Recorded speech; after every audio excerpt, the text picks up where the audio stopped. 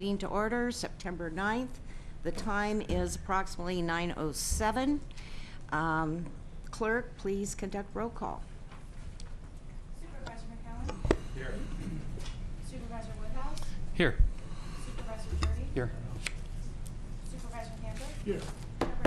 Here. And I'd like to invite the sheriff to lead us in the Pledge of Allegiance, please.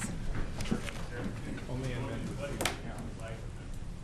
I pledge allegiance to the flag of the United States of America and to the republic for which it stands, one nation, under God, indivisible, with liberty and justice for all.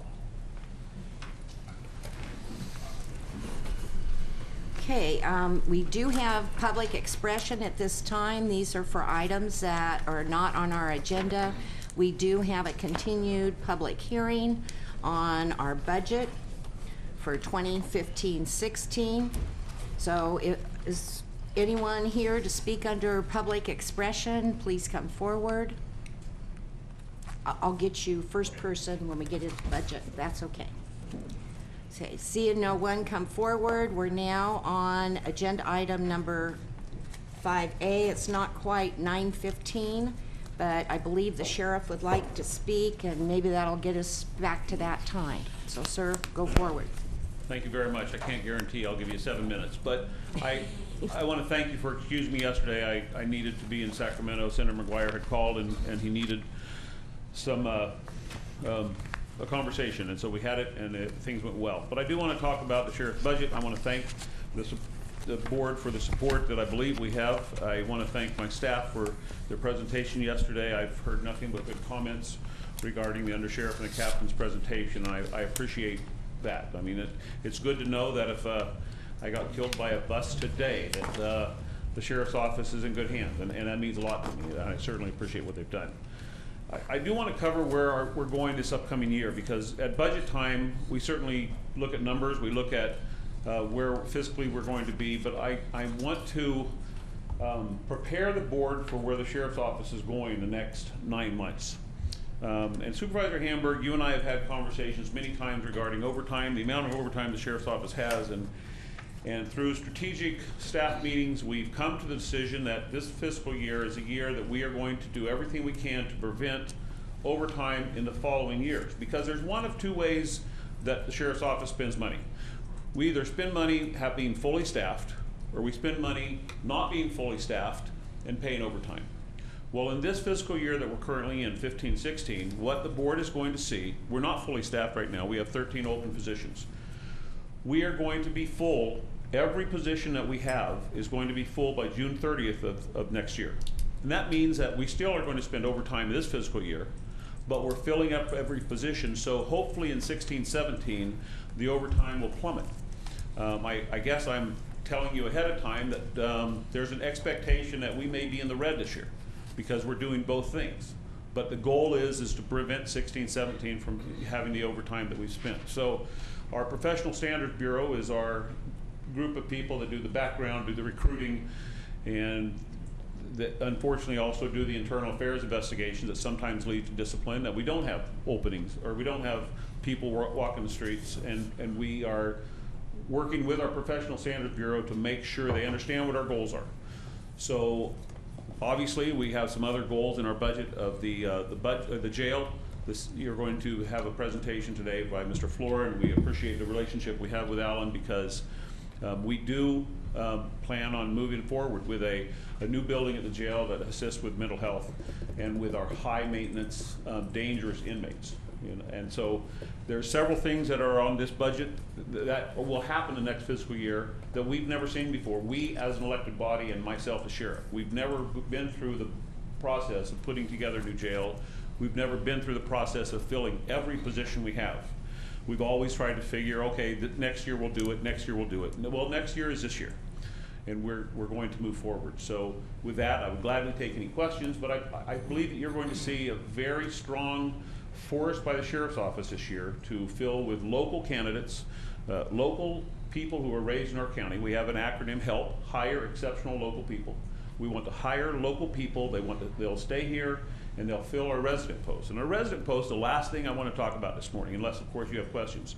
And I appreciate the conversation that several of you had with our undersheriff yesterday regarding our resident post. Filling a resident post, everyone is very important to us, but it's just like anything else that we have, especially on budget day. It's just money.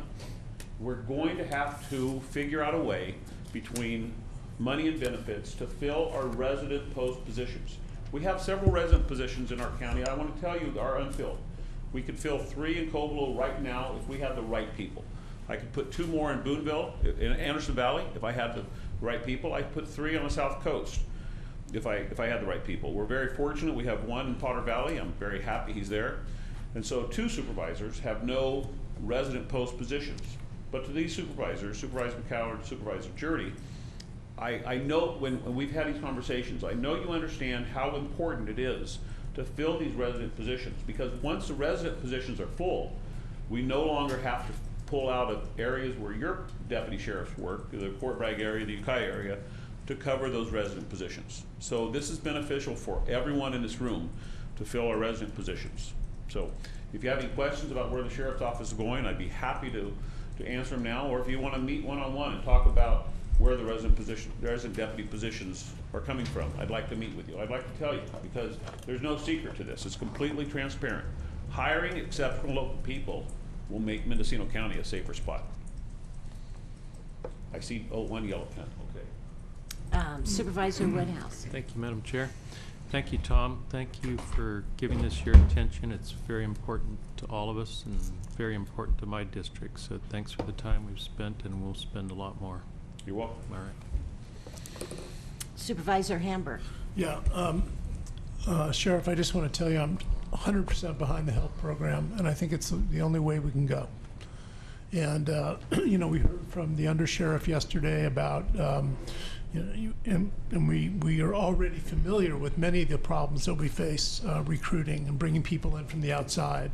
And they think, oh yeah, I want to work in Mendocino County, and then they realize, you know, a lonely outpost is not necessarily what's best for their family, or you know, one thing or another. And it was disappointing that we had those South Coast positions, and it seemed like we had 3 people lined up, and then we ended up with 1.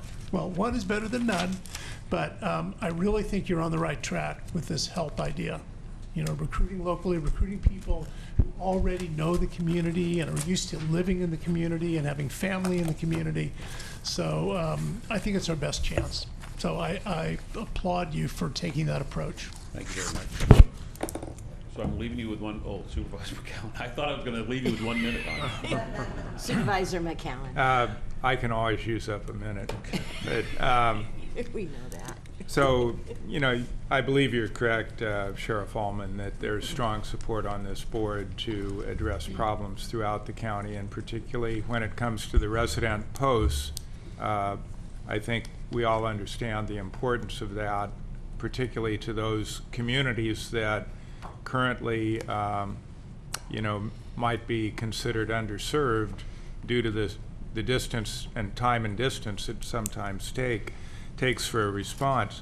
And yesterday, part of our discussion was to, if I recall correctly, invite the sheriff's office to have a conversation with the executive office about what additional incentives could we consider that could help fill those resident positions and keep them filled, because that's been a problem also, is we're able to fill them sometimes, and then a year down the road we have a vacancy again. So you know, I know you said all it takes is money, but maybe certain targeted incentives might assist you in being able to get the right people into those positions. So again, I think if you and the executive office could strategize on what additional incentives could we offer, you know, that, you know, would be within reason, that would help you fill those positions. So. Thank you very much. And we have, you know, the CEO and I meet every Monday morning at 8:30, and we discuss exactly what we're talking about here about where can we go. And I've never been told know when a reasonable idea has been put in front of the CEO. She's been very supportive. But I want to close with this, and let's talk about the incentives that are happening right now. And there's people who are listening that say, well, maybe I could be a deputy sheriff, or maybe my son or grandson could be a deputy sheriff, or granddaughter could be a deputy sheriff. We have a very active nonprofit in our county, the Mendocino Public Safety Foundation, that offers $10,000 grants to local people who want to go to the police academy. And as long as you work for a local agency, the 3 police departments or the sheriff's office for 3 years, the loan is completely absolved, and it's free money. And the $10,000 would put you through a police academy. And we're very successful. Matter of fact, we just had a young Ukiah man graduate from the Santa Rosa Police Academy on Friday, and he's ready to come to work for us right now because of the Public Safety Foundation. But if somebody wants to become a resident deputy and they meet our criteria, we're not lowering the bar for anybody. But if they pass our background, they want to live and work here, we certainly offer their own patrol car, a canine program, and there is monetary incentives to be a resident deputy. But we will not put, and I clearly say, we will not put the wrong person in a resident post. I've been to that movie, I know how it ends, and it's a scary movie. We'll put the right people in the right places to make the quality of life better for our county. So thank you for your support. Thank you. And I do believe that Potter Valley is very fortunate to have the resident deputy that we have, a fairly new appointment, but a local resident, and actually received Sheriff Ullman a phone call this morning, and discussion had to do around him, and the fact that we have so many people in Potter Valley we don't recognize at this time of the year, and having his presence, I think, has comforted a lot of those. And he was raised in Mendocino County. Yes. He was raised on the coast, but in Mendocino County. And married a Potter Valley girl. And now, married a Potter Valley girl. So, thank you for your support, Board. Thank you very much. Okay, we're on track sort of right now, and 9:15 a.m. was the timed item to continue the public hearing. We do I have to ask the clerk again, has proper notice been established? Yes, proper notice has been established. Have we received all the correspondence and information on telephone calls since yesterday? All communications have been distributed. Okay, so we're going to go forward and continue. We have the staff presentation. Would you like to go forward? Okay, good morning, Madam Chair, members of the board. So we're just ready to move ahead with the remainder of the department presentations this morning. So we have those up on the screen again, and I think we're ready to start with the Department of Transportation. Okay, sounds good. Good morning, Madam Chair, ladies and gentlemen of the board. Howard DeShield, Director of Transportation. With me here today is Chamise Covison, who's the Deputy Director for Administrations, and our budget person if there's specific budget questions. You know, I was given the opportunity today to, and I'm referring to my director's report, because at the bottom and on the last 2 pages, I republished what is in the budget narratives, which are available for the public in their budget books. But I took all our budget units and just wanted to highlight some of the accomplishments. You know, we'll first talk about the land improvement. Budget unit land improvement takes care of the airports, the closed landfills, and private development around the county. We continue to staff the 2-day-a-week one-stop permit program. So we're happy we've done that for at least 3 years. We did get the NPDS2, the water quality permit for the urban areas around Ukiah, half of Redwood Valley, and around the city of Fort Bragg. We did get that mapping done. We do have an operationalized plan in place. The last big development we had, Vichy Springs, that was got caught up in the 08 real estate bubble. We did a 1 more year extension, and we're talking that developer about truly finishing that project. So hopefully that's the last extension. Continue to advance airport projects and have them ready to go when money is available from Federal Aviation Administration. At Little River, we did get a new rotating beacon put in, a new automated weather observation system, security fences and gates. We're hopeful that at Round Valley we can complete a road realignment to extend the clear zone up there. In the, we did also, as the board knows, we convened the ad hoc committee to look at possibly having a conservation easement on part of Little River property. We met last winter, and then I asked to meet with FAA, finally got them to agree to a telephone conversation, finally got a letter to them last spring, and last summer they sent me a response saying they're still reviewing it. So nothing's going on there very fast, but at least we're on record. They know that we want to talk about that. In the world of our closed landfills, we've been trying for the last 3 years to get the Water Quality Control Board to reduce our testing burden. At this point, we have an agreement with them to reduce testing at Laytonville. That's only one of the 3, but at least that'll be a savings. We continue to negotiate with them over Casper and South Coast. South Coast is obviously our big project because it has not had a final closure plan implemented. Been working on that for years. We actually now are entertaining a synthetic closure turf cap that we hope will save money. In fact, the board will be seeing a design amendment come through here in the coming months for our engineer to move that forward. Talking about the Road Services Division next. You know, Kent Stanley, our deputy director in that division, has made a real priority about trying to get drainage in order over the last few years. You know, he probably averages 5,000 feet of new culvert a year. He continues to replace culverts. We're cognizant of the forecasted El Nino, so there's a lot of emphasis right now amongst the crews to clean things for what could be a big winter. Last year, we had 109 emergency call-outs after hours. There's a lot of years where that's bigger. So when you see that number in next year's budget, you'll know how hard a winter we had on how many call-outs we've received. In the engineering division, of course, that's the one that garners all the attention because that's where our capital projects are. We did get our pavement, our corrective maintenance program finally implemented. That was completed last month. If you've driven around, you've seen that we have the new asphalt and seals that the board so generously funded for us last year, and as the assistant CEO described yesterday, we've fully funded another program going forward using some of the additional work we were able to do this year, but we continue to maintain that $2 million a year commitment, thanks to the board's leadership in that and setting that forward. So that's certainly an accomplishment.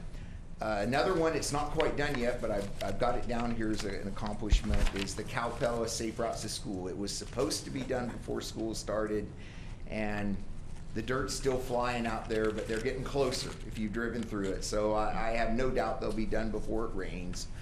The other big project in terms of school area was a T project we finished actually last winter.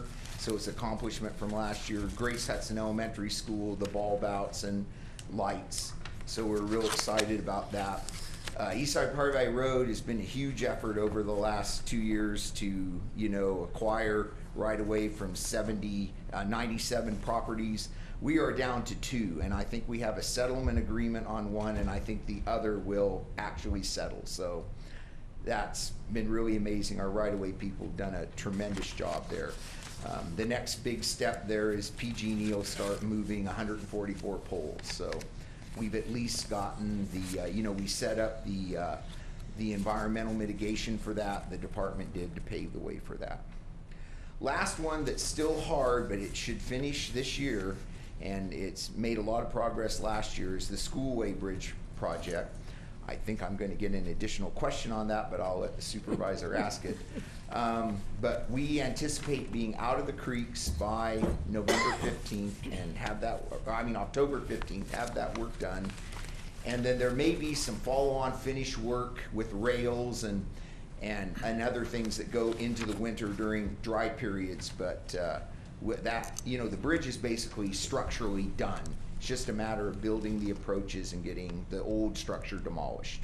and we're still on the 2-week closure. That will start sometime after the 28th, and you know, the contractor knows they're to put up changeable message signs, do outreach, you know, make that ahead of time so people aren't surprised.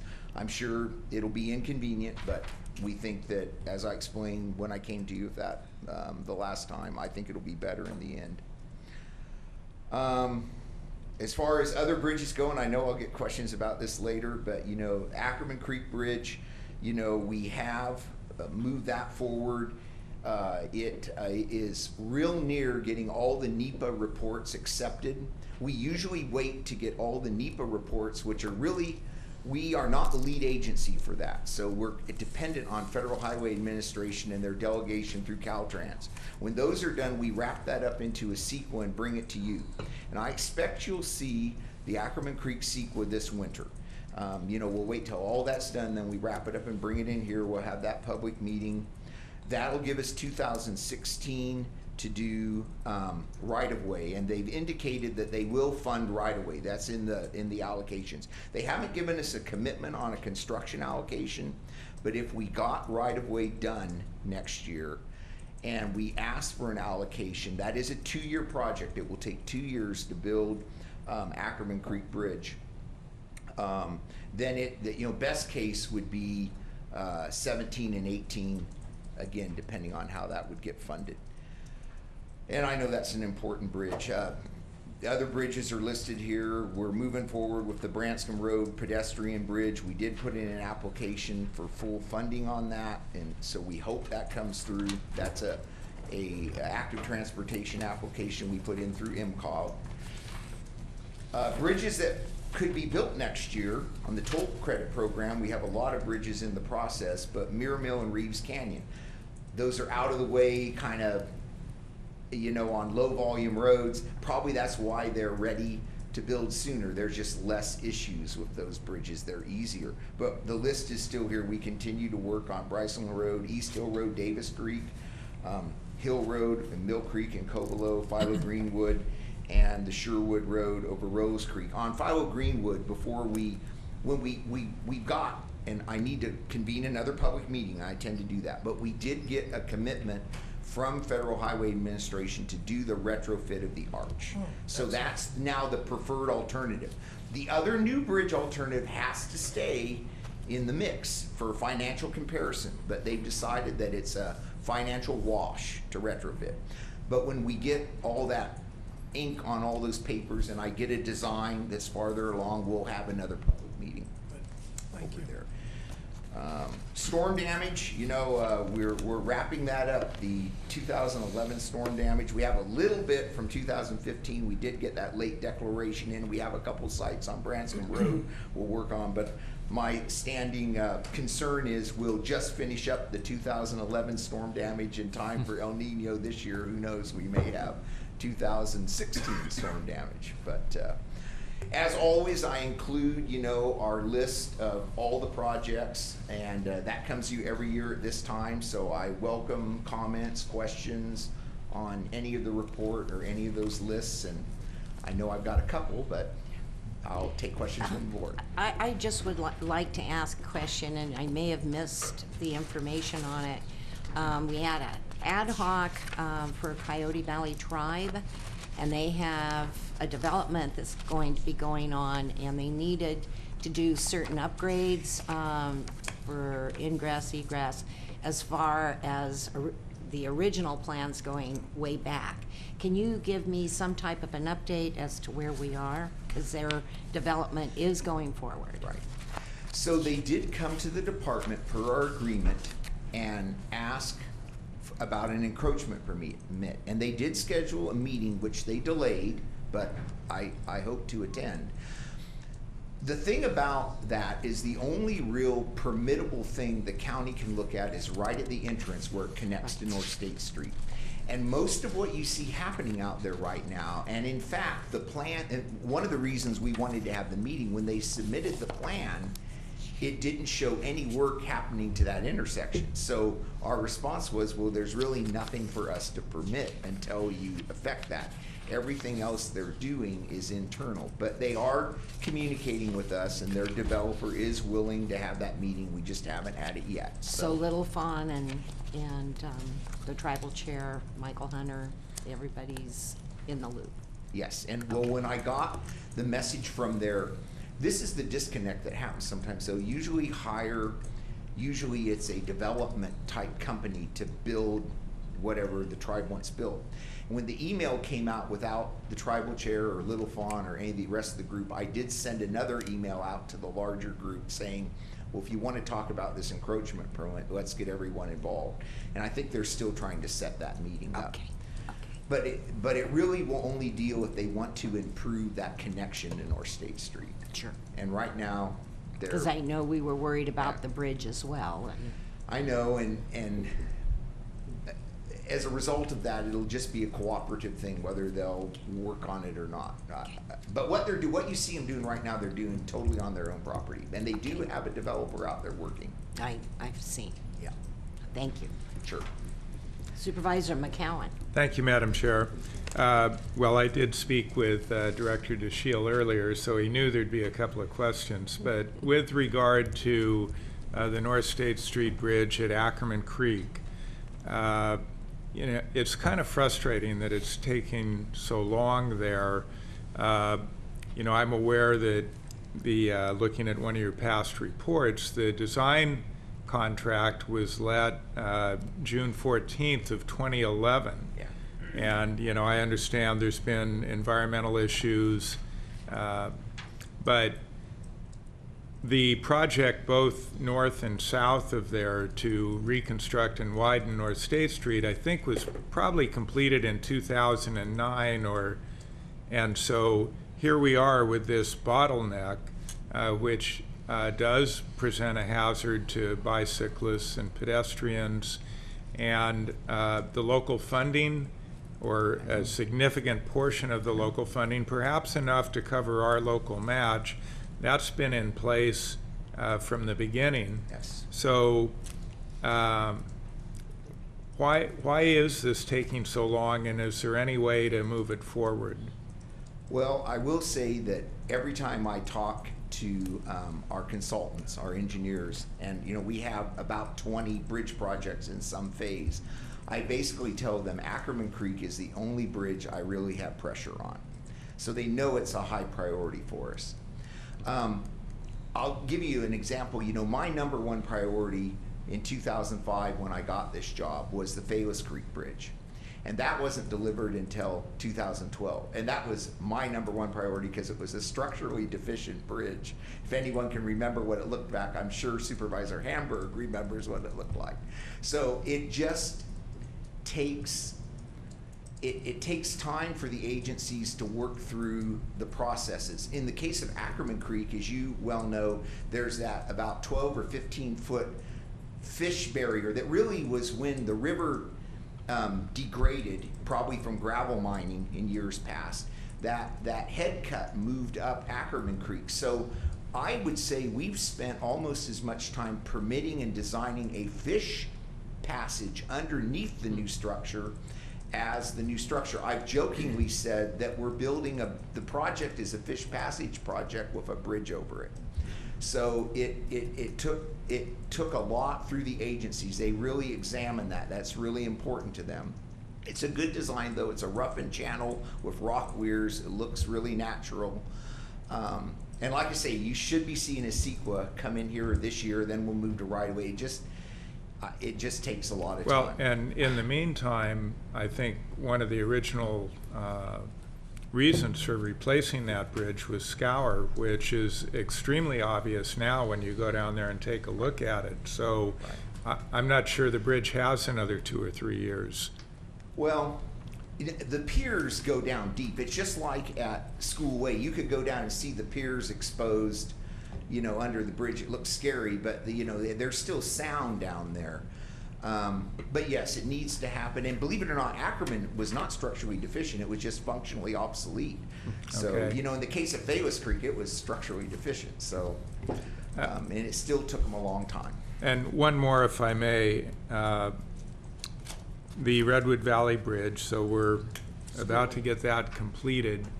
You know, I know in the past, that's like any bridge that's within a half mile or so of a town center or a store, has a tendency to become a homeless encampment. And with all the associated garbage and human waste and discouragement of general public access. One method that is often effective to deter that is to place riprap. And, you know, while we still have, or the contractor has equipment there, and there's access under the bridge, it seems like if we were ever going to do it, now might be the time. I'm wondering, what would it take? You know, riprap is not that expensive. Is there an opportunity that if the board agreed that we could possibly address that issue as part of the wind-up of the bridge construction?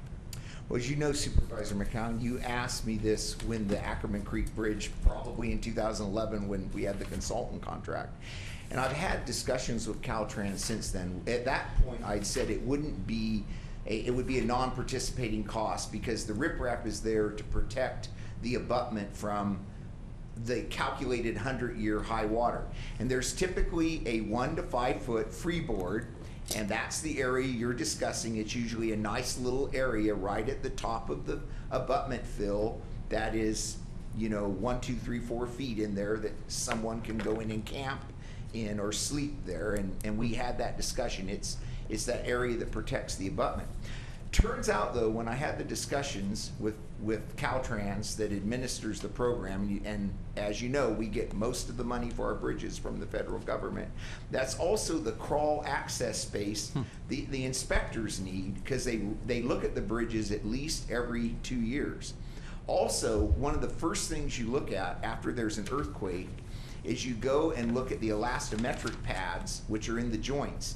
And that whole open area under the haunch of the bridge on the soffit is where those pads are. So, you know, I asked them, what if we blocked that with more rock so people couldn't get in there? And then, of course, the answer is, how would the inspectors get in to look I'm as not well? saying block it so Okay. people can't get in. All I'm right. saying lay down a carpet of rock so that it's not convenient to pitch a tent. Usually pitching tent on top of rocks about this big doesn't work out so well.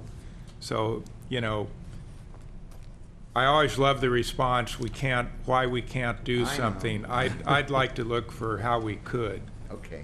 but maybe we can continue it outside of this forum. All right. Fair enough.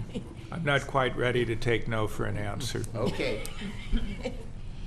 Supervisor Woodhouse. Thank you, Madam Chair. Thanks for the presentation. Sure. I will be pestering you before winter. I have so many questions, I won't put you through the drill now. But I did want you to be thinking, if you could, about, I'd like to get some maps to have volunteers in Laytonville and Covelo and Willits be checking culverts and bridges, sensitive areas, to quickly report during big storms to you. Because I think the eyes are out there, but a lot of the old-time farmers that used to clean out the ditches and do this kind of stuff are gone, and the newer residents are less connected to the community.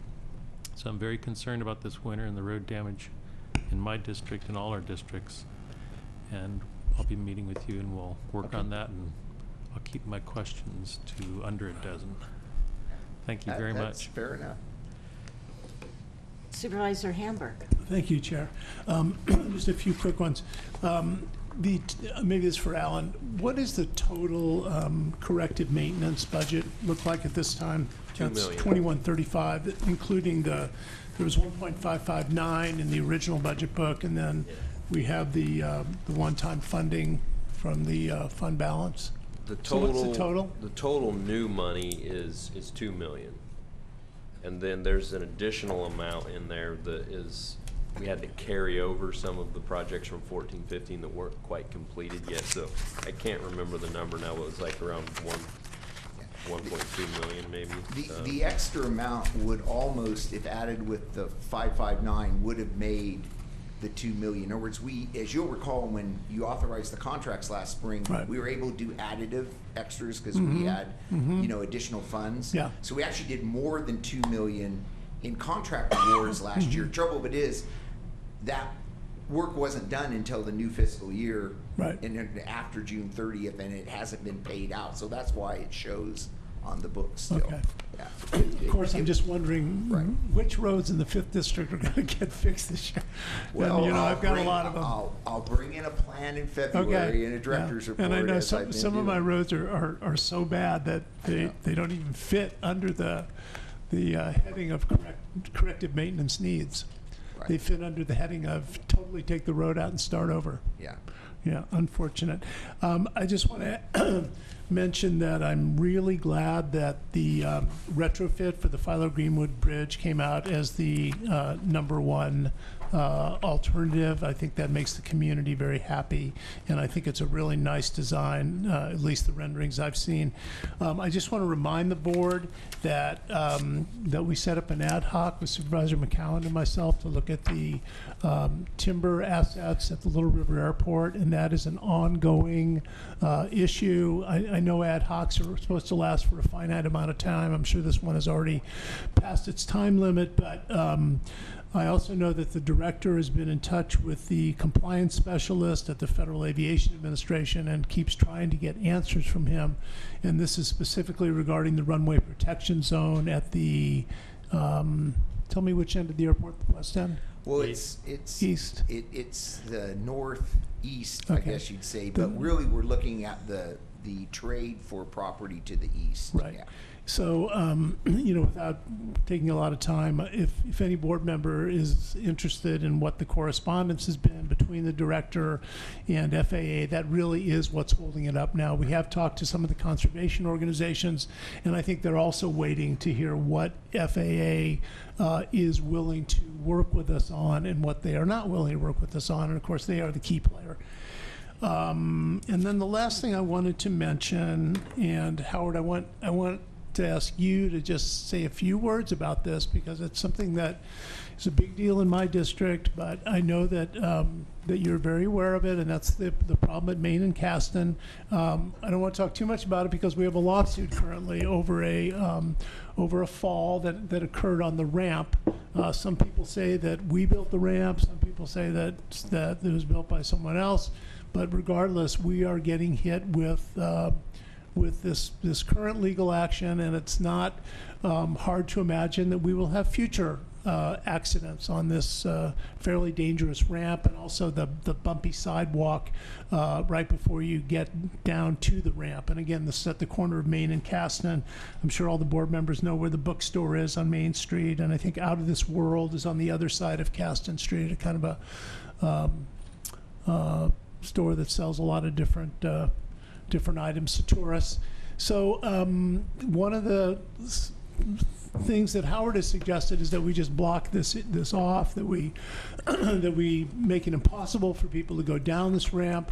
I've floated that by a few people in the town of Mendocino, and am not getting, you know, not very many people think that's a great idea. It would make it impossible for people to just walk up and down Main Street without jogging up Caston to get around what formerly was the ramp, if indeed we take the ramp out. I certainly understand why the director thinks that's the best thing to do, and maybe from a liability standpoint, it probably is the best thing to do. I shudder to think what the overall political reaction in the town would be to doing that. So I'm not bringing this up because I have a solution or I want to put Howard on the spot.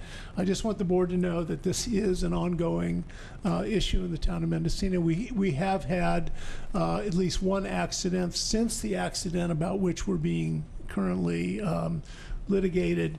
That person who suffered, I think, a broken hip, was not of a mind to sue. She just felt like this was, you know, her accident, and she didn't want to get into a whole thing with the county. And that accident did not occur on the ramp. It occurred on the uneven sidewalk in front of the the bookstore. But anyway, we do have this problem at Main and Caston, and hopefully we can come up with some kind of a solution that doesn't break the bank for the county and is somewhat satisfactory to the people of the town. Well, I'll try to comment while looking over at the CEO and county council so that I'm careful what I say. Let me just say in general that it's in Streets and Highway Code, and it's been the department's longstanding policy that adjacent property owners maintain their own walkways in front of their business. Just up the street from there, now I'm hearing uneven sidewalk in front of the bookstore. That sounds like maybe an abatement letter needs to come out from my department, because that property owner should be fixing that uneven, if it's a toe catcher. Dick's Place, just what, 2 businesses down, rebuilt theirs 2 years ago, got a permit from us and rebuilt their entrance. Something that's 28, 30 inches off the ground is not a sidewalk, it's a porch, it's patio. It's the entrance to that business. And there's a legacy of a ramp that I guess maybe there was a ramp there 150 years ago. It's hard to say how long there's been a ramp there. There's one thing, and I'll look over, I don't want to say the wrong thing, there's one thing for sure with what we're going through, under current codes and standards, what's there I can't sustain. And therefore, I think for public health and safety, it's just got to be blocked off, removed. Then we can look for a solution to do something that will comply to current standards. But whatever would be built to current standards would look radically different than what's there now. You know, there's no way to take that legacy condition and make it fit what's there now. It would mean a complete restructuring, really, of the entrance to the bookstore, in my opinion. And that, to me, should be, along with what we required other owners in Mendocino to do, the responsibility of the building owner. So now that I know about a problem with the access in front, I guess I need to get an abatement letter out on that. Well, I hope you'll take a look at it, because, as I said, this latest accident was not on the ramp itself. Right. It was, but it, you know, it all sort of gets mixed up together. We send abatement letters out to other communities, countywide. You know, the last one I can think of was some sidewalks here in South Ukiah, where we had an apartment building owner fix cracks in that. That's just, you know, you've got to keep the cracks out of your sidewalk. It's Right. We look at that as the property owner's responsibility. I mean, we had to do it right here at the county building Yeah. not long ago. Yeah. So, Supervisor McCowan. Well, and the sidewalk is so much higher than the street there, so, you know, any structural change that would address the issue would drastically alter the appearance of that corner. And, you know, I'm pretty sure people wouldn't be happy with that either, because you're either doing something to take the sidewalk down, bring the street up, or both, and completely reconstructing and modernizing that area. So it's hard to imagine that you could come up with something, I mean, my hat's off if you can, that would be aesthetically acceptable. Right. And it's probably would also be pretty costly, I would guess. Yes. The Caston Street does go upgrade as you go north. And there are, you know, there is a ramp up at Albion Street, and I know it's a short block. It's not a long block, it's not a long walk, but that's the way around. And the topography, the problem is the buildings were built way up high. They're old 150-year-old buildings. They build them up high. That's just how they used to do them back then. And so what we think of as a sidewalk, it's not really. As I've said, I see it more as a patio access. It looks more like a patio. So to me, the owner can develop an access onto their patio.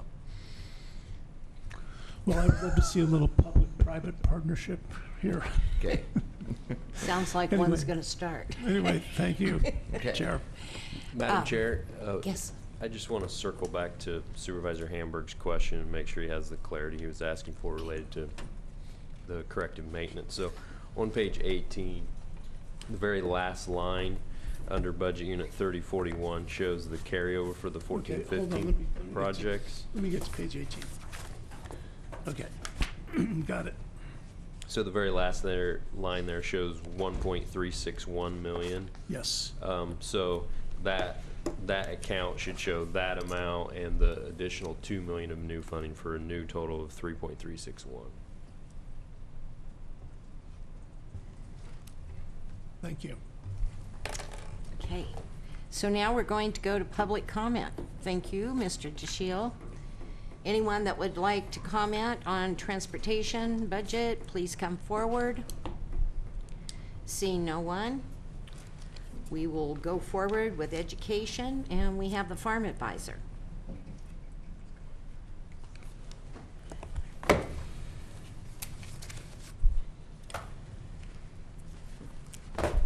Post up over here. I don't often get to do a show and tell for you, so this is my chance.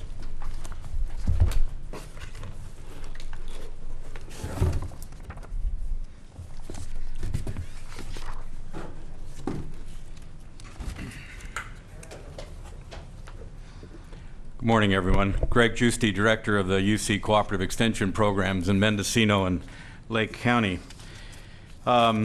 Since 1918, the university and the county of Mendocino have been in a joint partnership to bring university resources to the people of Mendocino County. And I wanted to just kind of spend a couple minutes here today as an introduction to define what that means and exactly what is it that you're getting for your support of this partnership. As an academic, we all live in a very bizarre world of publish or perish, and in the county world, we are expected to deliver services to the taxpayers of Mendocino County. And oftentimes there's an incongruency between the two expectations of the masters we serve. So certainly local clientele expect information that they can use in their daily lives, whether they're managing agricultural lands or natural resources lands, where the university expects us to produce product and build a name for ourselves and the university as we do our jobs. So to give you some examples of how my staff has melded those two expectations, I brought in some things that these weren't necessarily done this year, but these were done by the staff that we have working in Mendocino County. I think all of you know Glenn McGordy, who's our viticulture advisor. In all seriousness, Glenn is a world-renowned wine grape grower. He was just invited to Canada 2 weeks ago, to Quebec, where they paid his way to come and hear about what he's doing in wine grape growing in Mendocino County. You know, he is the leader. He is the guy when it comes to developing cover crops and vineyards. He is the guy that developed organic winemaking, wine growing for the world as well, and then turning it around and taking that information and putting it to local activities that support the organic wine grape growing industry in Mendocino County. So when I use the term world-renowned, I'm using that term seriously, as he is literally invited to Chile, Argentina, Greece, France, and Italy on a regular basis. I went to Cobb Mountain last week. I don't get invited anywhere. And then locally taking his accumulated knowledge and working with county officials and developing irrigation needs or water management needs for the folks here locally. In Mendocino County, the joint Mendocino County 4-H summer camp is one of the best in the state, and it's widely recognized as one of the best in the state, where every year at Camp Navarro we have about 250 kids and about 50 volunteers come together and have a very enjoyable experience out in the woods. And Mendocino County was the leader in developing the statewide camp manual. Imagine the responsibility we're taking on when we take on 250 kids. I mean, that's pretty precious cargo. And so issues of safety, food handling, food safety. We run shooting sports, shotguns, rifles, and archery for 9-year-olds. My question at the end of camp is, everybody okay? I mean, that's a serious thing that we're doing. So, but we take it seriously, and we develop these guidelines for others to use, and it's based on what we've learned and what we've done here locally. For someone like me, who's a well, let me continue with one of my colleagues, Rachel Elkins, who is the again, I'll use that term, world-renowned pomologist, has developed a pear growing manual that is used in the western United States throughout all of the pear growing regions of Washington, Oregon, and the Central Valley. She has been a leader in transforming the pear industry from conventional farming to more organic and less pesticide-dependent farming operations. And again, you know, we have this person literally down the hall from where we work, and just a couple of months ago, she had a young intern that came up from, I believe he came up from Brazil, to work with her to take this information that she's gathered and developed here in Lake and Mendocino counties back to South America with her. In my work, as you know, I'm a natural resources guy. Over the course of my 30 years with the University of California, we put together 3 symposiums on redwood science, bringing together the state-of-the-art of managing redwoods in an ever-changing timber world. We're working on putting on the 4th one that'll be held at Humboldt State University next week, or excuse me, next year. And so, you know, keeping timely information available not only to members of the industry, but to members of the public, to conservation organizations and conservation land holding organizations, is paramount to what we do. Same kind of thing we do with Oak Woodlands. I've been involved in 6 of the 7 oak symposiums that have been held around the state, and from this kind of information, I transfer that. This is my book, you know, a planner's guide to Oak Woodlands, which has been used extensively by the planning department here. They also have the benefit of having me come out and actually do site visits for them. And just recently, a colleague that I helped put a book together, Oaks in the Urban Landscape. So we take this hardcore science and we translate it into things that everyday working people can use with guidance on how to move forward. As well as with the drought, you know, these are big projects. They take a long time, but we're able to respond quickly using the internet, you know, trees and shrubs for serpentine landscapes, managing water in orchards, managing water in various horticultural and landscape settings. So we're able to respond quickly by getting information out to folks that may require that. What you don't see, and what I don't have in front of me, is, you know, the big showy products that we work on.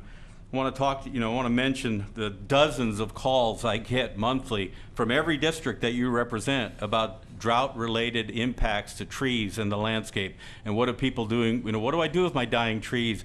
Is there a fire risk? How many insects are out there?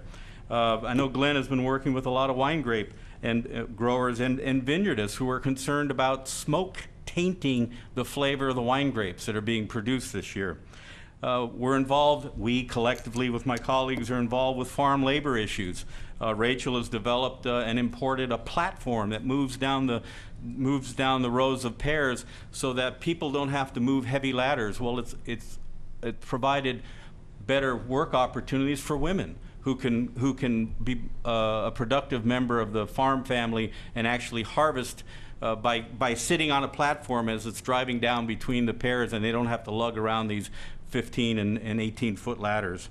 We're involved in exotic and invasive weed control on rangelands.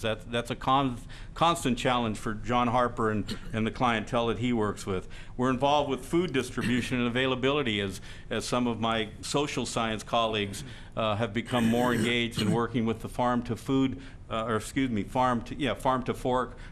or farm to table movement. And you know, there's always new pests in agriculture. There's always new challenges. But in organic production systems, you just don't go spray them. So every time there's a new pest that shows up in a vineyard or a pear orchard that's organically managed, it's a big deal, because that pest could certainly disrupt a system that's been in place for a long time. So in one hand, you know, part of our schizophrenic life, we're focused on service at the local level, trying to provide information for positive change, and at the same time we're trying to meet the expectations of the academic focus that we are, as an academic, as an employee of the University of California, is expected to maintain. where do I hope to take this and take this program in the next year with your support? In a couple of weeks, I'm going to bring to you a new advisor that's been on the job about 18 months. I wanted to give her a chance to get her feet under her so she could come and answer questions to you. But Julia Van Solen, who's a food systems advisor, who's been working with NCO and others, looking at how food not only is produced, but how it's distributed to underprivileged families and to the markets in general. Just last week, we completed the interviews for a new youth development advisor, which will be housed here in Lake and Mendocino County, not only to guide the 4-H program, but to expand youth development services and support of the University of California in Mendocino County. And I've been enlisted by the Fire Safe Council. I'll be meeting with them next week to begin a process of trying to address the millions of dead trees that are across the landscape as a result from drought, insects, and disease. So again, I don't often get a chance to do a show and tell, and I wanted to use my 10 minutes of fame. But as I said, you know, this partnership has been in place for a very long time, and it's one that I hope will continue for much longer in the future. And with that, I just thank you for your support and be happy to answer any questions you may have. And I would like to add, Mr. Giusti, the Rangeland Water Quality Program, once established, it was Mendocino County that led the state. Yes. And continues to lead the state in looking at our rangelands, putting together programs, doing ranch short courses for landowners throughout the county. And that has become a very beneficial program. And Mr. Harper led that and took it around the state as well. No, you're absolutely right, and that goes back to 1994 and 95. I only took the stuff from about the last 5 years. But it's ongoing. Well, it's ongoing, and all of this is ongoing. So just because we come up with a publication or a product doesn't mean it ends. So the challenge we have is, well, it's a curse and a benefit. The benefit is we're a fairly senior staff. As I said, I've been with UC for 30 years. I walk around with all this stuff in my head. Plus other work that I've done, I'm coming up on about 35 years of public service. It's hard to admit that I may not be around forever. I think I will be. But this need that I see, generational transfer of bringing in new people to have that transition so we can keep the continuum of information and knowledge. Is important, as you know, in managing government agencies and departments. So that's, for as long as I've got left, that's my focus, to bring in fresh blood into Mendocino County, new ideas, fresh ideas, and to build on this 20-plus years of work that this particular staff has been putting together. And it certainly has been a strong relationship since 1919. Yeah, it's been a good one. There's only a few days I feel like I've been around that whole time. Well, I remember when you were a young'un, and you, Mr. ma'am. McGorty, and Mr. Harper, when we had the big change in the 80s. Right. Supervisor Woodhouse. Thank you, Madam Chair. Thank you for the presentation. It's exciting, and I love hearing about the outdoors rather than sitting indoors all day. I'm going to find some time and come spend time with you. I make this offer to anybody, and anytime you want to go take a tour or take a walk in the woods, I'd much rather do that than sit at my desk. Let's do it right now. That's an open, I'm gone, buddy. That's an open invitation to anybody. Thanks. And then, of course, I'd like to remind the board, although we do not have any type of financial obligation, the Hopland Research Center is a wonderful asset for us, and one that is the jewel of the 6 or 7 that they have throughout the state. Yeah, we have 8 academic advisors that have responsibility in Mendocino County, and some come from Napa, some come from Sonoma. But if we count the Hopland folks, Dr. Marylander, who's actually assigned to UC Berkeley, now Hannah Bird, who's the new extension outreach coordinator. It's kind of fun walking in my office. I never know who's going to be in there, and so I do have an open door policy. So all of these academics oftentimes are just across the parking lot working and doing their outreach from this office. So it's a good arrangement we have between HREC and our office here in Ukiah. So that's a place you should also visit, Supervisor Woodhouse, and getting hold of the director. Yeah, I mean, it'd be pretty amazing for you to go Very out good. there and have will. a tour. It'd be Thanks. wonderful. Okay, Just a Supervisor quick Hamburg.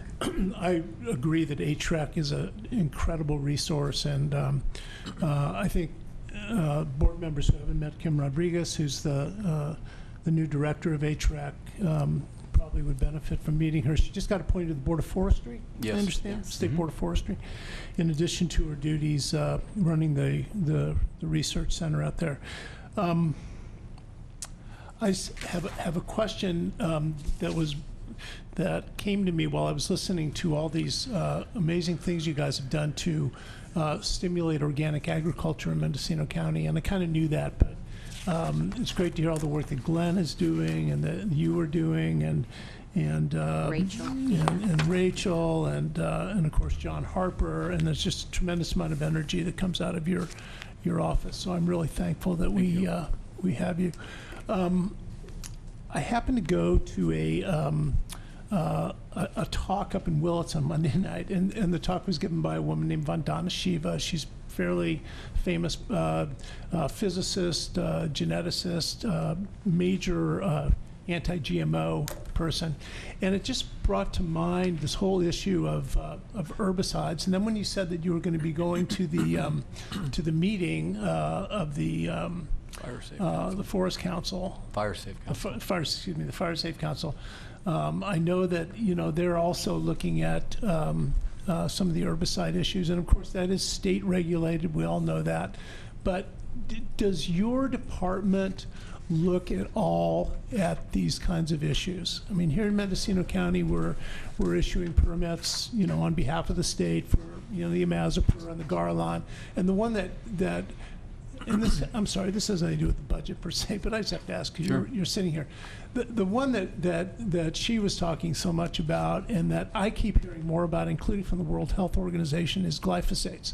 And we continue to issue permits for glyphosates in this county, and of course throughout the world. I mean, there's probably more Roundup out there than any other agricultural chemical you can think of. And there That's are now true. people, including MIT professors, and as I mentioned, the WHO, that are really casting doubt on the overall efficacy of this chemical.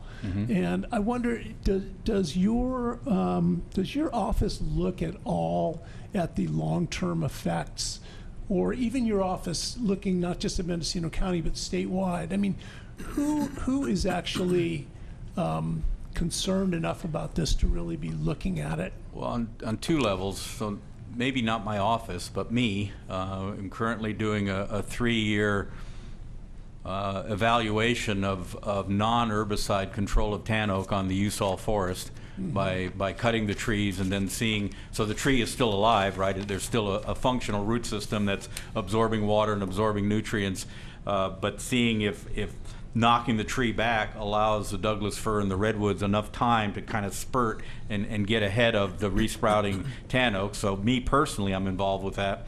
The glyphosate issue, it's just this week I've been spending a lot of time on it.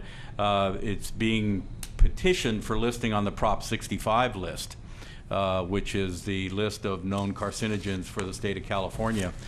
Just a minor correction, sir. Roundup is not a permitted product. That's why you and I can go to any retail outlet and buy it. So the county or the state does not issue a permit per se. Right.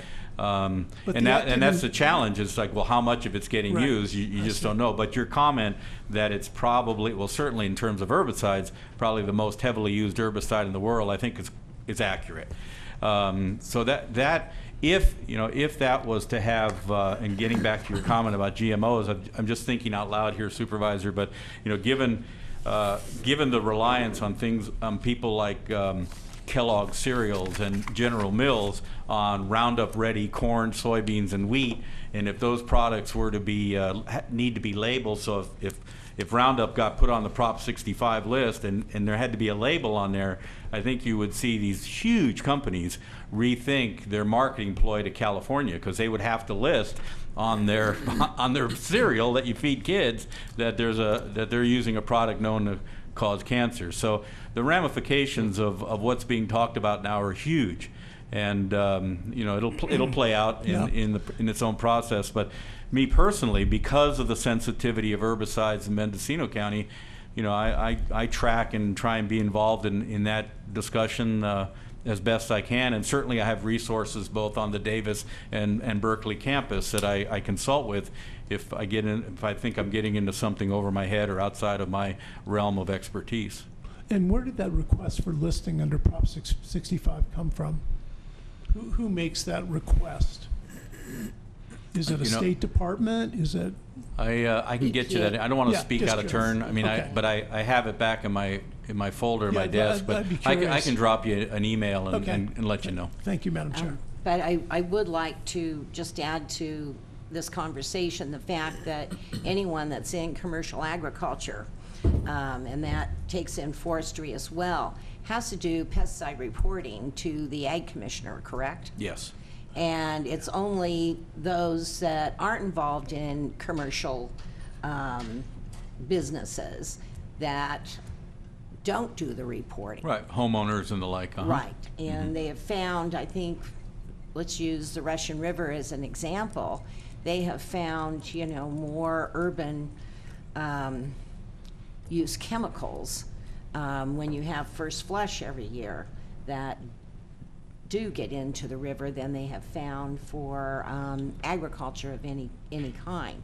And with some of the pesticides, you have to actually get a permit from, depending on the type, maybe it's for an exotic pest to eradicate it or whatever. But it's very tightly controlled through a lot of regulation through EPA. Pesticide use, pesticide reporting. Again, what is not tracked are for residents. So, anyway. Okay, thank you very much, Mr. Giusti. We just stick around for a minute. We are going to go to public comment. Anyone that would like to comment on this agenda item for the Farm Advisor's Office, please come forward. Seeing no one, thank you very much, Mr. Giusti. Yeah, and we're going to thank you for move everything. forward to the library. Mr. Clark. Thanks. Thank you for everything. Water, please.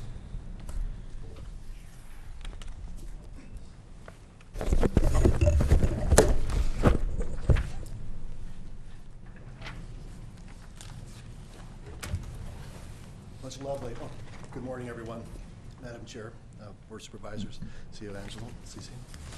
It's really wonderful to be here, as always, to be able to talk wonderful things about the library.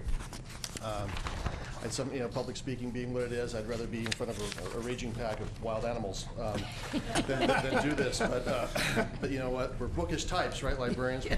What's funny is the American Library Association, in turning out new librarians, is encouraging them to be just like this, people, get in front of the, in front of crowds, go out there and get away from those books, get out from behind those desks. So I'm trying to be a new librarian as well as an old librarian all at the same time. But before I start, this is a little reminder. September is National Library Card Sign-Up Month, so if you haven't gotten your library cards yet, please come on down. I think about library cards. When I was a youngster, it was like the first form of ID that I had in my wallet. For most people coming up through the world, it's like it's really the first representation they have of being a citizen in their community. And it's the cornerstone of democracy, freedom to read. Books aren't necessarily what we're all about anymore in the library business, but reading still is a major deal. I think of summer reading program this last year. I love how these kids who participate, the kids and the parents, they don't have that summer fall off. They go off into school. They've been keeping those skills sharp. They're one step ahead of their peers. I like how we're lumped up here under education, but also recreation and culture is all kind of all one and the same. I think of our role in the community as educators sometimes is not seen. People think, okay, we're still a static agency that people come to us for books, and I'm thinking, well, they come to us for many things, and education is certainly one of our most important endeavors. reading, again, that freedom to read. I think of our collections. Mysteries are still a really big thing with us. It's probably our biggest genre. Kids and teens, adults love mysteries. I guess that's why I love this budget hearing, is that, for our public, a lot of departments, it is a mystery. What does everyone do? They love to hear what the county is up to and what the departments are doing, how they're spending their money. I think of our agency, the library, and if we're kind of like a big happy face on the county budget. If we were a sticker on the side of a book, it would be a little smiley face sticker. I think people love to support their library. They love to come into our doors. They love to use our facilities. Measure A is a good indication that that our public really loves and adores us, and they're happy to continue to support us. I found that out last year when we were holding public meetings and we had surveys. People came to us and they have a mandate for us. They said there are certain things they want from us, and I feel this last year we've been living up to that mandate. They said they wanted staff in those buildings. They wanted hours. They wanted to make sure those doors were going to be open for them. They wanted safe, inviting, well-lit buildings. They wanted programming from us. They wanted to make sure that we were offering them the best of the best, from not only from within through our staff, but from outside in the real world. And then they wanted our collections to be bright and shiny. They wanted them to be up to date and current. They wanted them to be inviting. So all those things, and our facilities and technology, we've been addressing. I feel that Measure A has stood us well. We always love to have more. Everyone wants to have more, but we've been doing really well with the money we have in hand. Actually, we've come in under budget, this year and last, and I feel really happy about that.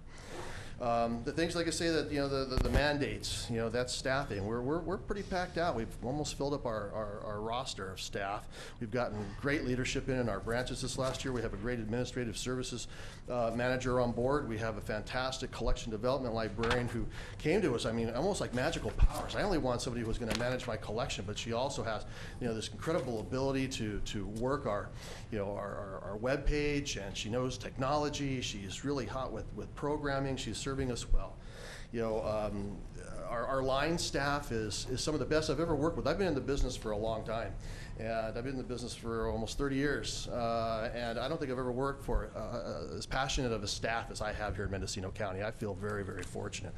Every one of our branches, we're far-flung, but the thing that I've been pushing this last year and making this impression on my staff, and it's slowly but surely coming together. It's like, for the longest time, before Measure A, we had friends groups that were wonderful in raising, funds for us to be able to get books on the shelf. We had, fantastic volunteers that helped to keep our doors open. And as we kind of looked at our libraries as being little individual community libraries, my goal this year is to make sure that we all understand that we're Mendocino County Library and that we're moving forward as a county entity, not just little independent, operatives, but that we belong to one big, large county library. All my librarians are county librarians. That's my title, but we're all county librarians. And when people come in the door, they think of all of us as county librarians. And there's no library technicians or associates. We're all librarians. So I feel, like I say, very happy, like I say, that we've been able to put our money to staff, and that we have happy staff. I mean, beautiful part about being administration. I get all these memos, and I get reports every month, and everyone's having a really good time being librarians. I get to be the invisible administrator. I go around and I talk with people, make sure their needs are being met, and I like that part about what I do. But my people are enjoying themselves. They're reaching out into their community. My librarians are going out and they're talking with nonprofits and going off to talk with schools or talking with with various groups and sharing the goodness of libraries with their communities. They're offering programming. Again, our summer reading club this year, the numbers were fantastic. We continue to do things like children's story time. We have book groups. We have film programs. This last year, I love this story. We got this ukulele film, a documentary. We had to pay for public viewing rights, and so we had a couple libraries that screened it, and they had really nice return. People came in with their ukuleles. By the time we got to Ukiah, somehow or another the film got checked out, and so instead of like the librarian panicking and the people getting disappointed, we had like a ukulele group come in from the community, and we had an impromptu ukulele session, and it was completely different, nothing like what we had on the schedule, but it turned out wonderful, and it says a lot about our community. They come to us not only to be entertained, but sometimes they find themselves doing the entertaining. I love that quite a bit. So our programming is we're on fire that way. Our numbers, I mean, I love this. It's like, I think of statistics, we had 6% increase in checkouts last year, a 9% increase in online library usage, and I think that number is wrong. It's better than that. 33% increase in new library card registrations, but an 87% increase in program attendance for programming. I'm astounded by that, but then at the same time I'm not, because I have incredible staff. I'm very, very lucky that way. Again, our collection, it's like, it's a very sensitive thing, building a collection. You have to be really careful what you take off the shelf. You gotta do it at night under the cover of darkness so people don't see you unloading books, because every book is precious. And we feel that way about everything we're bringing in. I want to make sure that books that need to be timely, travel books, health books, legal books, are all up to date. So our patrons, again, through the aspect of education, are getting the best possible information they can. But I also want them to be entertained. I want them to have books that, that are fun, that are New York Times bestsellers, that are browsable. But not just physical books. I also want our online collection to be sharp and fantastic. This year we brought on Hoopla. And if you don't have your library card, get your library card so you can access Hoopla. But it's a streaming service. People can stream movies, they can stream music, they can download books. And I know that this is the direction that we're going. I'd like to be able to do the same thing for Spanish language materials. I was at a vendor fair this last week, and one service that I really, really want to get, it's called Total Books. Instead of some of the services that we subscribe to, you pay when patrons check out a material. Back in the day when I was just a regular reference librarian, people would come in and they say they just finished reading an author they really loved, and they say, I want more of that, or something like that. So you give a patron a big stack of books, and they're like, oh, they don't know what to do with that. Big stack of books. And it's like, well, just read the first page, or the first paragraph, or the first chapter, and if you like it, cool. If you don't, put it back, or put it down, go on to the next one.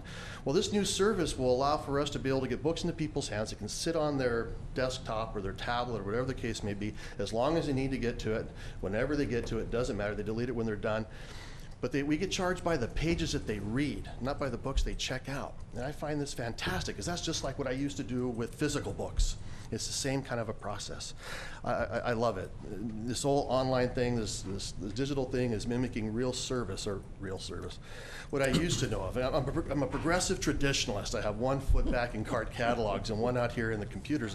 And I love how we're starting to meld, and we're starting to really get to the level of service that is just like what we've always cherished.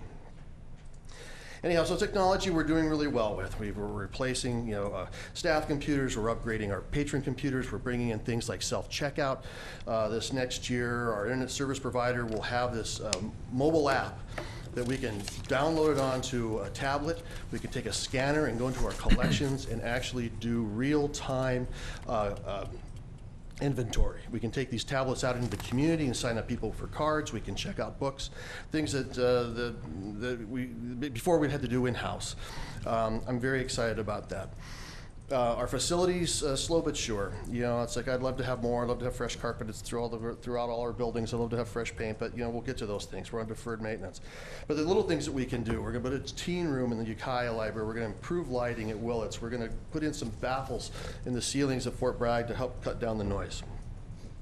But like I say, the one thing that I really would like to keep looking forward towards, and in this Laytonville station, someday I'd like to be able to get that old bookmobile out to Laytonville.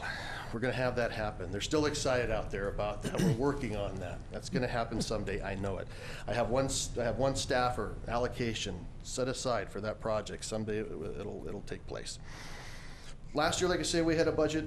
It was a Goldilocks budget. We have another one this year. I feel really happy to have the numbers that we have to work with.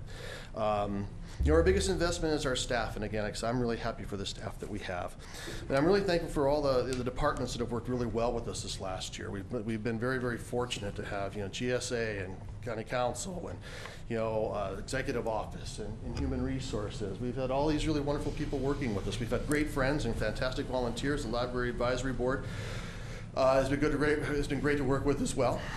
I'm very happy for everyone who supports the library. I think I've used all my time, so thank you very much for your time. And I raced through this. I've been practicing this in my car for days. So thank you. Mr. Clark, please. We will have some questions. Supervisor Woodhouse. Thank you, Madam Chair. Thank you I have a couple favors to ask of you. I'm Please. hoping you'll copy your budget. We went over it at the lab, but I want to go over it all in detail, but not right now. Okay. And I'm wondering, Madam Chair, is it appropriate for me to ask the County Council a question about the bookmobile, or is that not appropriate? Well, I'm not sure if you would be prepared to answer it, but go ahead.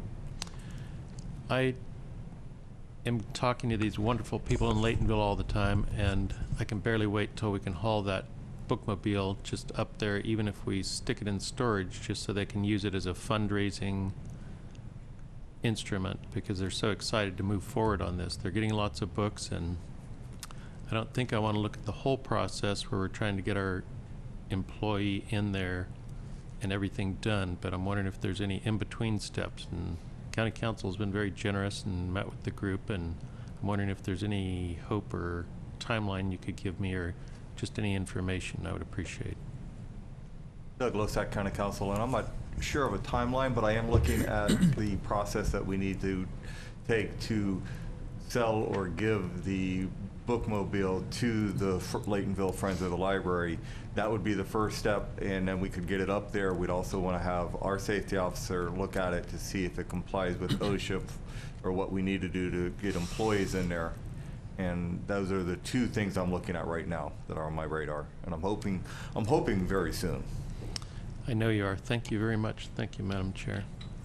We'll be talking soon. I see you at lots of meetings, and Yes, we do. it's nice to see a friendly Thank you face very there. much, Ms. West. And thank you. Just don't go too far, because we're going to have public input. But I see Supervisor Jurdy and Supervisor Hamburg both have questions as well.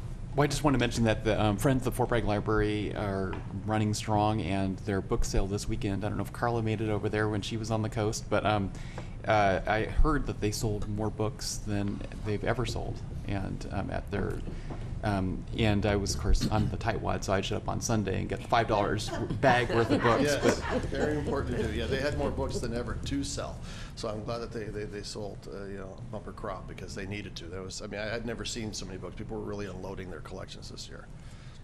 Thank you. Supervisor Hamburg. Wally, I was really glad that we got de novo for the reach hooked up with the library, and that's been a good service, correct? Yes. Yeah, I understand.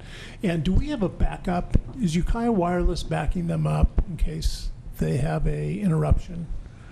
Right now, we have just the one. We have the one service. We don't have Okay. a backup. I mean, Okay, because I had last heard week was that such a critical business for us. that there was going to be a backup in case de novo had a problem, but because when we had Esplanade go out, the library was one of the main facilities that was missed. While we had that outage, and I guess we don't have E-rate. Not yet. We're actually There. we've gone through all the steps. We're still awaiting approval. Yeah. Apparently, someone in the community took exception to the fact that we had awarded service, or rather, we got E-rate, or rather, our internet provider from someone other than this particular person in the community. Yeah. And the fact that we are also shooting signals, working with IS to be able to, light up our branches. Right. So we're waiting for this particular, not disruption, what is it, this challenge, or whatever the case may Okay. be, to be worked through, and so that we can be awarded E-rate. We did everything we were supposed to do this year. I'm Okay. really pleased about that. Okay. Well, I do know that Ukiah Wireless is now offering service on the South Coast, as well as de novo. So I don't know if that's a possibility that you could look into, but redundancy is kind of the name of the game. It really these is days. anymore. Last week we were distressed. I mean, and what was really terrible, like everyone else found out, it's like no one knew what had happened. And it took us a while for us to get the word around. I was glad that, like I said, that internally we were able to be running with emails, but as far as services were concerned, And redundancy is what we need here on the coast. Do you have occasion to meet with the Friends of the Coast Community Library? Have you had any meetings with them?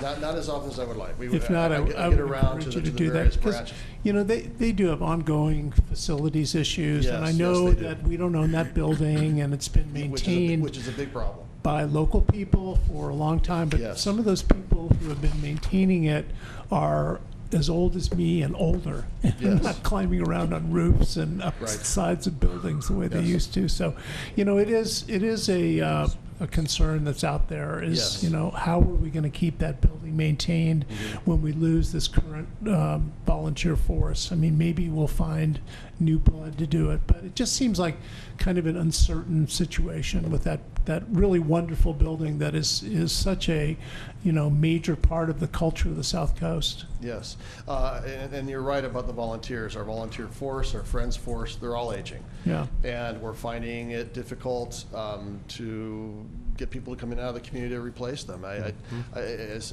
an industry, I'm concerned because it's like, for instance, this last weekend in Ukiah, our volunteer pool is shrinking. Yeah. And we had folks in the staff that were sick. We couldn't open our doors. We did not have enough staff to open our Right. doors on Sunday. So I'm concerned because it's like the Fort Bragg branch, when I first arrived here on the coast, was pretty much operating, with and through the help of volunteers. Right. I don't know. I know we work with NCO, and we vet our volunteers through them. I don't know what we can do with them in order to be able to say get a big push countywide for volunteers to fill their coffers and then parcel them out to all of our various agencies Right. that need volunteer assistance. But for us, it's a major concern. I've worked for library systems where we've had substitute pools. We don't have the wherewithal for that.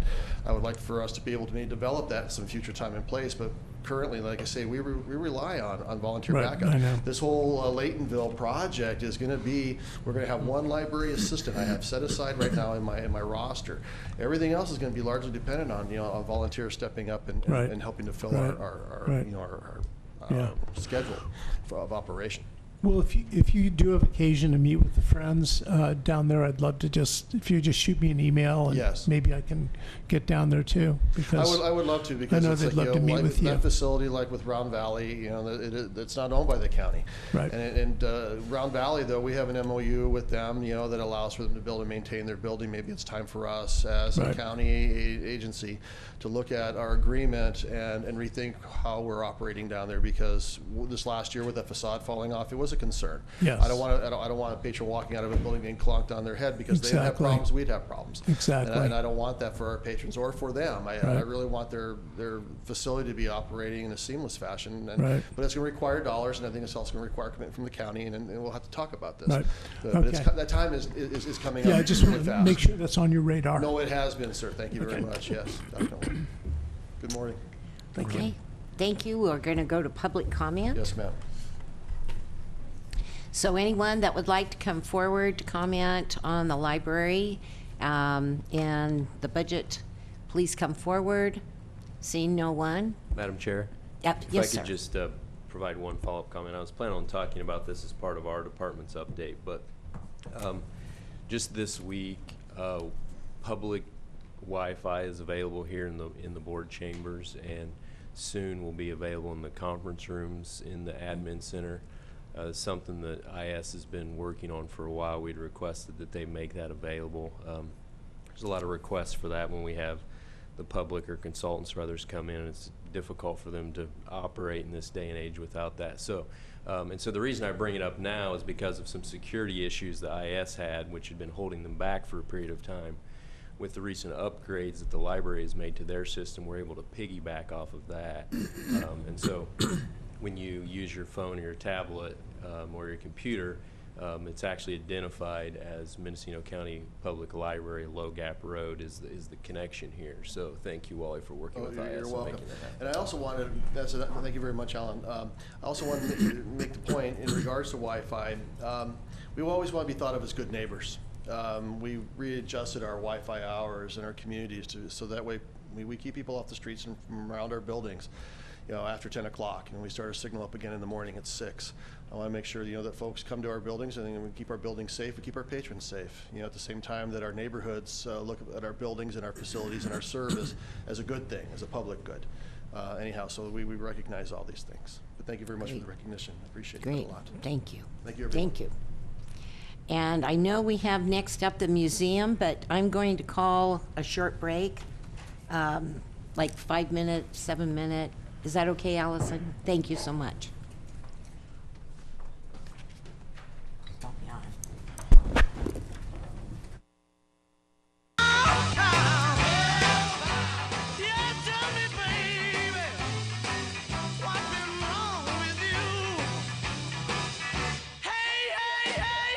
and I have 14 minutes and 58 seconds, so I do not talk as fast as Wally.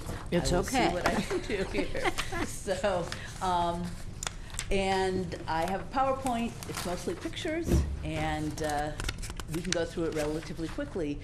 The museum is about discovering history, engaging people, connecting communities, and that's the Mendocino County Museum. So, last time I finished with the, I'll call it the hexagon or flower chart, and this time I thought I'd start with it and use that as a way of talking about what the museum is about and how the different parties work together. What we are building is a public, private, and community partnership. That's what built the museum in the first place. That's what's going to sustain it.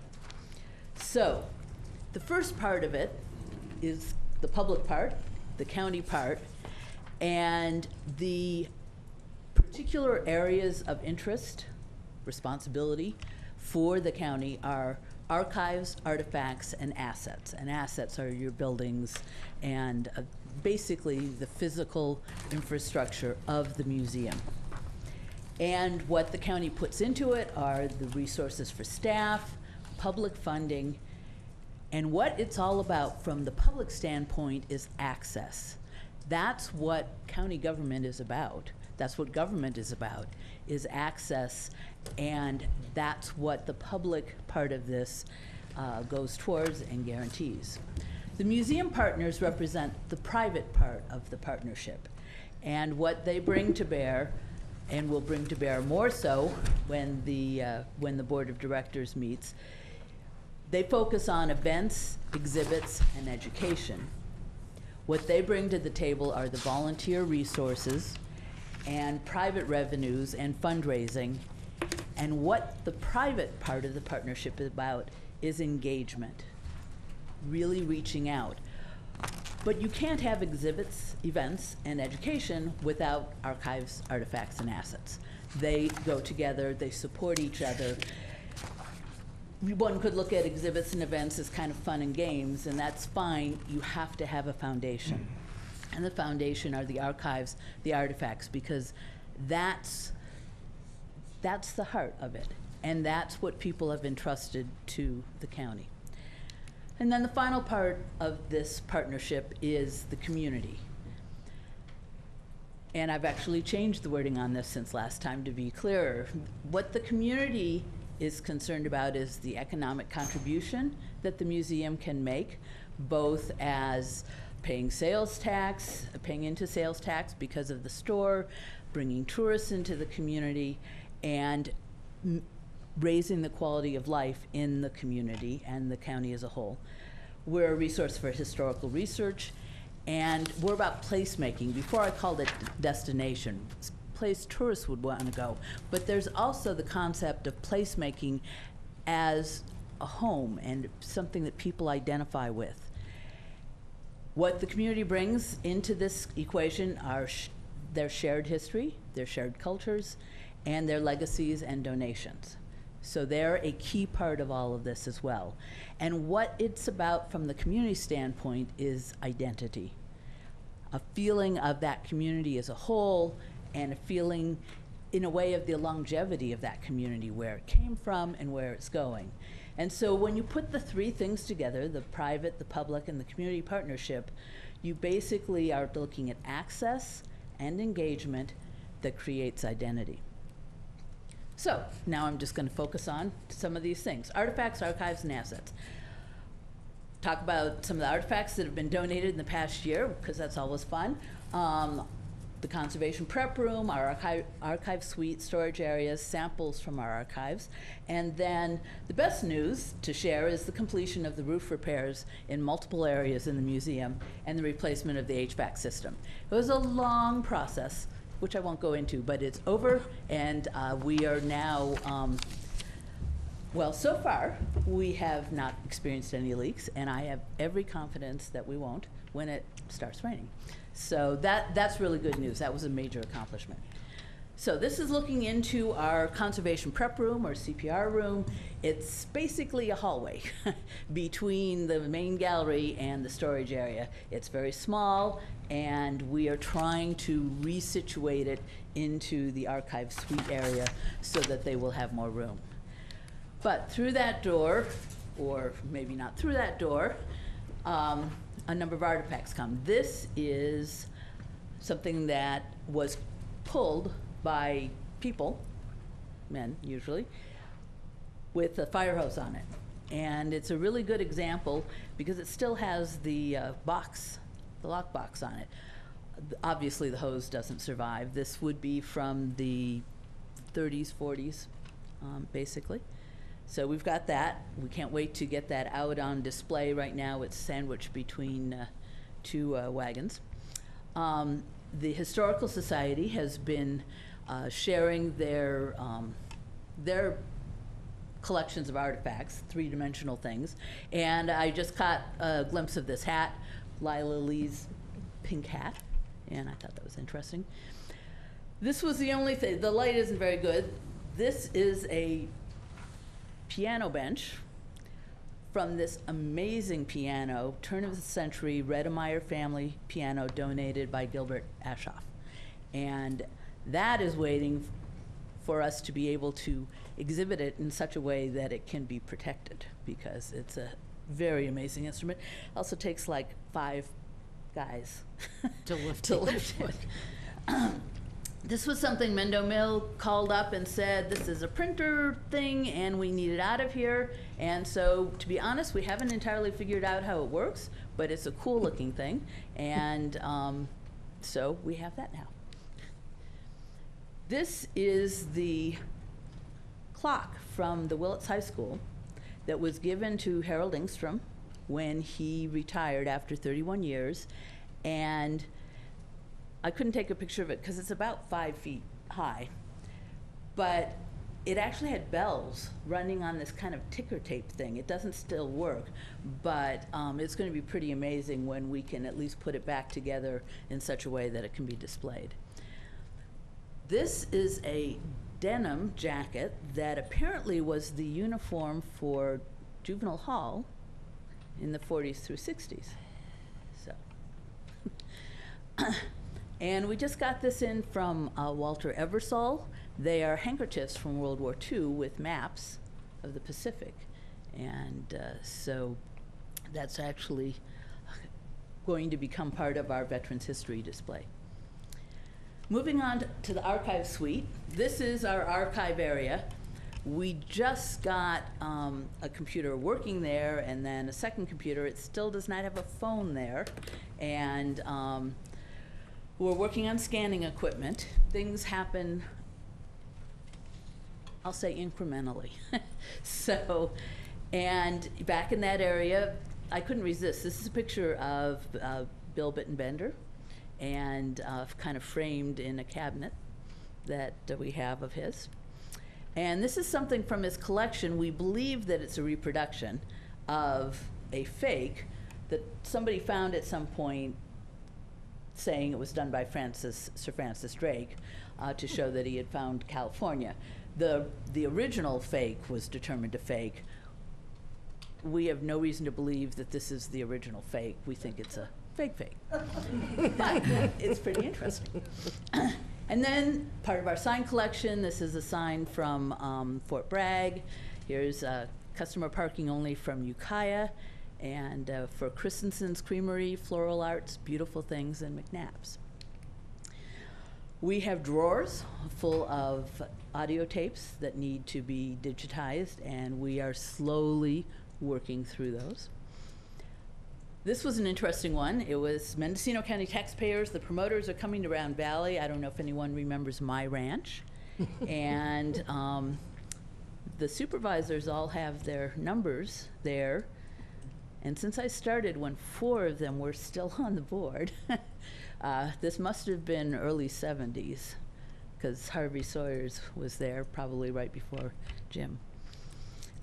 We have an amazing saddle collection. Obviously, this is not archival.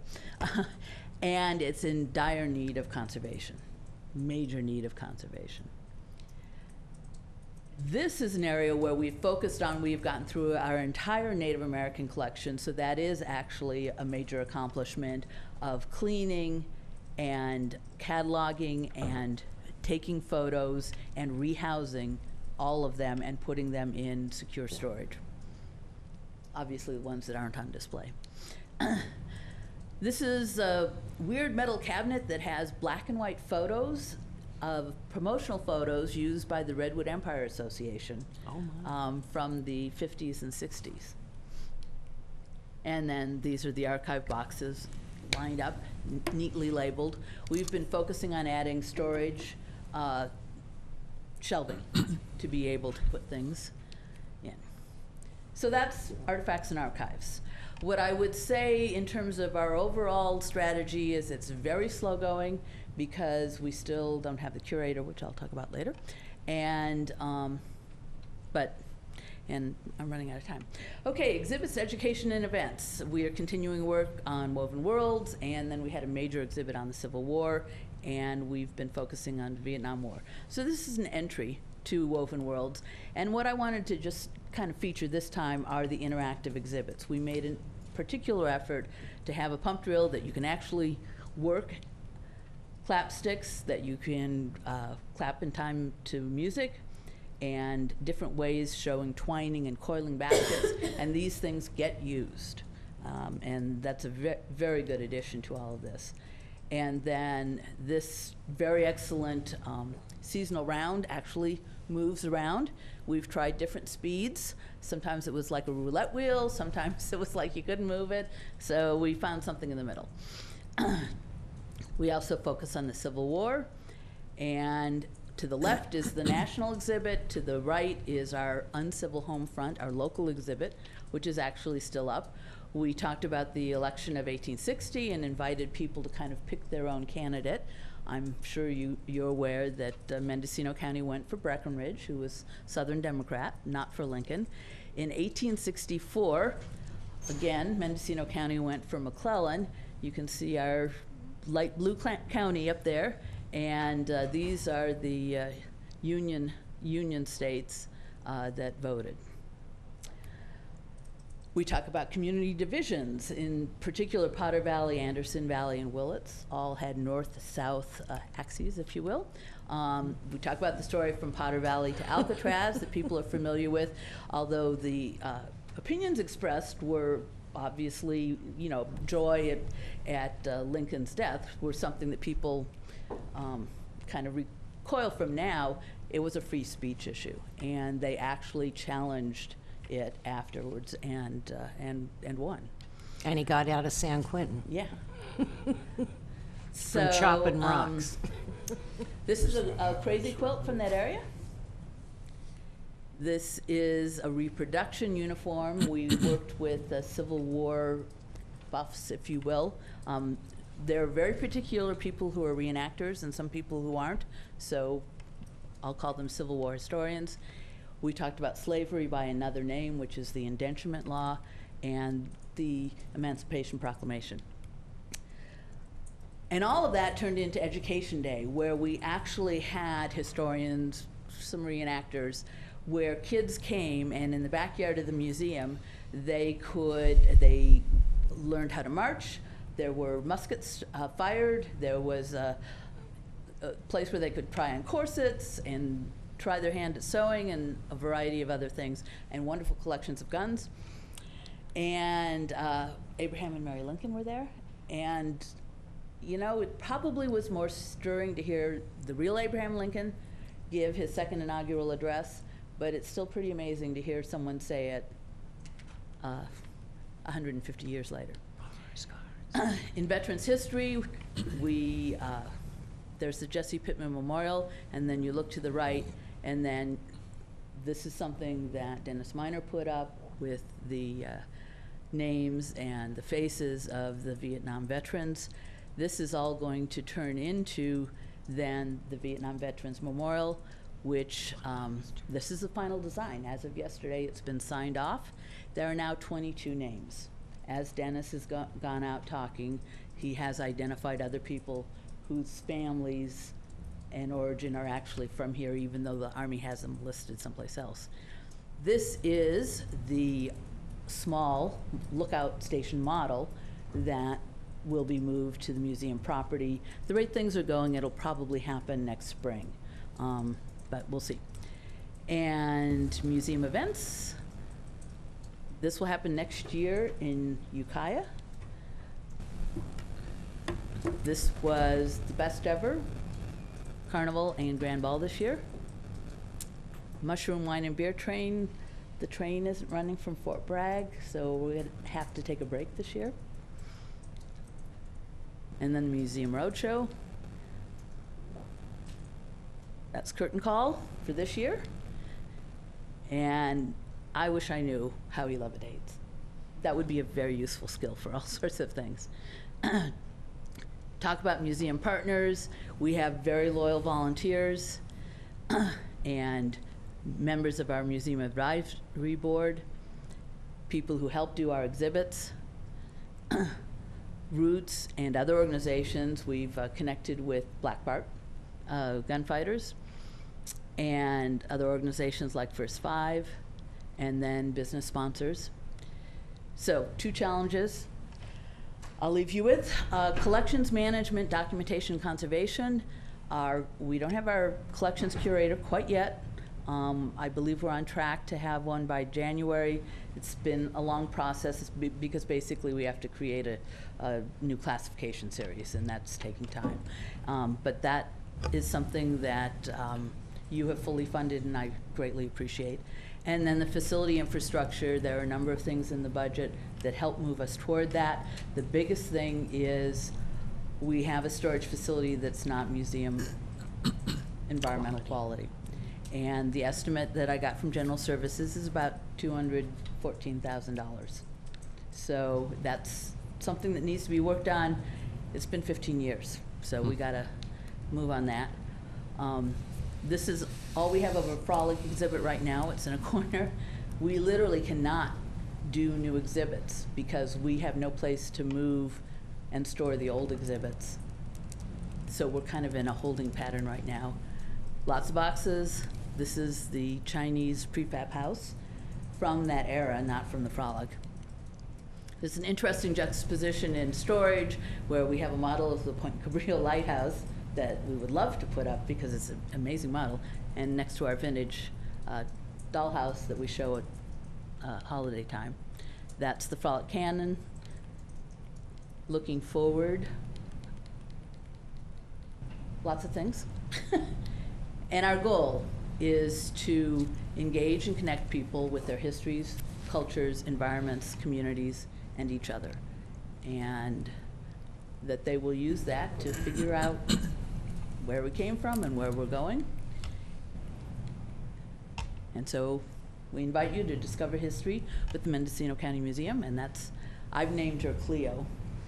I don't know if it's a mule, burro, or donkey, but it's one of those things. In Woven World, Yeah. I was there for 2 hours and still didn't get through it all. So I'm glad it's still there so I can get up there and then also look at some of the new exhibits. So that's the last Yeah, time. we would love to turn some of these things into books and other things. It's all a matter of time and resources and everything else. There's a whole lot more I could say, but I'm out of time, and I don't want to be pulled off with the hook, so I will answer any questions you like. Okay. Supervisor Woodhouse. Thank you, Madam Chair. Thank you, Allison. Can you give me any idea about the Vietnam Memorial? Has the siting of it been approved and any timeline at all? That's great. They picked up how many names? There are now 22 names. And The what- last one was added from a family in Fort Bragg. Good, And that's so it's been wonderful. good to have the publicity Yes. because people come forward. The black granite has already been ordered and received. Oh, Dan Bell from Bell Memorial will be coming up sometime in the next week to do the final measurements. It's going to be, we'll agree on the angle, catty corner, if you will, in front of the buckeye tree that's there. And the plan is to have the dedication on Veterans Day. November 11th. Okay. And because you're here today, I'm coming to your meeting on Monday and missing 2 other thrilling meetings because I want to go to yours. Okay. And you promise it's only 2 hours, right? Yes. That's a quick one. Yes. Looking forward to it. Thank you. Great. And with a number of individuals now surfacing, I remember with John Hollister, he was drafted out. He was living in Arizona, going to University of Arizona when he was drafted to the Vietnam War. So it was a long time before his home community, they finally connected his name. Yeah. So that's good that we're getting those other names. Now, Dennis has been very assiduous in tracking down every bit of information he can. Right, right. Okay. One more thing, if I may, Madam Chair? Yes, sir. Are you concerned at all about flooding? We're meeting with a lot of people about the bridge by the museum and the library and trying to get gravel out and being told absolutely not, let it flood. And so we're going to try to use the agencies against each other. It's really amazing that nobody takes responsibility. But the gravel's filled into the point where if we get a heavy, it flooded last year with nothing. Are you prepared for that? What's going to happen, and do you need help? I would say yes and no. I believe that sometime in the last 10, 20 years, the water actually did reach up to the museum. So we do have a protocol for sandbags around entrances. There is a disaster plan. Museums actually have their own disaster planning and terminology, et cetera. Right now, I don't really have anyone on staff who's up on it, but we do have a disaster plan, and we can certainly mobilize if we need to. But yes, knowing about El Nino, we will definitely focus on that. I think we should mobilize it, and we'll talk about it Monday, because Eric might be busy with his own disaster next door. So I'm very concerned, and the gravel is in the way, and there's nowhere for the water to go. It's going to flood the library and the museum. So if I need help politically with them, I will work with you. Thank you. Thank you, Madam Chair. Just real quick, I realize this is not something that's in my district, but I'm just wondering what happened to the state historical marker that was removed from Inspiration Point. Is that still in storage, or? Actually, the museum specialist it's designed to be part of the Woven Worlds display. And The what display? the Woven Worlds display. Okay, thank and you. so we actually had a place identified for it. The thing is, it was so heavy, we had to figure out how to. Is it still attached to the rock? No. No. But it's still very heavy, and it Okay. had prongs sticking out or something Right. that made it very hard. You couldn't just stick it on the wall. Okay. So Addison Moore has developed a frame or base for it. And so the plan is to put it, I believe it's near the language area, and then also to have a large picture of the current Right, marker to right. be able to contrast the two. So And some kind it's of supposed to go up explanation. sometime before the end of September. Oh, really? Well, Yes. that's great. I'm very much looking forward. I haven't seen it for a while. Yes. No, It's- it's always been there. There are a couple of things that we'll always be working on something with Woven Worlds, but Addison committed that he was going to do that before the Well, end of September. I appreciate it. Thank you. Okay, Allison, thank you so much, and stick around for a little bit, because we're going to now go to public comment. Okay. So anyone that would like to make public comment regarding the museum, budget, please come forward. Seeing no one, we'll go on with the agenda, and again, thank you. Now we're on to general government, and we have Auditor Controller. Hi. Hi. Madam Chair and honorable board members, Boyd Weir, Auditor Controller. I'm going to be the first internal service department to present to you today. And we are a group of departments which service the rest of the county and the numerous financial transactions and adjustments that flow through our Munis financial system. And ultimately land in the budget, and so that we can have the ability to measure and properly report, the accurate revenues and expenditures throughout the county. I'm oversee 9 different budget units, and yesterday I was able to present on the largest one, the non-department revenue budget unit 1000. This is, as you know, where all of our property tax is coded to, and our sales tax, which make up just about 60 to 70% of that. And we also, I also wanted to mention one of the line items I wasn't able to cover yesterday. It's a smaller one, but something we've been able to achieve in the auditor's office is the transition over to an e-payables program. We now have the ability to pay our vendors through a card. This enables us to quickly electronically transfer the funds to the vendor without having to go through the costly process of printing the check. We introduced this about a little over a year and a half ago.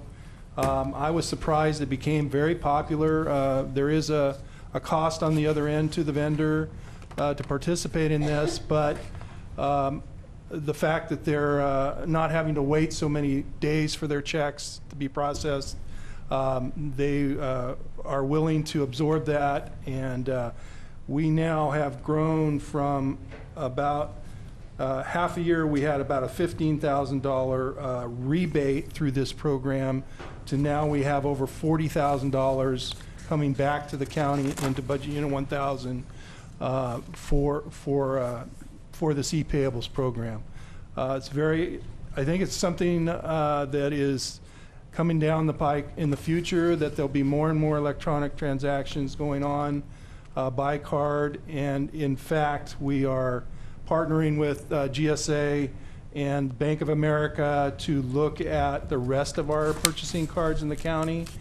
And what happens here is we're able to combine the total spend of not only our department's accounts payable vendors, but GSA's card vendors that we pay with card, and we can combine that spend and add to my spend, which will create a much bigger rebate. So I think you'll see, hopefully if we're successful, sometime rolling out this next year with the possibility of increasing that rebate. So really excited about that program and bringing the revenue into the county. And it's a volunteer program. Our vendors are, are allowed to participate or not. The auditor's office budget unit consists of 11 full-time employees. These are very dedicated employees, and I must say I'm very, very happy to have these employees. We have several with many years of experience. I feel it's a small department. We work very hard. We process over 100,000 transactions through our system. We have to, at some point, visit those transactions and audit them. We spend most of our weeks auditing accounts payable batches and cash receipts, and our goal is to make sure that the coding on these are properly done by the departments and posted into the appropriate revenue and expenditure accounts. We then have to turn around and report out to the state agencies some major financial reporting that relies on this coding, so it's very important that my staff audit these transactions, and they truly are dedicated and working hard to make sure we're accurate as possible and reporting accurately to the state. This department also is in charge of the maintaining of the property tax changes and the rolls, the property tax rate calculations, under Prop 13, and the spending limit calculations under Prop 4, Proposition 4, the GAN limit. We have lots of experience with my assistant auditor controller, Lucy Simonson, is heading that up for us, and she also has a capable person helping her. So we have two people in that function.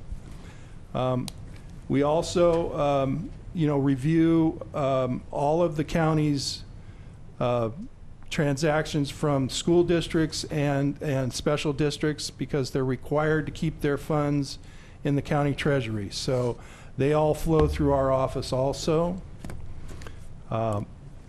We do have a auditor in our office, one person who's dedicated to auditing. That person is currently visiting about 36 establishments a year to perform audits for the TOT transient tax. That isn't everybody. We try to get out at least once every 2.5 years to visit all of our establishments that are paying under the TOT program.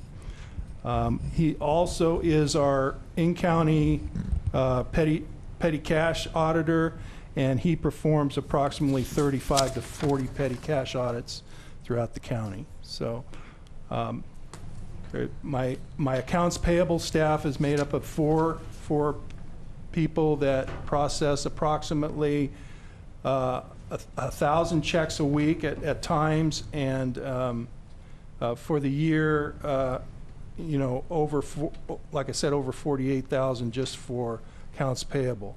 We do another 30,000 transactions for payroll checks, and I have 2 dedicated employees that work in the payroll department, very knowledgeable.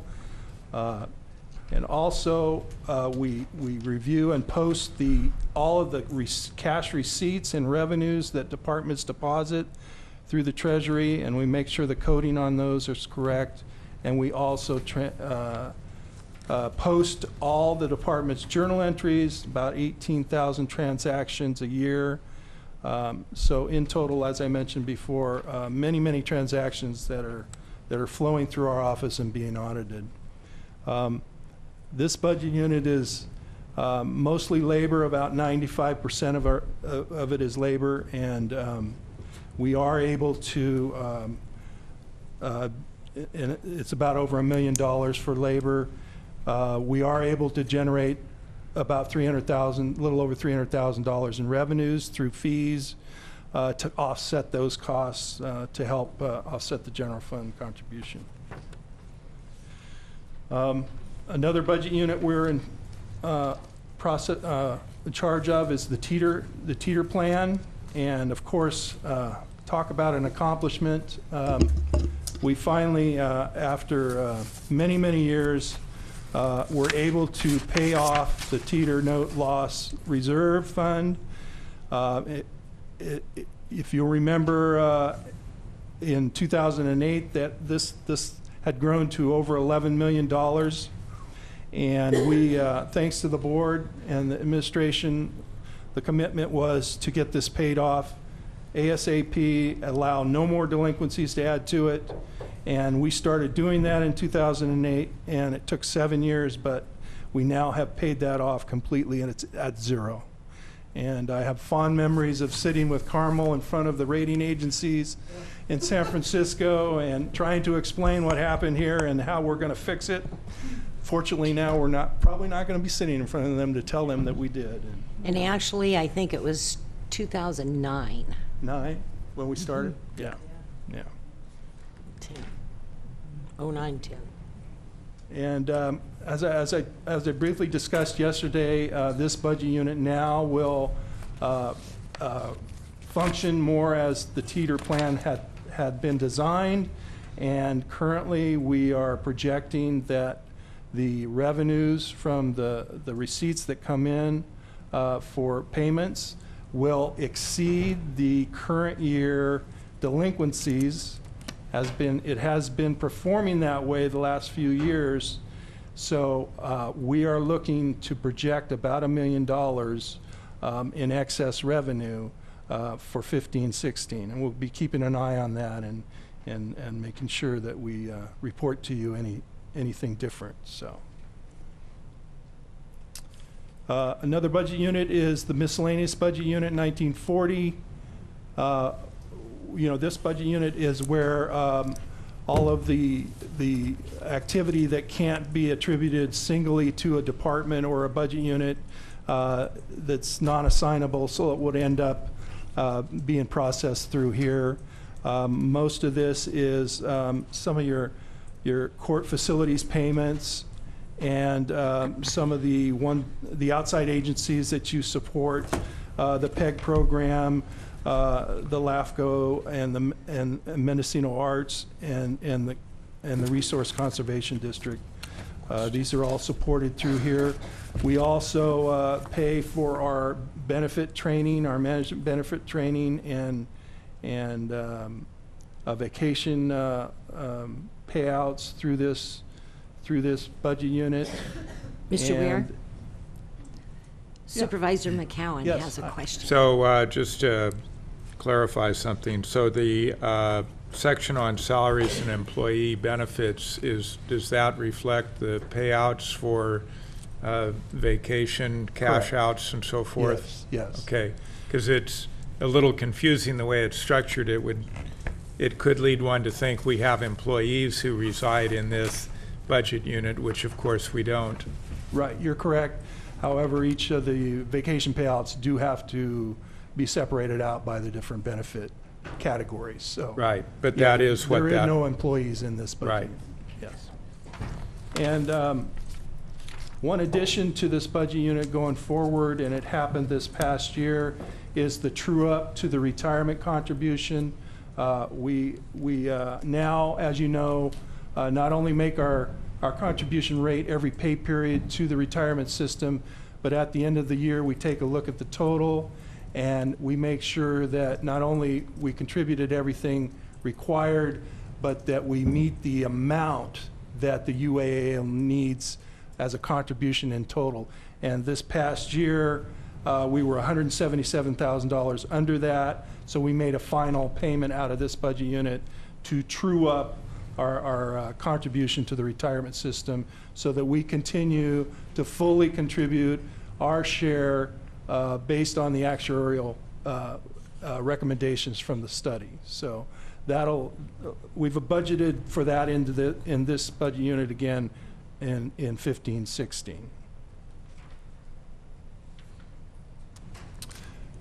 We have some general debt service.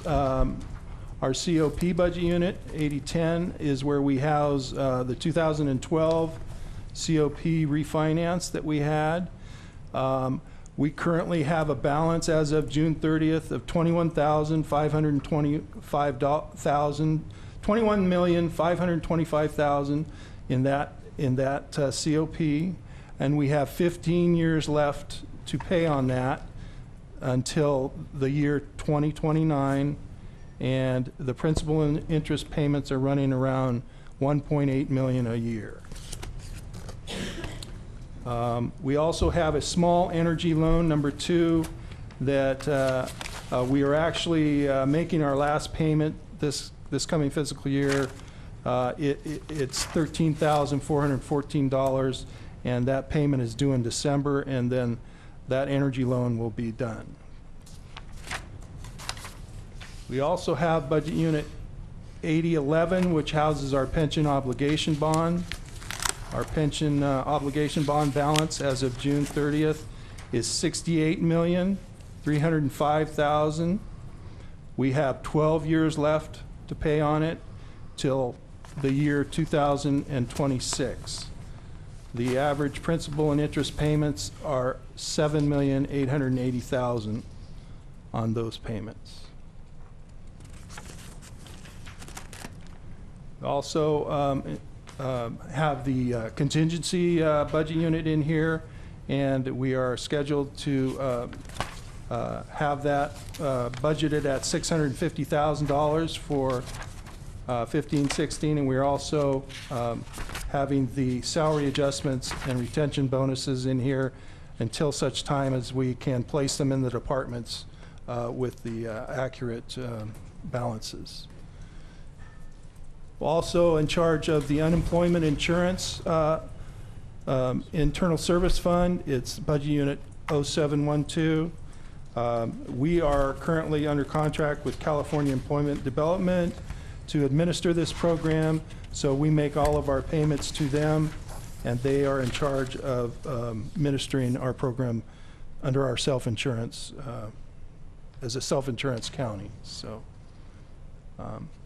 also in charge of the information technology replacement budget unit, 0717.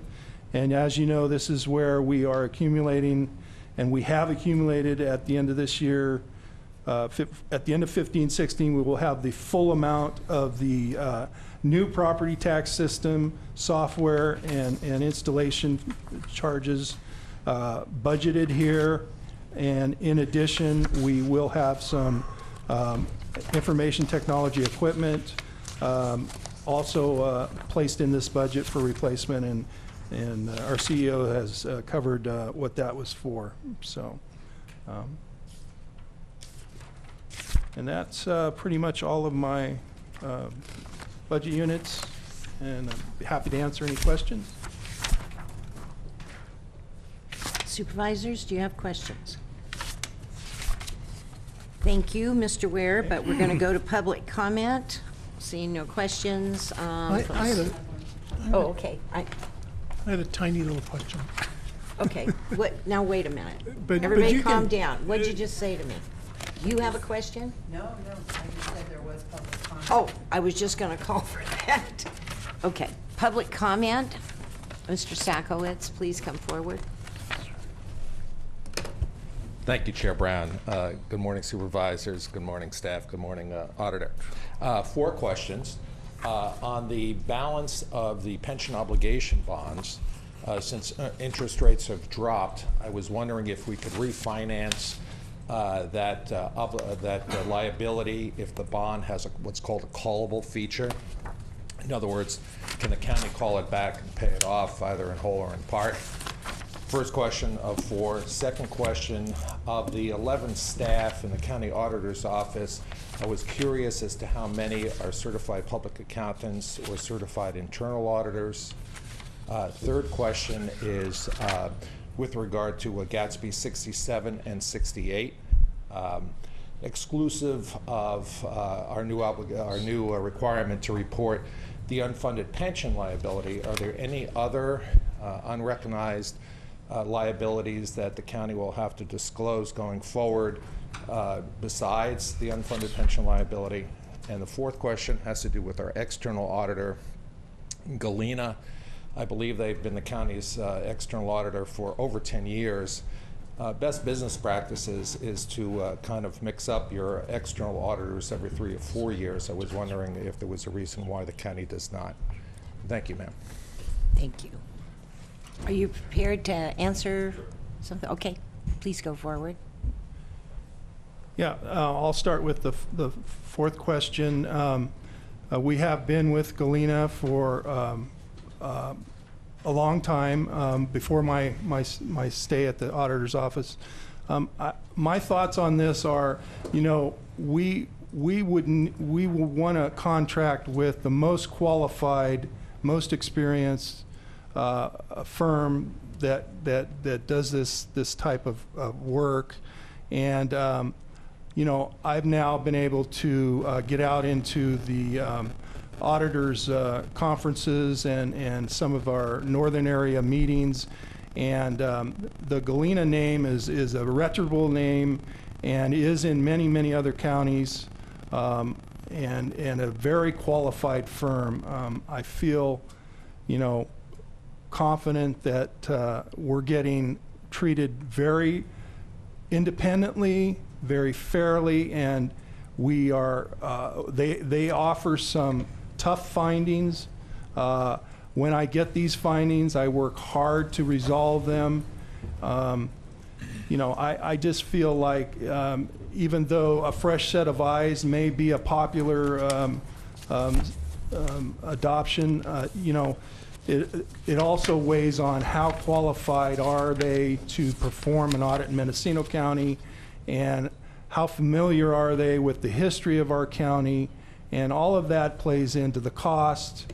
And my experience with, you know, questioning and visiting other counties is that, you know, that is equally as important as a fresh set of eyes. So I'm not insinuating that wouldn't, you know, we wouldn't do that, but you know, there's always two sides to the story. So you know, I feel really strongly that Galena is a very well qualified and experienced firm, and I'm happy to have them with us.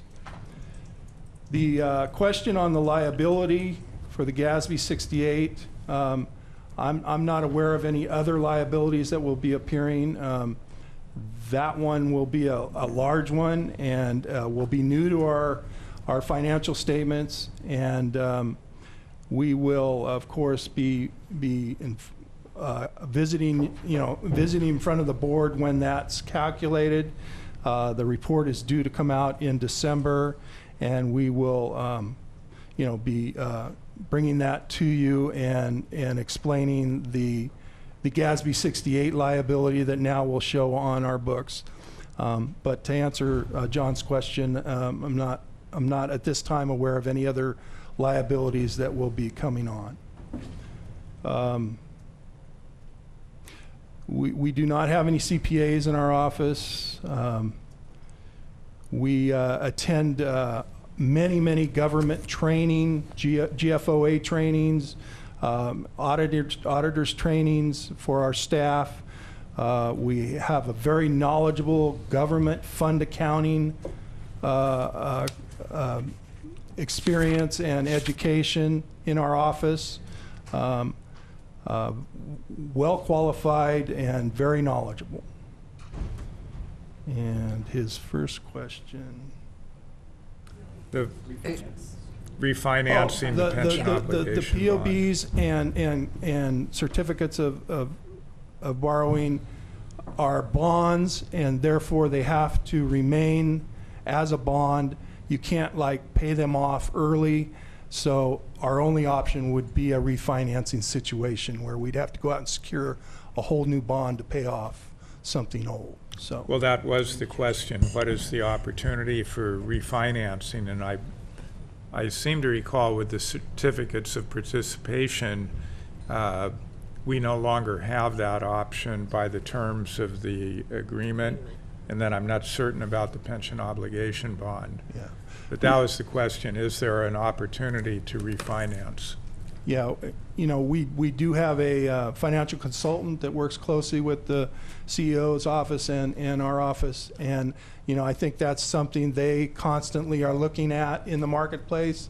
And we have them under contract, so we will be notified if an opportunity arises to where we think we can benefit. So. Do you have further comment, Ms. Angela? I just was going to concur with Mr. Weir. The COPs, no chance. And I think with our pension obligation bond, I don't think the timing is right at this point. But we could double check that and let you know after 1:30. But I believe our treasurer is here, Sherry Schattmeyer, as well. I think she could give us more. But I believe that we are not in a position to refinance our POBs. Sure. Please come forward.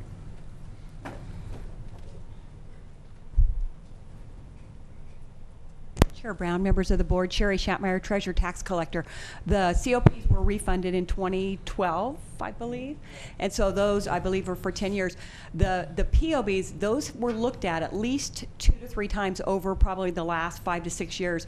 From what I understand, those are not callable. That is, because we did have K&N look at that. It's been a while. We could have them look at it again. But from what I remember with that conversation, they are not callable.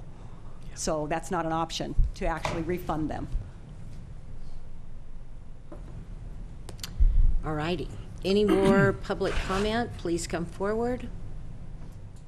Seeing no one, Supervisor McCowan. Thank you, Madam Chair.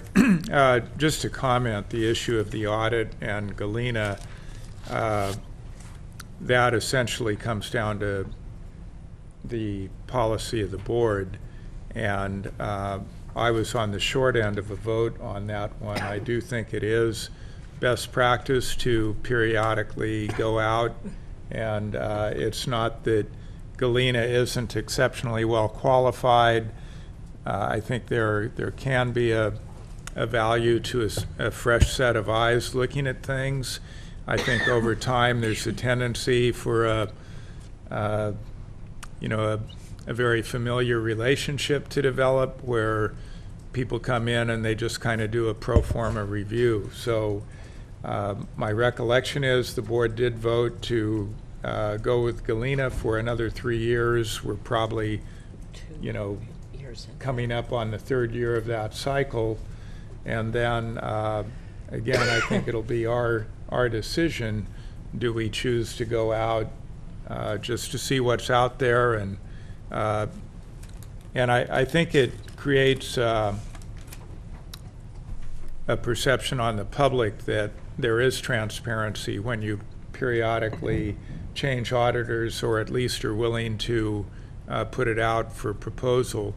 And if you never do so, I think it creates the opposite impression, that you really aren't transparent. So, I think there's a value to following what I do believe is considered the industry standard.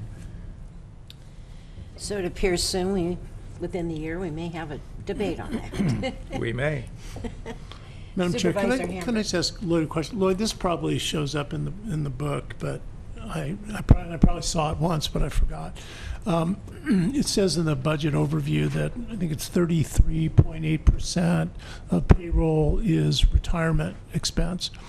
So is that right? 30, let me see. Employer aggregate rate has increased from 26% to 33.38% of payroll for the year ending June 30, 2014. Okay. So how much of that is POB? Roughly, if you're looking at that third of the retirement expense, how much is POB versus how much is ongoing retirement the expense? contribution amount is 20 million, and the POB payment is 7.8. 7.8. Yeah. So it's roughly a third of the overall payroll expense. Yeah. Okay, thank you. Thank you, Madam Chair. Okay. Thank you, everyone. We're moving on. Assessor, Clerk, Recorder. Ms. Ranachek, welcome.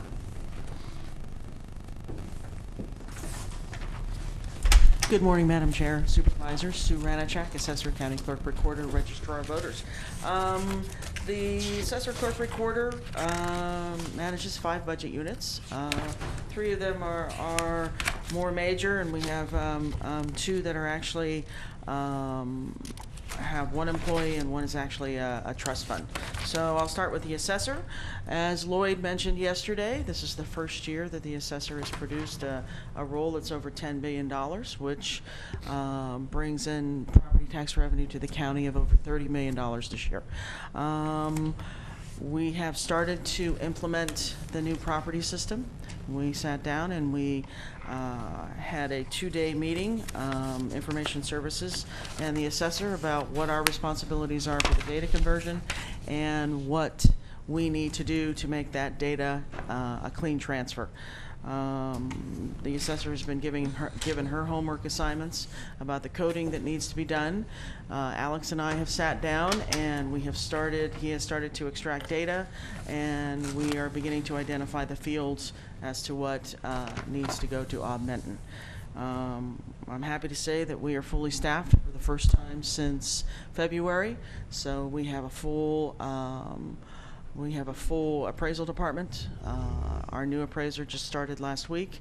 We are getting him trained, and we are going to send him out into the Fort Bragg area, and so he can start doing his work and evaluating change in ownerships and construction in progress. The clerk recorder is a functioning department. We move along. We provide services. We like to call ourselves the happiest office on earth because we deal with marriage license, birth certificates, and unfortunately death certificates. But we do provide a service. We're there every day from 8 to 5, Monday through Friday. We provide excellent customer service, and we try to help the public as much as we can. In our elections department, we are a pilot county for the Vote Cal project, and we're just about ready to go live for the statewide database, which will make voter registration easier and hopefully improve voter turnout throughout the state. We do have an election in November of 2015. It's our Udell election, our district election. It's going to involve about 31,000 voters, so it's almost a full countywide election for us. We have 6 items on the ballot. We have 1 fire district, 1 college district, of course the Russian River Flood Control District, and the Fort Bragg Unified School District. And the big area that's voting for this year that actually has 2 things on the ballot is the Potter Valley Irrigation District, and of course Measure T, that is a unified school district bond for Potter Valley. We're working towards getting our information ready for the June primary. That's on June 7th, 2016. And I believe there'll be some supervisorial candidates on that ballot. So we hope to have everything ready and when the filing period opens at the beginning of the year.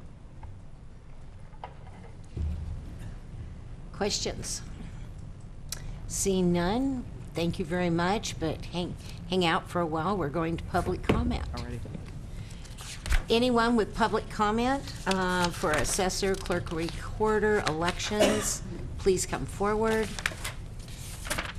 Seeing no one, have a good rest of the day. Thanks, Sue. All righty, treasurer, tax collector. Ms. Schappmeyer. Chair Brown, members of the board, Sherry Schappmeyer, Treasurer Tax Collector. So we actually only have 2 budgets as opposed to 9 and 5, I think Sue said. We have 2. So we have the Treasurer Tax Collector budget, which is pretty constant, very little fluctuation from year to year. There's not a lot in it. Most of what we collect actually goes into the 1,000 series into the general fund. So, so the collections is based on factors that are outside of our department. That one, there's a lot of volatility to. The Assistant Treasurer Tax Collector, Julie Forrester, will address that when I'm finished. And there's some things going on there that we just want to share with the board. So I'm going to go ahead and just talk about the office as a whole. We collect, just this last year, we've collected over $130 million, and we do that for the county, for schools, for special districts, collect a lot of different things. I won't go into all the details. I know that you guys all know pretty much what we collect. What I do want to say is we have had a very challenging year this year. Due to staffing. We've had some staffing shortages due to medical, due to some empty positions. It's been, you know, it's tough. One of the desks that has suffered the most, and I think I've shared this with the board before, was the desk that does the TOT. And in the last 2.5 years, we've had 3 people that have filtered through that desk, and that desk remains vacant as we speak.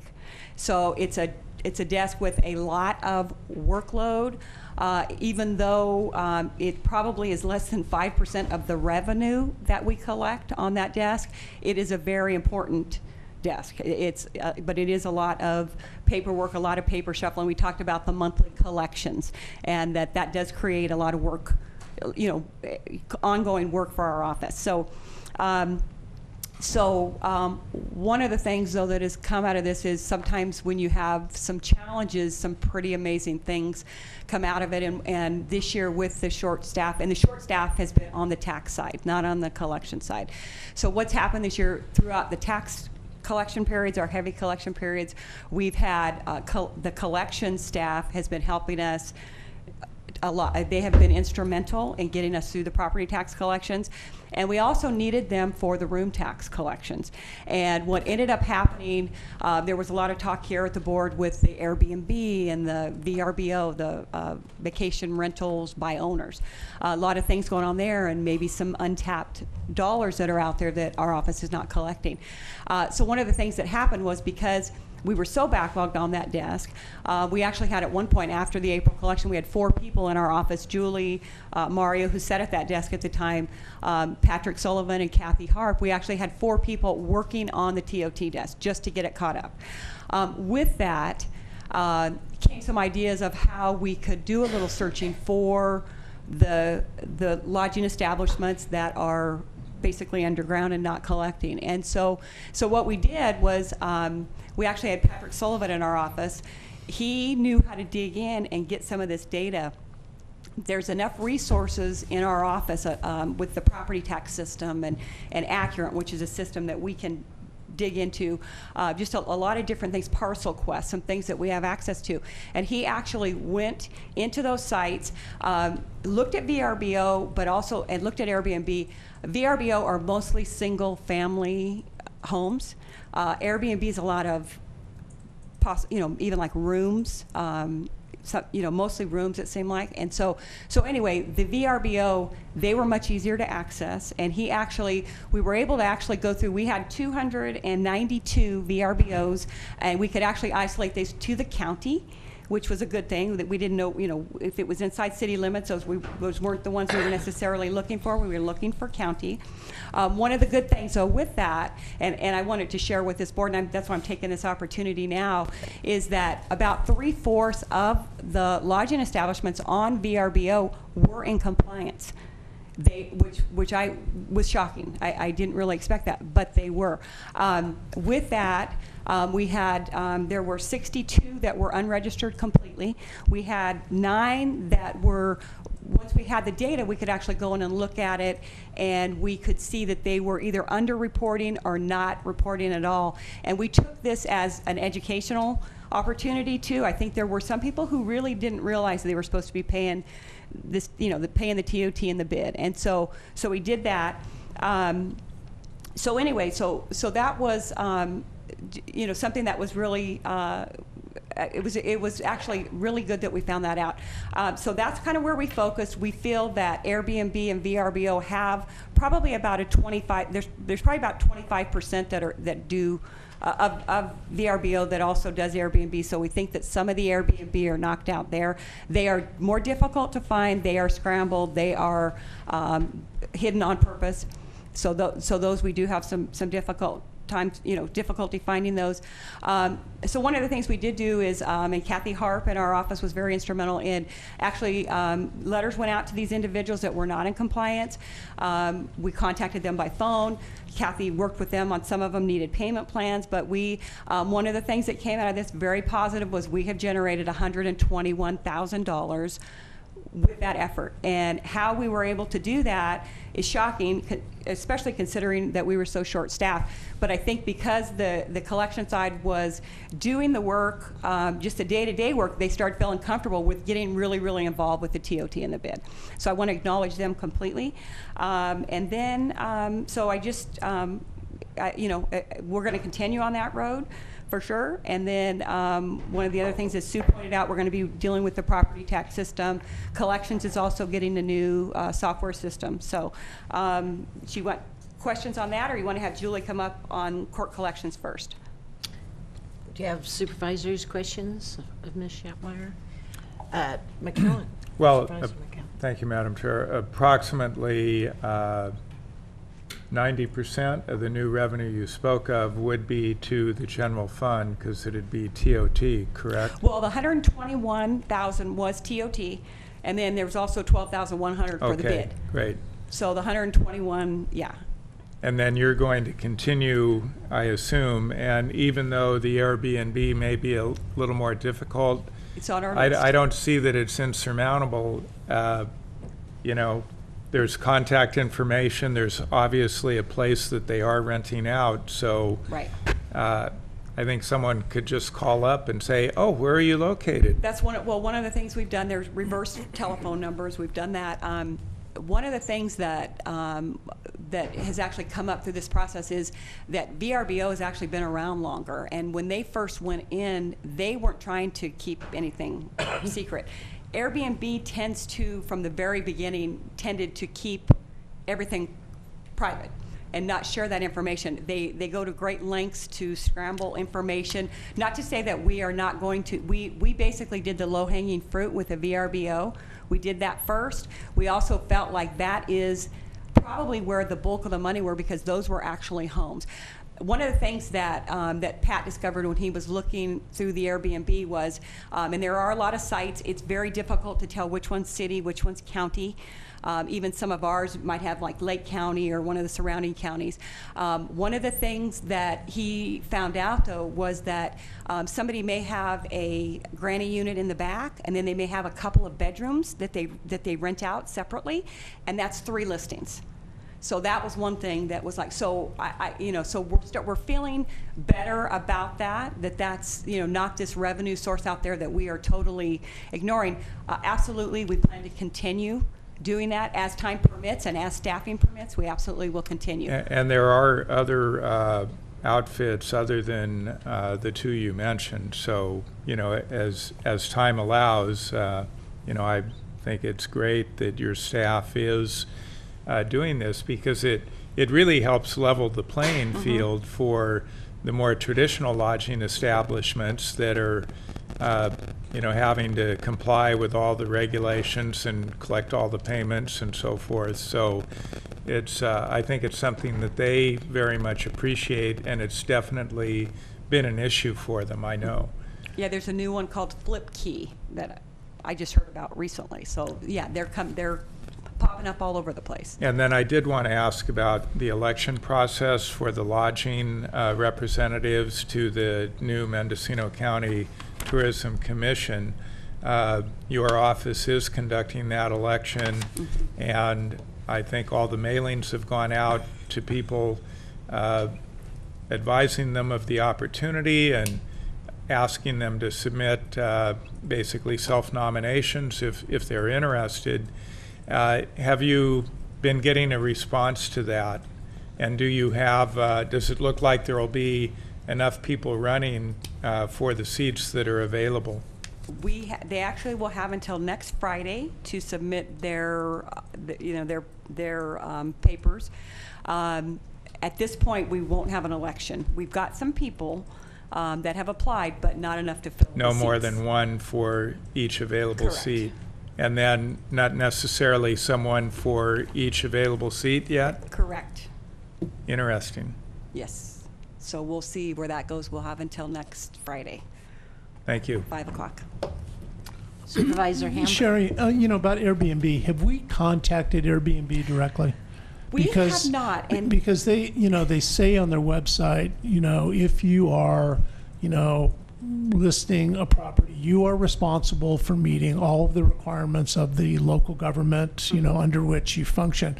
But also, I have heard, and this may be a rumor, that there are some jurisdictions that have specifically gone to Airbnb and said, we want you not only to collect the rent, which they do anyway. I mean, they collect the money, and they, so much goes to Airbnb and so much goes to the host. But I understand that they have also indicated a willingness to collect the TOT. They have, and I think it's more that the counties or cities have contacted them, and they have worked with certain counties and cities. Yeah. But it's kind of funny because there's not a lot of information. Typically, what's being taught, what the agreement is kept confidential, whatever the municipality and Airbnb. The other thing that we're hearing as treasurer tax collectors is that Airbnb, what they want to do, where they really, really struggle, and I think a lot of it has to do with the fact that some, not all, Airbnb clients are not supposed to be renting their locations, their lodging establishments, their homes. They are possibly not in compliance with the zoning regulations. And so what Airbnb, what I hear, just rumblings I hear, is that they will say, okay, well, we're going to give some money to the municipality, but we still do not want to hand over names and addresses of those entities. And it's almost like, here, we're going to give you some money, but you can't contact, we don't know if it's correct. We don't know if who's paying. It's not like they're going to give us a list and say, okay, here, we're going to collect, and this is for this And this lodging is how much we've establishment. collected from this A one, list and this one, that, this from one. what I understand, that does not happen. And so it's still being talked about a lot Yeah. at the state level, Yeah. and it's ongoing. Right. But it's I don't know. It's going to be interesting to see what happens. I think it's almost, I think what we're doing, I think, is actually maybe better than Yeah. than actually dealing directly with them, because one thing is they do not want to give up the owner information from Yeah. what we've all heard. Interesting. Okay, so Okay. Good morning, Chair Brown and members of the board. Regarding Budget Unit 2012 for court collections for the fiscal year 14-15, you'll have seen that we came under revenue, meaning short revenue, $180,000. This was notified to the board during the second and third quarter reports as we were seeing a reduction in case filings with the court, and that was causing a reduction in the revenue that we were able to collect. Specifically, you can see in the traffic school line item that there is $130,000 less in just one general ledger line item from traffic school. So that was what we noticed at the second quarter. That's the first glaring sign, that there is going to be a problem with the revenue. Traffic schools paid relatively quickly, within 60 to 90 days from when their due date is, and so once you start seeing a drop in the traffic school revenue, you know that the rest is falling behind it somewhat. So I reached out to the court and to some of the arresting agencies to find out if they had any idea, and basically there's a reduction in the number of citations filed, and that's what we've really seen an impact to the 14-15 budget. Again, largely in traffic school, but you will see it in some other revenue line items from traffic citations. At budget time, it's around March. These figures are still coming in, so the budget for 15-16 is based on what we were seeing at about the third quarter. There is a new program coming out. It's an amnesty program, and I'll tell you about that in a minute, but that might potentially impact the 15-16 budget. We just don't know to what extent. So I just want to touch on that 14-15 budget first and see if you had any questions before I got into the amnesty. And also just to mention that, like Sherry had said, that we are moving the property or the court collection system to a new software system, and we hope to go live by February or March of next year. Of course, we work around the property tax schedule and the short of staff, so we have to get away from the December months and do it very quickly before April. So that should create a lot more efficiencies in the court collection division for workflows. A lot of their work they do right now is manual. So we're looking forward to that and kind of bringing us up to current with that software. So if you any questions about the 14-15 budget? Do not see it, so go forward about Okay. the amnesty program. Okay. So on June 24th, the governor signed into law an amnesty program for traffic infraction tickets. The amnesty program will waive $300 civil assessment that's imposed for failure to appear and failure to pay fines.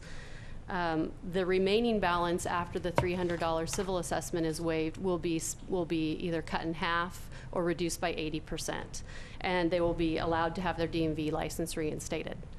This program will run from October 1st of this year through March of 2017. The state has implemented the amnesty program with the overall goals of offering a program to increase revenue and to people that would otherwise not be able to make a payment by lowering the amount that they owe. And they look at this as uncollectible debt, that if they can reduce it, then they can get an increase in revenue.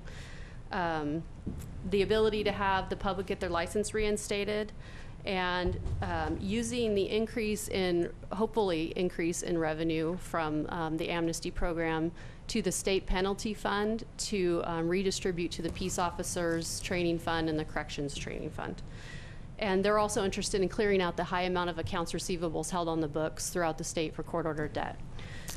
Again, this program starts October 1st this year and runs through March 31st. They're still working out the facts and the guidelines. We don't actually expect to get that till the last week of September, so a few days before the program starts. We have a general idea of the requirements right now, but it'll be a last-minute scramble to get the program up and running. In the amnesty program, there's two people that can participate. There's persons with unpaid infraction tickets whose fines were originally due before January 1st, 2013, and they may not have made a payment after June 24th, 2015. So, and the reason for that is that's the date that the governor signed the bill, and they wanted to make sure that delinquent cases were included, even those people that had been making payments up through June of 2015, that at that point, if they had defaulted, if they had continued to pay after that, they were considered a current citation, so they wouldn't be eligible. But if they had defaulted before, they would still be eligible. Other persons eligible under the amnesty program, it's a little bit of a misnomer. It really should be called the driver's license concurrent program. Is people that's license held up by a failure to pay or a failure to appear, but they may not qualify for amnesty because they could have an outstanding warrant or restitution due, but they still are able to apply for this amnesty driver's license concurrent program in order to get their license reinstated. So the people that cannot participate in the amnesty program are parking citations, misdemeanors, and felony violations. A person may also be excluded if they owe restitution or have an outstanding warrant. They may clear up that warrant or restitution in order to qualify for the amnesty program. There's a $50 fee to cover the administrative costs of the program, and it is a fee that is assessed per applicant, not per case. So if one person has one case, it's one $50 fee. If they have 30 cases, it's still just a $50 fee. No additional administrative fees may be added to the case once the amnesty program application is accepted. DMV will be charging their $55 license reinstatement fee as usual, and they will be putting in a flyer with all the registrations to notify the public over the next 18 months that this is available to them. So a person that's eligible under amnesty, again, their balance will be reduced by the $300 civil assessment, and then we'll have to determine if they receive a 50% reduction or an 80% reduction. A person receiving an 80% reduction of their fines and fees are people that make less than 125% of the federal poverty guidelines. And an example would be a person, an individual for an annual income that made $14,712, or a family of four that earned $30,312.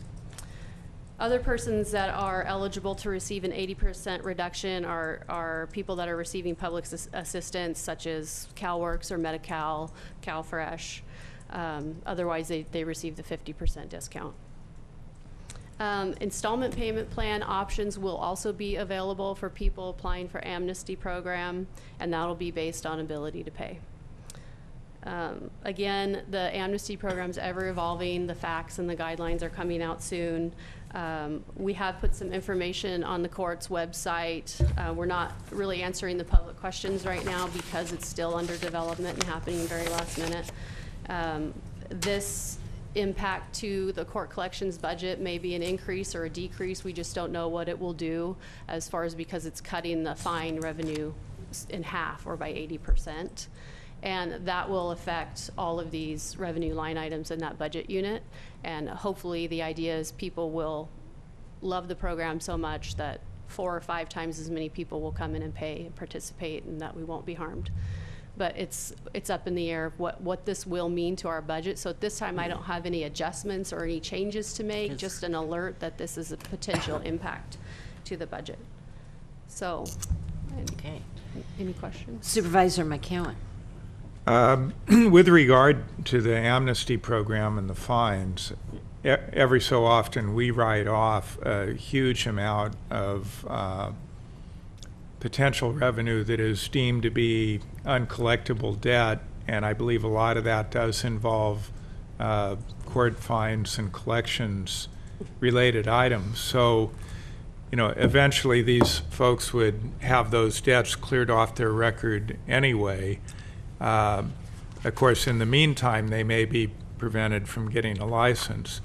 So when we write that debt off, does that essentially clear their record to where they could then apply to have a license because they would no longer have these debts that were unpaid? It's actually not a write-off, it's a discharge of accountability, so we're not responsible for going forward and collecting the debt. If a person were to come forward from one of those cases that was discharged and get a new case and start paying, it's actually our obligation to reinstate that debt and collect it. Well, but then So it's not removed and they can't it's not get their forgiven, license. basically. Exactly. It forgives us of the obligation to continue to pursue it. And it removes it from our books of our outstanding accounts receivable. It identifies it as discharged, but not, we wouldn't request a license hold to be released because it was discharged. So they would Because it still wasn't. have the license hold? Yes. So then people who have had their fines discharged but still have a license hold, they would be eligible for this amnesty program also? Yes. Thank you. And the information I'm receiving, and again, some of it's up in the air, is that if a person has a ticket now and they come forward for amnesty and we find that we've had a previously discharged case, we have to reinstate that and they have to apply for that as well. Mhm. So, yeah. It's still a pathway towards being able to restore their license. Yes. And I think that was at least as much of the intent as the potential for a shot of revenue. Yes, absolutely. And also the section that's not from 2013 tickets back where they have to have the due date prior to 2013. There's also people that have a hold on their license right now are eligible to get it back. And they're calling it amnesty, but again, driver's license concurrent program. They can, if they're in good standing and a payment plan, can get their license back. So they can apply a $50 fee, but they're not eligible for the reduction of the balance, but they can apply for that, get a payment plan, and then get their driver's license lifted. Thank you. Supervisor Woodhouse. Thank you, Madam Chair. Thanks for that report. It's interesting that the fines are going down in lots of these areas. It's an Yeah. odd trend. Yes. I was looking at the trend of the traffic school just this morning over the last 5 years. It's at the very bottom. It's the lowest it's ever been. In 09-10, it was 771,000 just in this one line item. This year it ended at almost 400,000. So. And do you assume that other counties are experiencing similar things? It's not just us? I don't know. Huh. Not sure. Curious. We've put our feelers out, but we're not getting really any kind of concrete answers as to why this is I will happening. ask. Thank you very much. Madam Chair, could I just ask one question? Yes. Julie, under major accomplishments in fiscal year 2014-15, could you explain that first diamond? I'm sorry, I don't have it in front of me. Oh, What does okay. it say? It says increase the number of abstract of judgments recorded against delinquent debtors with real property. Yes, since the court collections departments moved into the tax collector's office, we've started utilizing that system to compare the court debt collections to property owners and placing abstract of judgments against their property. And so we've had this So list. that's a term of art, abstract of Abstracted judgments. judgment Okay, I didn't know that. is a type of a lien to Okay, place. it's a lien. And so we've Okay. been working a list, and actually with this amnesty, we're kind of putting that on the back burner because that's a lot of work involved, placing an abstract, getting the Okay. judgment, getting it recorded, and then if they were to apply for amnesty, then it takes a lot of effort to then release and satisfy that judgment. So we're sort of putting that on the back burner now. Okay. Thank you. Appreciate it. Thank you, Julie. Don't go away yet, neither one of you. We'll do public comment. Anyone that would like to speak on the treasurer, tax collector, please come forward.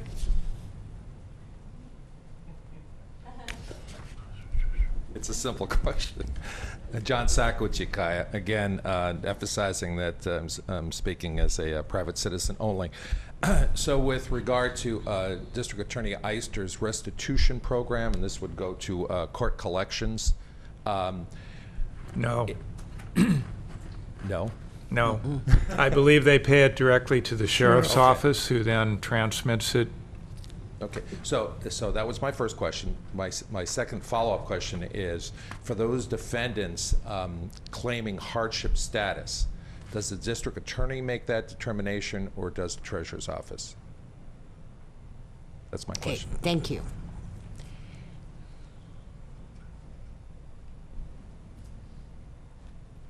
I believe he means hardship status for the amnesty program. There's a form that the applicant has to fill out, and they declare that they are under the federal poverty guidelines, and it's under penalty of perjury, and they identify that they're receiving public assistance, and that form submitted to the court collections office. Okay, thank you. All righty. Any more public comment? Doesn't appear that there is. I would like to announce at this time that we are going to lunch recess, and at 1:30 the board will reconvene, but we will be reconvening in closed session and be back out for open session at 2 o'clock and continued budget hearing. Thank you.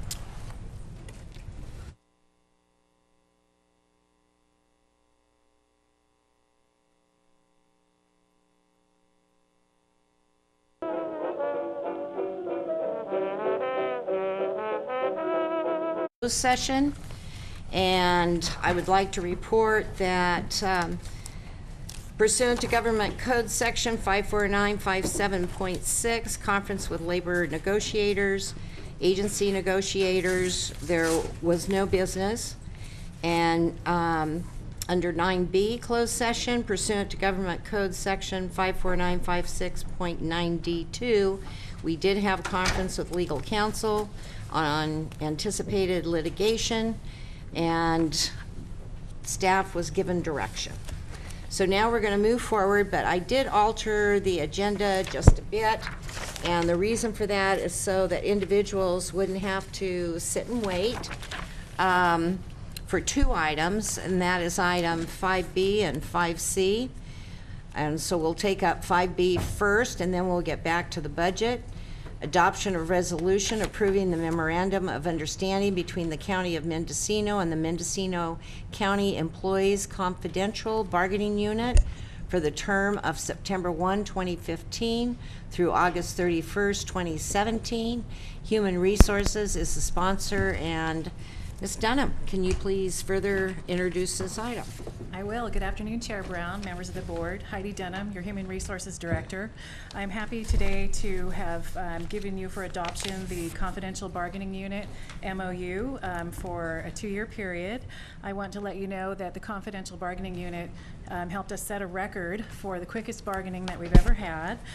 We've completed our negotiations very quickly, and we want to thank the team for presenting a clear and reasonable proposal that we could accept right away. We have a 2-year agreement, which includes a 3% increase during the first year, along with a $1,200 one-time payment, and a second year 2% increase with a $1,000 one-time payment, and there will be no increase in their health care premiums during the 2016 calendar year. So with that, if you have any questions. Supervisor McCowan. I'll move approval of the recommended action. Second. Okay, I will call for public comment. Anyone that would like to comment on this particular item, please come forward. Seeing no one, it's back to the board. We do have a motion.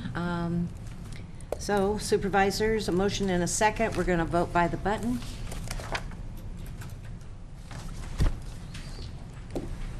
Motion carries unanimously. Thank you, clerk. Now, next is agenda item 5C, adoption of resolution approving the memorandum of understanding between the County of Mendocino and the Mendocino County Public Attorneys Association for the term of January 1, 2015 through December 31st, 2016. Human Resources is the sponsor of this item. Ms. Dunham, please further introduce it. Okay, as you just stated, we have the Mendocino County Public Attorney's MOU for adoption. This is a MOU through December 31st, 2016. Negotiations were a long process with this bargaining group. We had a stall of several months waiting for the budget to carry forward. And through a lot of creativity and the bargaining group stepping out of the box, they were able to come up with a proposal that was kind of unique to their bargaining team, and the board was able to take a look at that and approve it.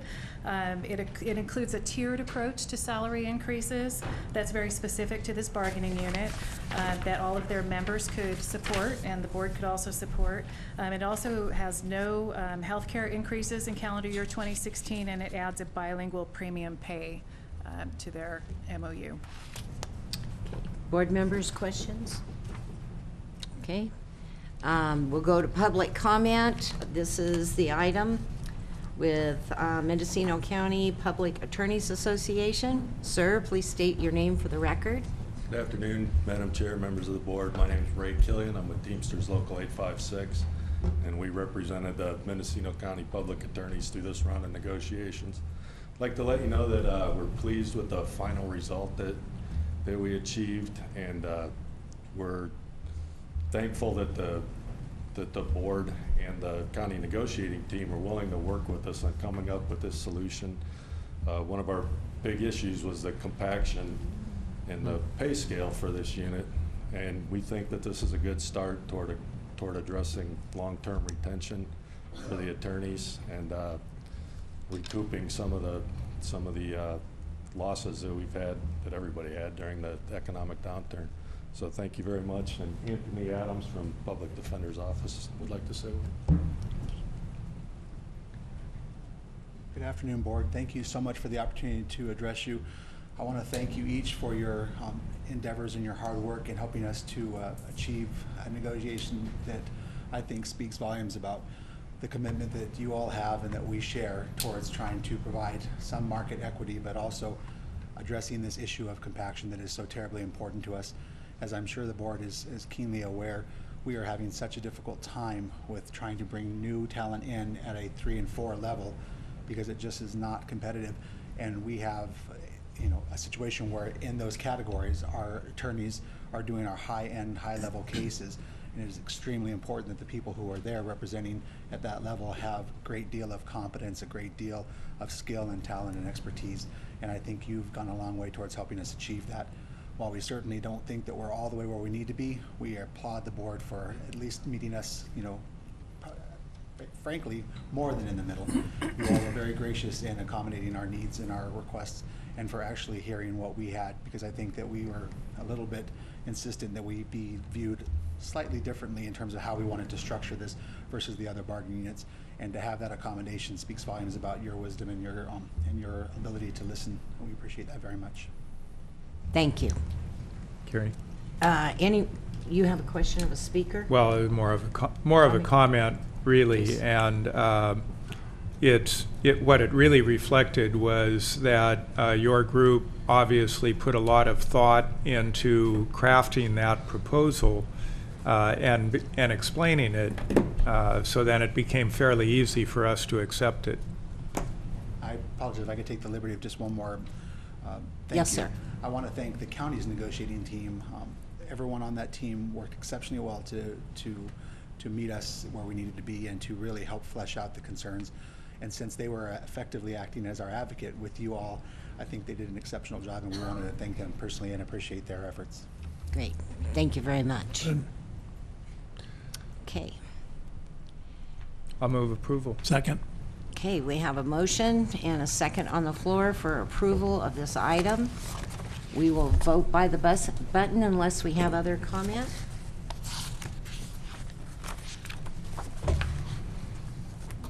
Oh, sorry. Okay, let's start again. One more time. All right. Ready, set, go. Hey. There you There we go. go. Motion carries unanimously. Thank you. All righty. Now we're back to our continued hearing on the budget. And our next general government department up is county council. So I have it written in my calendar, but I have a nagging thought there might be some other people, but I'll check that. Good afternoon, board. tonight. And actually get a handout.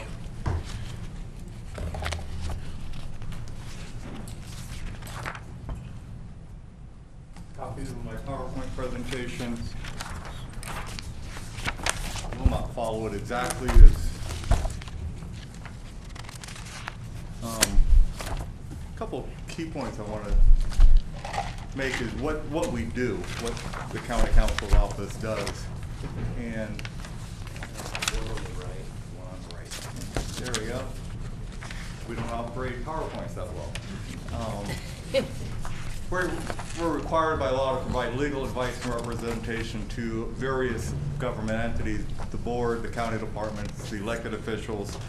What we do a lot of is advising the departments, the board of supervisors, and also some of the special districts, air quality, as well as the fire districts. I found myself over the last year or so providing quite a lot of legal advice to the various fire districts throughout the county, which is rewarding, and I really enjoy working with them. It's interesting work, sometimes a little different, and it's nice to get out there. And major accomplishments. The one major accomplishment is that this office, our county council's office, along with risk management, were able to return almost $170,000 to the general fund of money that was allocated to risk last year for the budget for various legal issues. And I believe it's because of the combined hard work of both risk management and my office, my attorneys, and how we handle the litigation cases. And that we are aggressive with them. We go after them, we settle what needs to be settled, but then the other ones we try to get rid of if we don't think they have merit.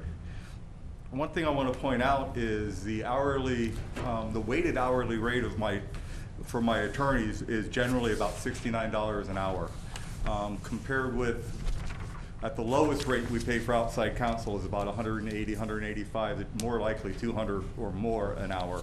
So it's quite a bargain, and they do a lot of good work for the money that they're doing. We have a fair amount of litigation. We have approximately 30 lawsuits active at this point in time, not including appeals. That's in both federal and state court. One of them, we have one regarding an ADA lawsuit that arises out of the courthouse, and that's been ongoing for a little over a year now. We've got another trip and fall. It was mentioned earlier this morning out of the town of Mendocino. We have many other lawsuits as well. Employment and personnel matters, my office helps all the departments handle their personnel matters as they go through. We work hand in hand with HR and trying to steer the departments in the direction of resolving matters quickly. I do want to point out that over the past several years, we have not lost a hearing in front of the Civil Service Commission or the State Personnel Board. And that's, in my opinion, that's because we get involved in it at the very early stages and help the departments go in the right direction, handle things correctly so that there is no basis for overturning any of the actions that we take.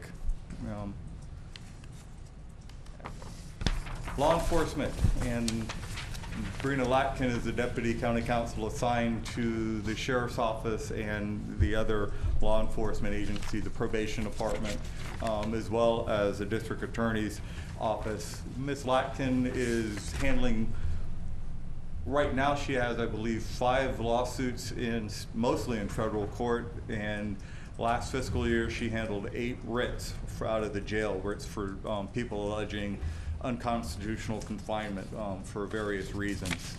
She's successfully defended these writs.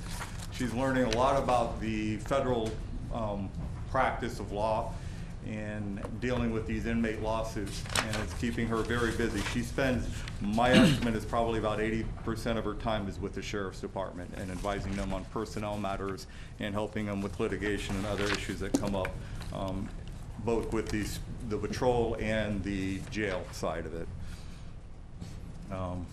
She also helps advise them relating to issues that they have with mentally ill suspects and arrestees. Also working with another attorney in the office who we were able to hire, Catherine Elliott, and that was thanks to HNHSA providing funding for us to hire one full-time attorney who does nothing but provide legal advice for the Health and Human Services Agency, and that is being very useful to the agency. She's able to pay attention to and help them work through a lot of long-standing issues that have been going on, dealing with things such as the EMS exclusive operating area, dealing with an issue we have with CalSTAR right now regarding charges of fees and other issues that are rising. Able to help clear up a lot of the backlog of cases and issues. Planning and building services. I had hired an attorney about a year and a half ago, Matt Krodowski, and he's handling planning and building services, and that is almost a full-time job in itself, just walking them through, helping them with all the issues that they're dealing with. Building code updates, mixed-use ordinance, wireless facilities, on, and as well as appeals from various decisions that were made by both the Planning Commission and this board, and assisting with the lawsuits that occur because of that. Department of Transportation, 2 deputies assisted with the acquisition of property necessary for the construction of the East Side Potter Valley Road project, and this, as Howard had said before, earlier this morning, that there is only one parcel left that we're still dealing with. All the others, we have agreements with them, I believe, at this point in time. There's actually 2. One of them we're in the process of working right now. It should be signed today or tomorrow. Right, okay. It should be signed today or tomorrow. We're working on that right now. We consider that one a done deal. The other one, we're still trying to work on some of the details. Solid waste systems, we have a lawsuit against solid waste systems that we've been dealing with for 3 years now, almost 4, and hoping to resolve that shortly. CPS, and we have 2 full-time positions allocated for CPS, as well as 1 full-time support staff. There are a lot of cases that those attorneys handle. I actually have 3 attorneys handling it, 2 of them half-time and 1 of them full-time. They have approximately, I want to say 500 cases a year, juvenile cases, that they handle all the way through, and we also handle all the appeals. This year it was a total of 43 appeals, 43 writs, or 16 writs and 27 appeals, down slightly from last year. Last year it was 46, but still much higher than what had been the previous average, which was at least, at most, half of that. They also do training for the social workers on a regular basis. They work with them hand in hand, helping them walk through their cases, get their cases prepared for court, and get everything ready as they're required to.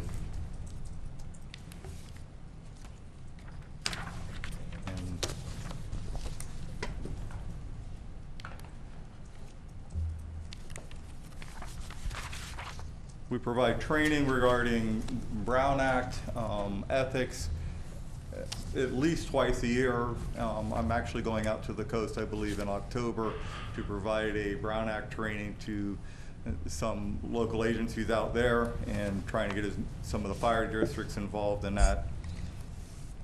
Also do sexual harassment prevention training twice a year at this point.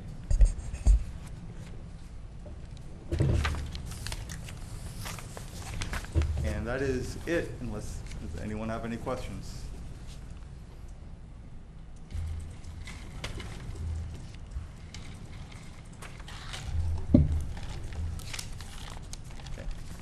That's it? That's it. Okay. Any questions? Board members, questions? Okay, no? Let me look. Did you say you had one, Supervisor? I'm just getting to the budget unit over here. Oh, okay. Hold on just 1 second. Okay, hold on 1 minute. No, I think I'm good. Thank you. Okay. Yeah. All righty, thank you, and we will go to public comment. Anyone that would like to make public comment on this particular item with the budget, please come forward. Seeing no one, we'll move on to human resources.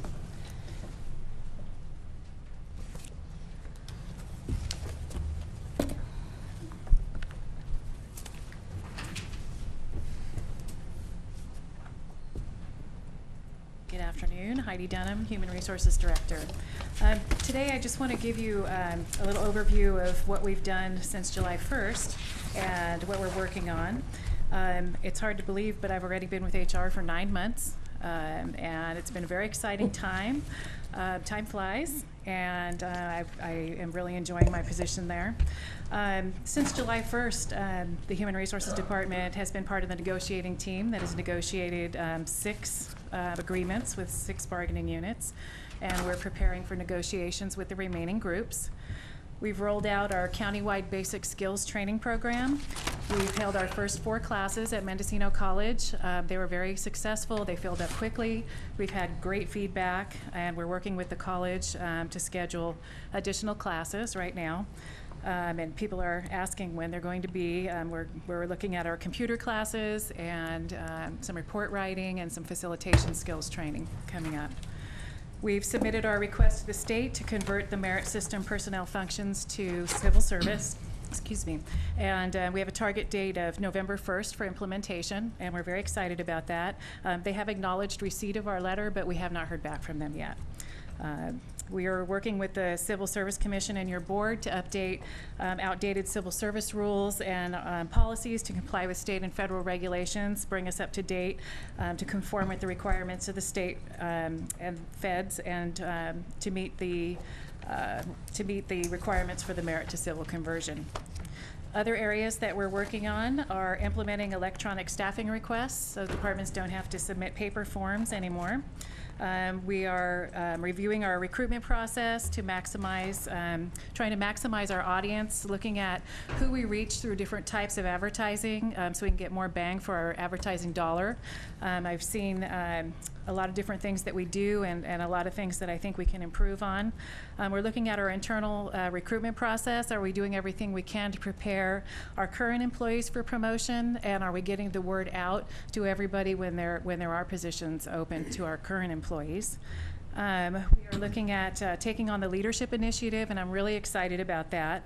We'll be taking oversight of the program, and it fits right in with our previous item of preparing our employees for advancement and with succession planning in general. We're beginning to look more closely at our retention issues and identify possible non-monetary areas for improvement, because it isn't always just the money that people consider when they decide if they're going to stay or if they're even going to come to our county. We are looking at updating and expanding our new employee orientation to better prepare our newest employees for their first days on the job. Right now we have a half-day program, and we're looking at expanding it to a 2 full-day program. So they'll actually complete a lot of their required training and learn how to log onto their computers, have an idea of what to do when they walk in the door of their departments. And I think that taking an extra day and a half will benefit the employees, and I'm sure the departments will appreciate they're coming in a little bit more prepared. In our wellness budget unit and program, last year we continued to increase our participation in our biometric screening program and our health assessments. We received the 2015 Gold Fit Friendly Worksite Award. And this year, we're going to continue to work on increasing participation, and they're planning several fun and healthy events for our employees and their dependents. Our most current one, they just announced today, and it's called Walktober, and it's a program where you can earn incentive points for participating in an exercise program. Our health insurance budgeting unit, our self-funded plan remains stable. We're able to maintain our premium costs for our employees through a second year, through calendar year 2016. And we will continue to monitor our costs and work with our plan administrator to contain and reduce costs wherever possible without compromising care for our employees and their insured dependents. So those are some of the exciting things that we're working on. And another area that I know everybody is interested in is the retention pay program. So we have been working on that.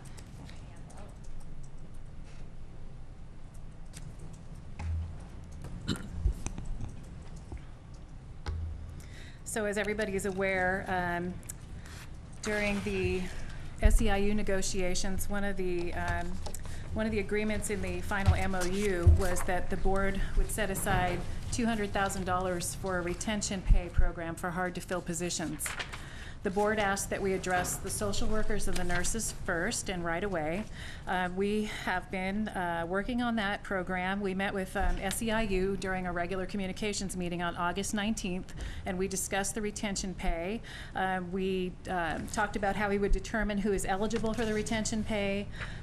We talked about how we would determine what's the date that we look at to determine what level of pay they're eligible for. And we talked about splitting the pay over several pay periods to minimize the tax implications for the recipients. We discussed several amounts and scenarios for the payments. And after that meeting, HR and the executive office met again, and we are making the following recommendations. For employees who have been employed with the county, for the social workers and nurses who have been employed with the county for a period for 24 to 35 months, they would receive a $1,000 retention bonus.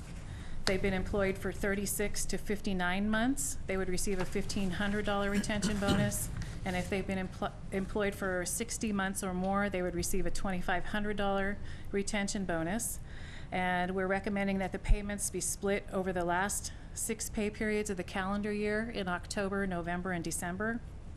And because this is intended to encourage employees to remain with the county, we'll be developing payback language that will require the incentive pay to be reimbursed to the county should the employee choose to leave within a certain period of time after receiving the pay.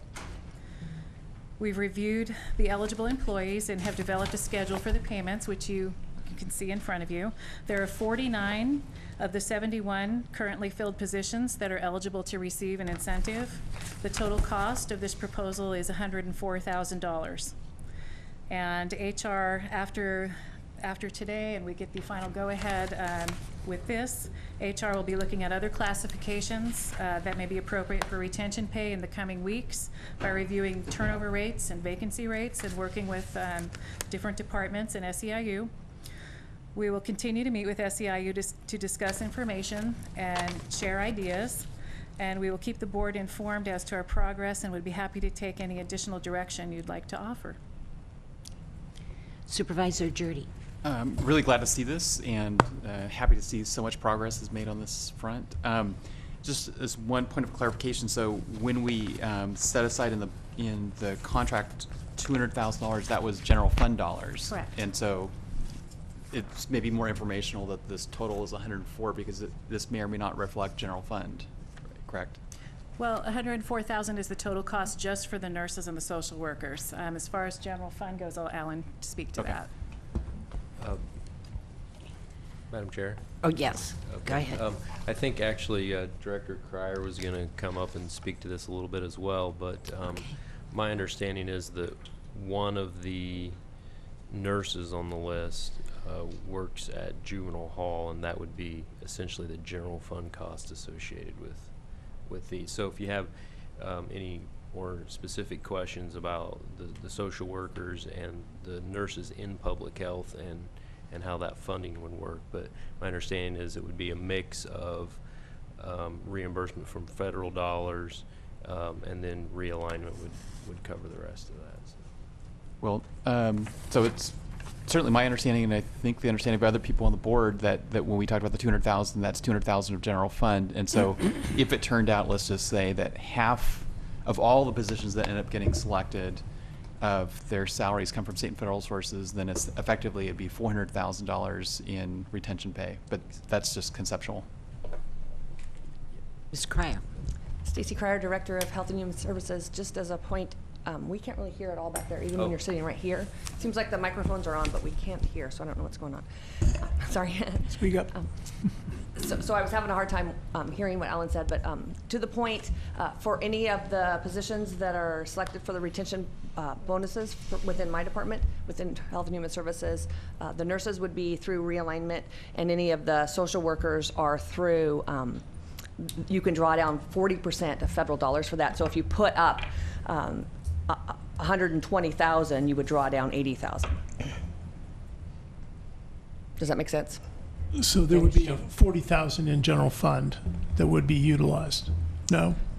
We would put up the money. So if you had a social worker, we would put up the money and you would draw down 40%. There was some thought that you could draw down just extensively forever, as much as you wanted for any position within the agency. That is not the case. For the social workers, we can draw down just 40%.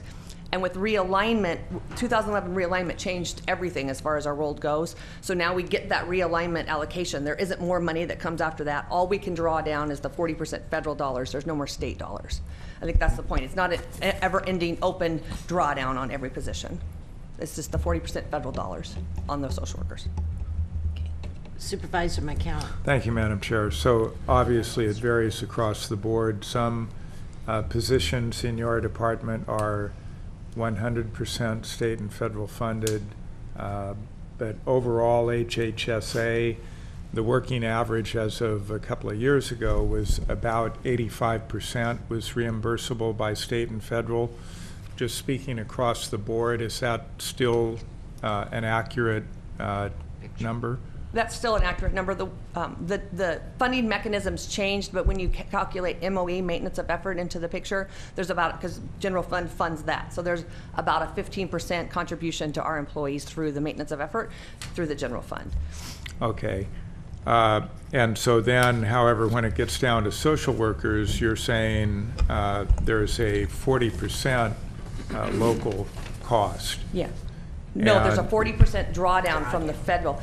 For if we put up money, you get 40 cents on the dollar. So you put up $1. So we spend $1 in our agency. We can, as long as we're not spending federal dollars, we can draw down 40 cents in addition to that. Okay, so then you're saying there would be a 60% general fund cost for social workers.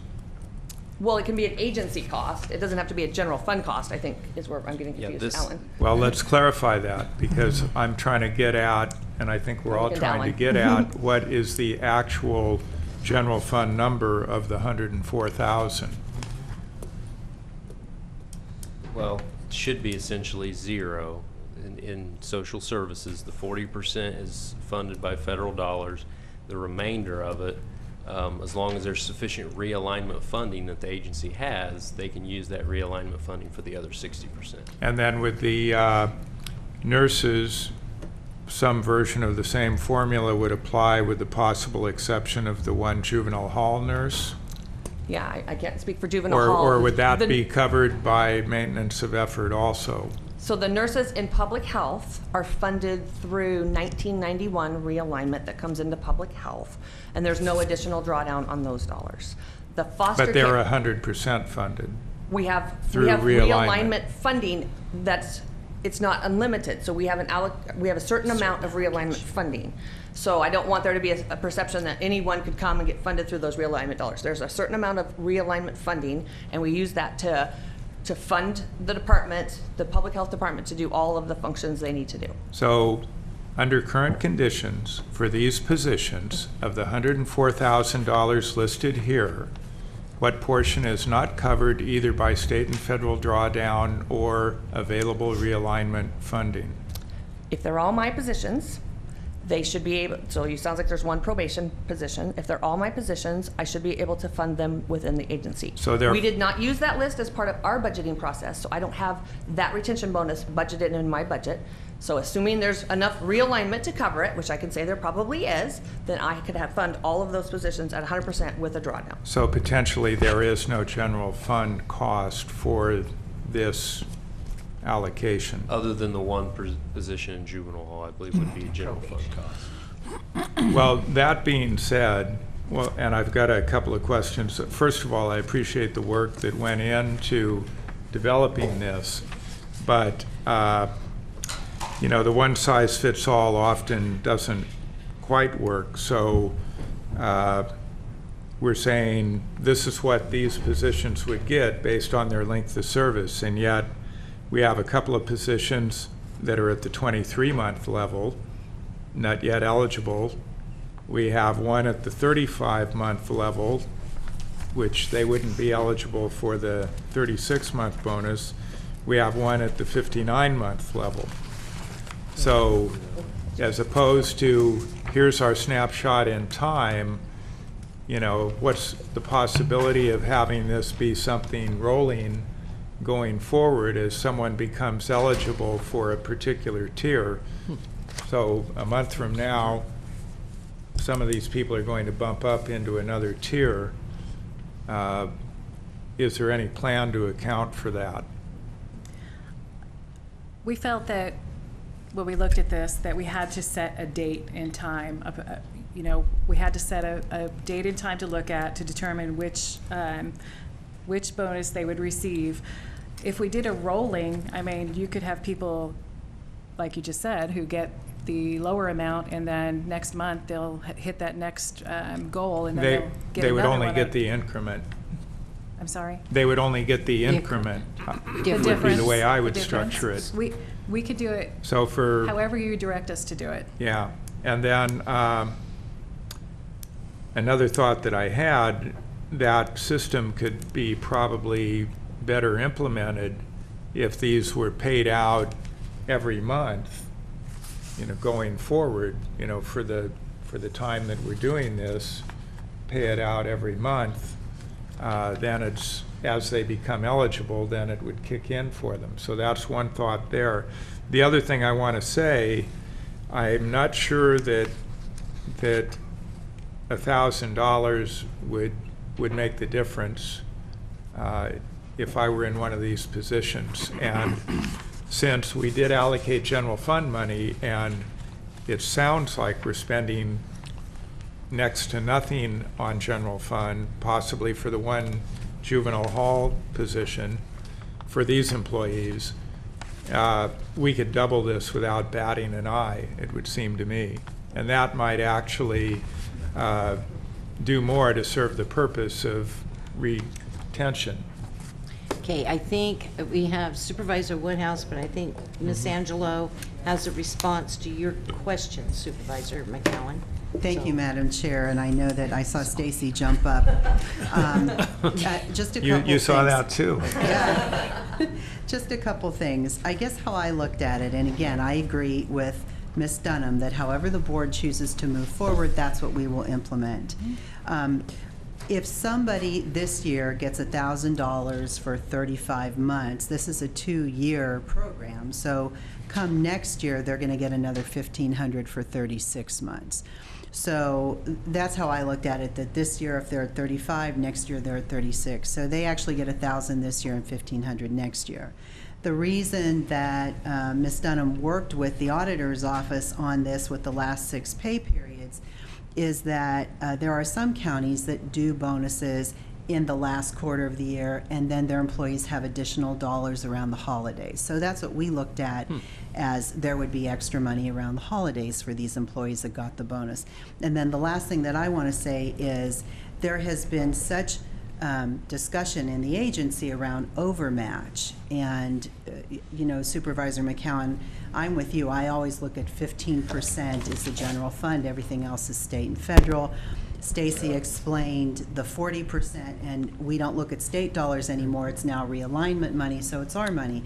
If she's over budget and there's no more realignment, it then becomes a general fund cost, which is why we have it listed here as $104,000 of general fund. If the bonuses are so high that she doesn't have enough realignment, it is general fund. So I just wanted to make that comment. Thank you. But at worst case, on what she's saying, it would be 60% could be general fund. Because that's what comes out of realignment, right? So there's there's nurses and there's social workers. Nurses don't draw down anything on the federal level. So, in public health. So for the social workers, they do draw down 40% on the federal level. You're right. I just want to, and I'm going to say exactly what Carmel said, just so we're really clear. It used to be we got these state dollars, and so if anything we did was 15% county, 65, whatever, and it went on up the sharing ratio. It's not like that anymore. 2011 changed our world. They give us this 2011 realignment, and you have to do everything within that bucket, and it's quite a bucket. So anything in excess of that hits your general fund. Anytime our case loads go above that level that we can expend for, it hits the general fund. There's nowhere else to turn. It's all right here. So again, I didn't budget this, so we'll want to look at it and make sure. I'm sure it's fine. We can put it in our budget, but to exceed the level that's being proposed in front of us right now, I would get a little more uncomfortable with, so I'd want to really go look at that. I think we can handle what we have here, but we would want to look at any more because there is a finite amount and we need to be cautious with that. Sure. Since you're here from the CCP, did I say it right? Yeah. Community Corrections Partnership. Yeah, with the realignment. This nurse is at juvenile hall, therefore realignment funds could not be used because these are youth that we have here, not coming back from state prison. Yes, Heidi might know juvenile hall, or Alan might know juvenile hall budgeting. I don't. I know they get realignment, but it's different. It's a different bucket than mine. Right, so. But I think it's only for adults. And this is a service I can't remember in under juvenile the hall. Madam Chair, that would be general fund for the one juvenile hall nurse. Thank you. All righty. Any other? Supervisor Woodhouse, I apologize. No, thank you, Madam Chair. I'm happy about this and appreciate all the work you did to do this. It's interesting to me that we're identifying problems and trying new approaches, and the work you're doing is great. It's good to hear the other board discussion because I think there's a feeling on the board that we're going to need to do this more and more, and we're not going to wait years, that we have to fill positions and we have to pay people what it takes to keep them and let them make a living wage and be our employees. So I'm excited by this, and it's easy to look at little things about how we've missed things or learned things, but I'm excited to take the next few steps as well, and I'll try to come up with specific good ideas and see if we can get it on the agenda and keep moving this policy forward. Because filling our positions and retaining people and paying them a little more money, especially in the entry-level zone, is very exciting, and I think we're going to have to do it. So it's great. Thank you very much.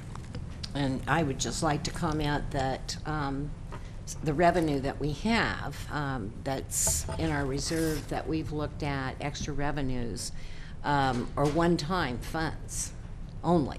So it prohibits us by, as to what we can do, and these incentives, I think, are a very good way to go. Anyone else? Okay, we're going to go to public comment. Anyone that would like to speak from the public, please come forward. Seeing no one? Okay, we're going to go to the next item. Thank you. Thank you, Heidi. Executive office. Madam Chair, I'm going to open it up. I'm sorry. No, that's okay. May I make an announcement? Absolutely. And this has to do with Ms. Dunn. Heidi, please stand up for just a moment. You were in charge of our budget book for last year, correct? Okay, in case you didn't notice, the Government Finance Officers Association gave us a Distinguished Budget Presentation Award, and it was presented to County of Mendocino, July 1, 2014.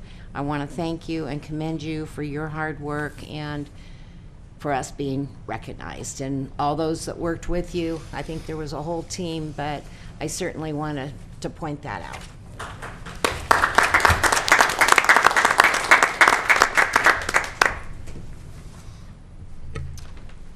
Are we ready now? Yeah, that's right. It's you. Thank you, Madam. Where'd they go? Yeah, thank you, Madam Chair. Okay.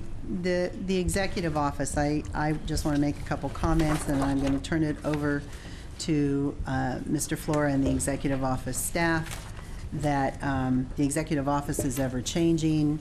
When I started in 2010, we moved toward the executive office consolidating with the clerk of the board. Now 5 years later, at that point it was the executive office, the clerk of the board, board of supervisors, and of course Office of Emergency Services. And now 5 years later, we've moved toward general services and the consolidation of our general services agency into the executive office, along with the consolidation of the water agency.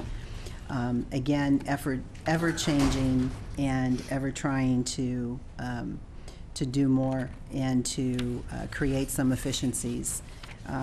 At this point, I think that the executive office has one of the best teams that I've seen in the 8 years that I've been here.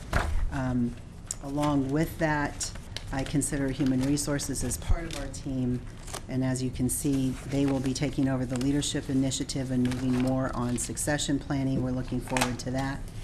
And so I think at this point, I'll turn it over to Mr. Flora to go ahead and move forward with the executive office presentation. Thank you. Thank you, Ms. Angelos. Madam Chair, members of the board, just want to give you a number of quick snapshots of some of the budget units and different functions that the executive office oversees. So just as kind of a quick intro, you know, the CEO mentioned the executive office has been ever-changing, but we hope in a lot of ways that trend is stalled out for a while, in the sense that we have a really strong team. It's relatively new. Most of us have been there, you know, 9 months or less at this point, and but I'm very pleased with the high level of service that we feel like we're providing to both the public and other county departments.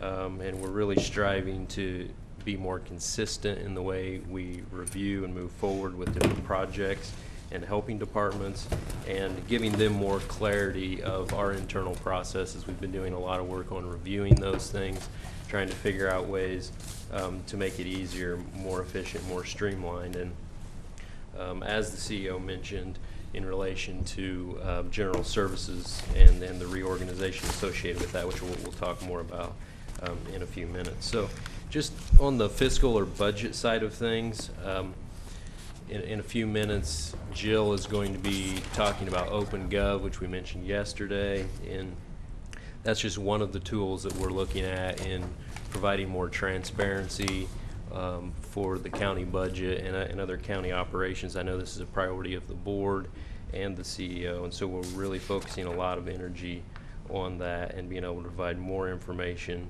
in a more understandable format to members of the public. Related to the budget, I think the board and the executive office had a number of conversations about the budget process and doing things a little bit differently this fiscal year.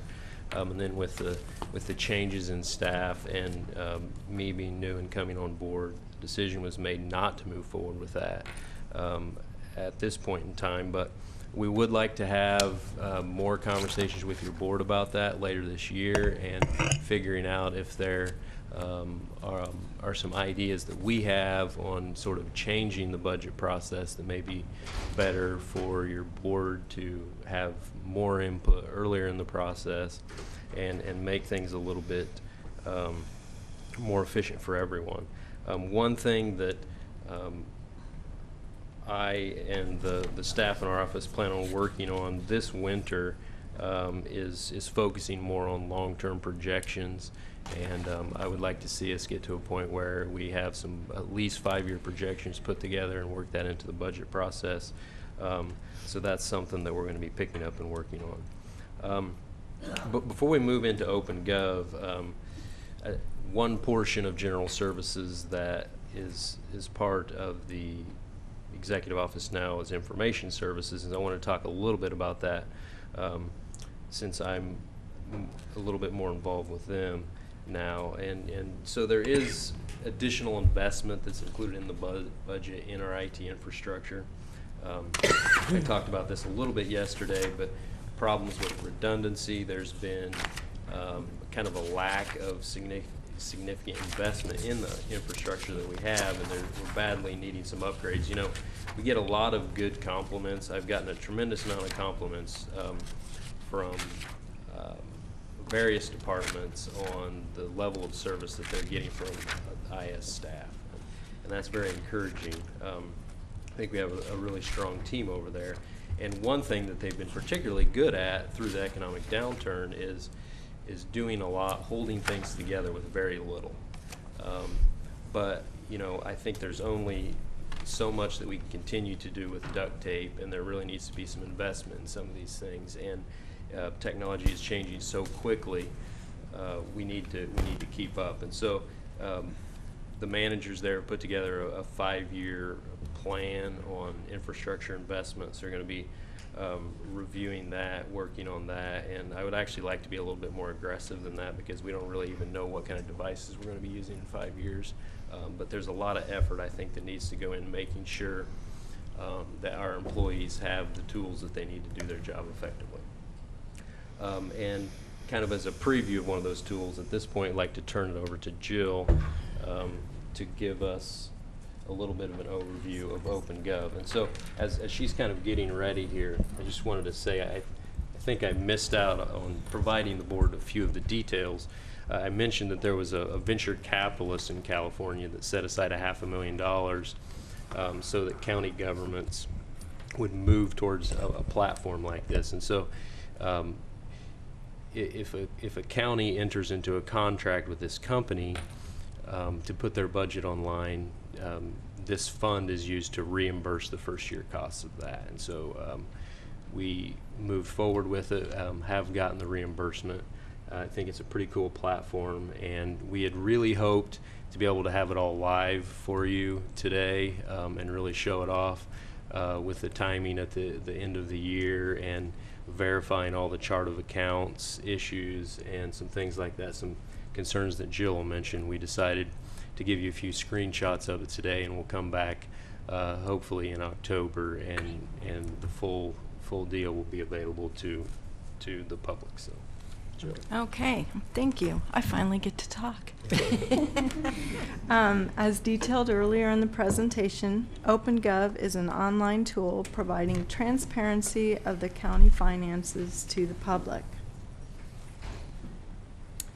OpenGov is in use with 492 nationwide organizations, 130 California organizations, and of that, 16 are California counties, and it's growing daily.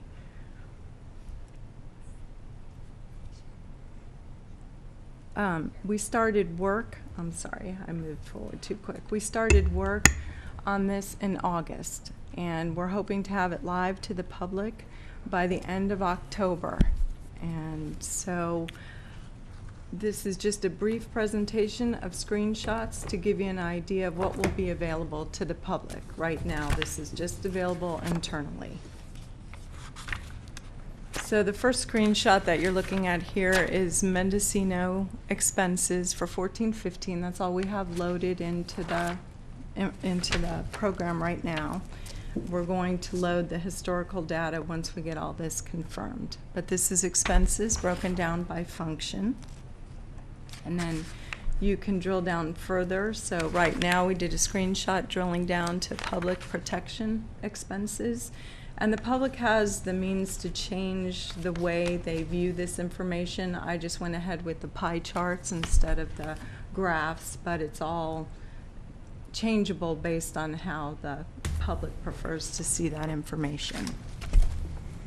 So then drilling down even further, we're looking at detention expenses.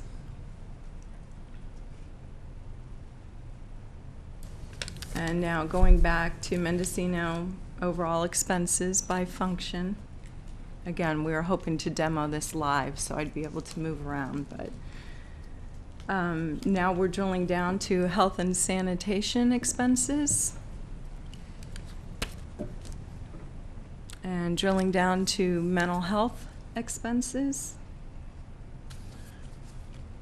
And then this is drilling down to the overall vendors, Mendocino County, based on the top paid vendors in the entire county. And this is a question that we've been asked a lot lately.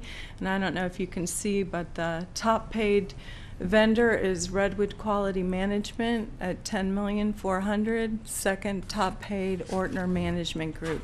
You see social services up there, but that's the state California Department of Social Services, and that's the IHSS MOE, and also adoption program. So all this information will be available for the public to be able to drill down and get further details. Then you can see that this is just a shot of, we have more work to do on this because there's lots of screens, detail available, which is, to get to the detail on the previous screen, we had to pull up this level, so we're gonna look at all the detail and look at all the information and make it more user-friendly for the public. But right now, this is just what we see, what we have access to internally. It's still a work in process. Historical data to be added, fiscal year 15-16 budget to be added once approved. And we also will be reviewing the transactions. I did an initial review of it, and there's some departments that use fields in their transactions that we need to make sure that that detail is not out there to the public to adhere to HIPAA and PII compliance. And we did have brief discussions with County Council and Director Cryer with more information to follow. But if we eliminated where there was any client detail, they felt okay with having the transaction level. So this is set up that it's essentially all the information in our financial system is available to be viewable through there. Now, as Jill mentioned, not all of that would be appropriate because there are some confidentiality issues, but the idea is that this could be automatically updated monthly. We would set up a thing and it would be essentially a dump from the financial system to the web. And so very up-to-date and accurate information would be available to the public on what's happening with the county budget. So. Great. Supervisors, questions? Don't see any. Okay, so with no questions on that, I'm going to turn over to Deputy CEO Janelle Rao to talk both about Clerk of the Board as well as General Services. Good afternoon, Madam Chair, members of the board. It's really a pleasure to be here to talk about the Clerk of the Board operations. Many of you may know that I actually started my county employment with the Clerk of the Board about 15 years ago, and I was 10. But yeah, right. You know, it really is a pleasure. It's one of my passions to actually be involved in county government, and the area of the Clerk of the Board is one of those very technical operations that's really misunderstood. But really what I wanted to talk about under the Clerk of the Board operations, as I believe Alan has mentioned and CEO Angelo, you know, you did go through a reorganization of the Clerk of the Board operations and integrating them into the CEO's office. And as many of you know, when that happens, there's a lot of work to be done. You know, during that time frame, there was a lot of staffing transition and turnover, which can result in sometimes losing the history and losing a little bit of your infrastructure. So what we are focusing on right now as far as the Clerk of the Board operations is really getting back to rebuilding that infrastructure and really, you know, planning for the future and developing that succession planning so that in the event of any further staffing turnovers, you aren't left in a place where you're putting pieces back together again. But what I really would also like to do is recognize the staff of the Clerk of the Board, because during all of this, they've been able to be in there day in, day out, doing the work, getting those agendas published, getting those minutes out, executing those records seamlessly without anyone really knowing the amount of work that goes into that. Many times you'll see these staff members there on a Thursday evening getting this work together in order for this board to meet on these Tuesdays. And I really want to recognize them for their dedication and their hard work.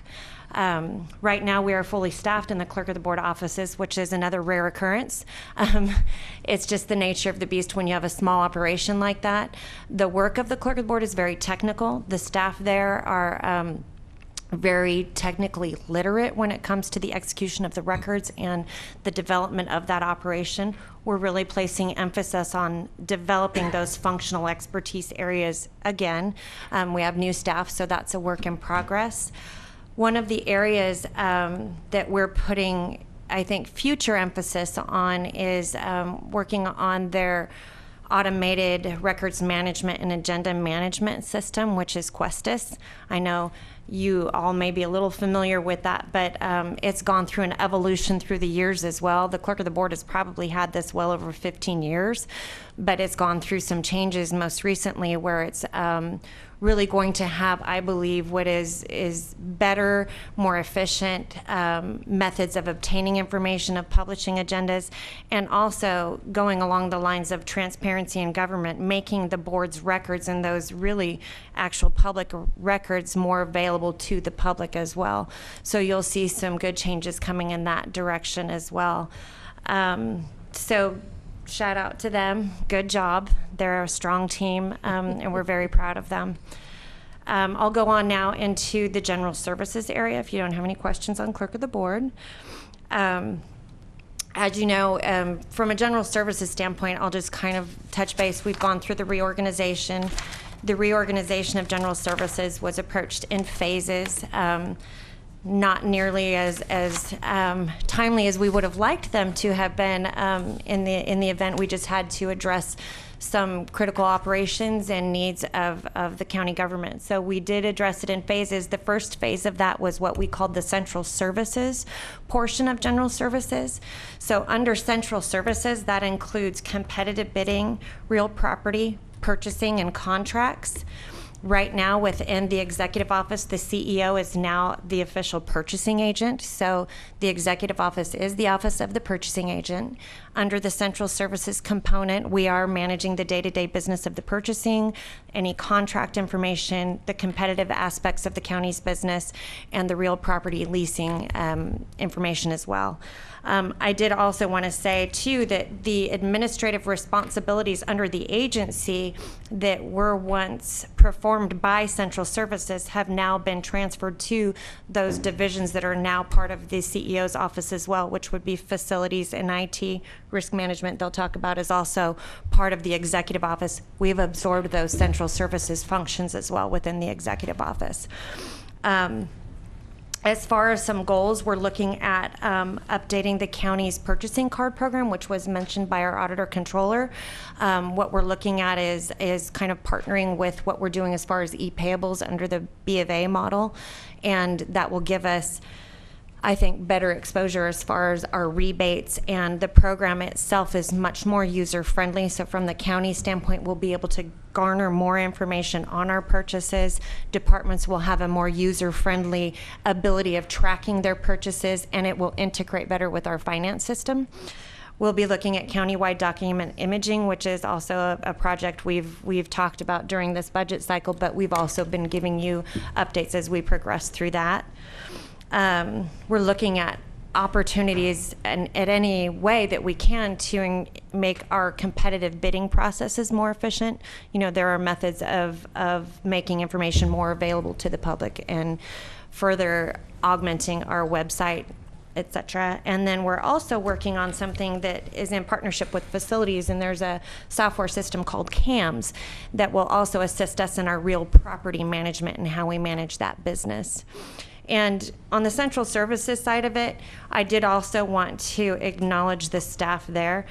We did a lot in a very short period of time. So this transition happened really in a matter of weeks, not months, and we integrated the staff within the executive office. The administrative staff there have been fantastic. They've been working with us. They've been working with the staff that have integrated over here from the prior general services staff, as well as the purchasing staff over that are still over on the other facility that are taking care of the day-to-day business with short staffing and everything that comes out them. So I did want to acknowledge them as well. Great. Supervisors, questions? Seeing none? Well, a comment. I just want to chime in that, yes, that transition was accomplished very swiftly and efficiently. I also know it's something that had been contemplated for some time, that CEO Angelo had identified as a potential both for a cost savings and I think to increase efficiency, although the initial justification was that this will be more cost effective and efficient. As it played out, it really didn't develop that way. So I think it's kind of back to the future to some degree, but I think it does represent a significant cost saving, and I would expect you're getting positive feedback from the departments. I would say yes, and as far as the efficiencies are concerned, it's one of those areas I believe you have to work out the kinks. And once those kinks are worked out, I'm confident in the efficiencies that will be that they'll be revealed. It's a constant work in progress. One of the philosophies that we have is it's a continual work in progress, and it's also constant improvement. We'll be doing a lot of outreach to departments as well as the public to ensure that we are efficiently and effectively conducting that business. Contracts are just an example of those efficiencies, whereas you had 3 to 4 different departments touching them, you now have 2. So we're really looking at that and how we can evolve and develop those efficiencies as we move forward. And this is another one where the kinks are probably still working out, but I think some people have heard my views. We need better oversight on prioritization of capital improvement projects. There's 3 within, well, I could say 4, within about 100 yards of where I sit, where I scratch my head and say, why did we do that? And I don't need an answer now, but I hope that more thought really goes into, is this really a priority? For instance, replacing a very serviceable carpet, and then the way it got replaced was very questionable. I have to believe that added significantly to the cost. So, and the roof still leaks. So, again, some refinement on how do we identify projects, how do we prioritize them. I think that could be a significant benefit going forward. Right. And I want to suggest, this is to executive office staff, another task that I would mention as something I have in mind, so you can all start gearing up for it. Why not? Well, it depends on if I get any buy-in from my colleagues, but as you know, for the last several years, largely because of capacity issues and the time drain and workload that it did put on executive office staff, we have appointed the standing committees for the Board of Supervisors, but we have not activated them. And I think with the overall improvement in county finances, with the significant improvement in staffing levels at the executive office, the people that we now have on board, and I think also, I just feel it's really time. There are issues out there. There is a segment of the public that feels that they're not as able to participate or as well informed when we don't utilize the standing committees. I think there's still a role for the ad hoc committees, and in many cases that is the better approach to actually getting something done. But I think the standing committees have a valuable role also, and I believe we in the public would be better served by reactivating that. So I just wanted to throw that out there. And actually, Supervisor McCowan, I was afraid about where you were going. But this has been my hope for a while now, that we do reactivate standing committees. And it's just a wonderful suggestion, and of course that decision comes first of the year.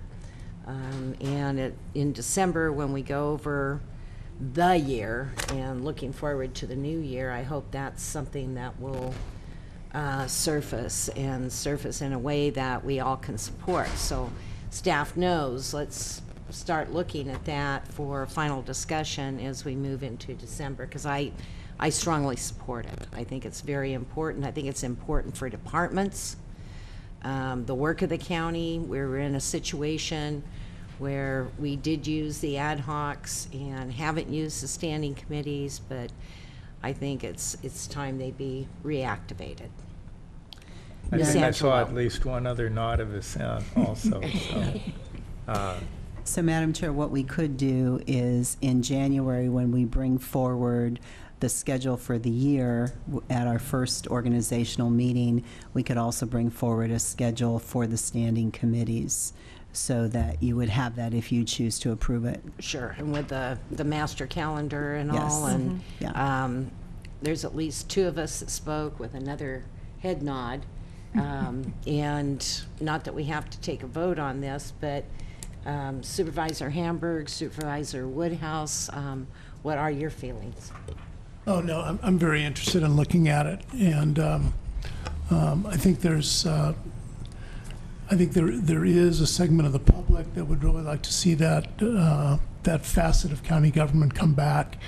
And you know, my first years as a supervisor, I sat on standing committees and found it very useful, both for me and for the board and for the public. So I'm favorable.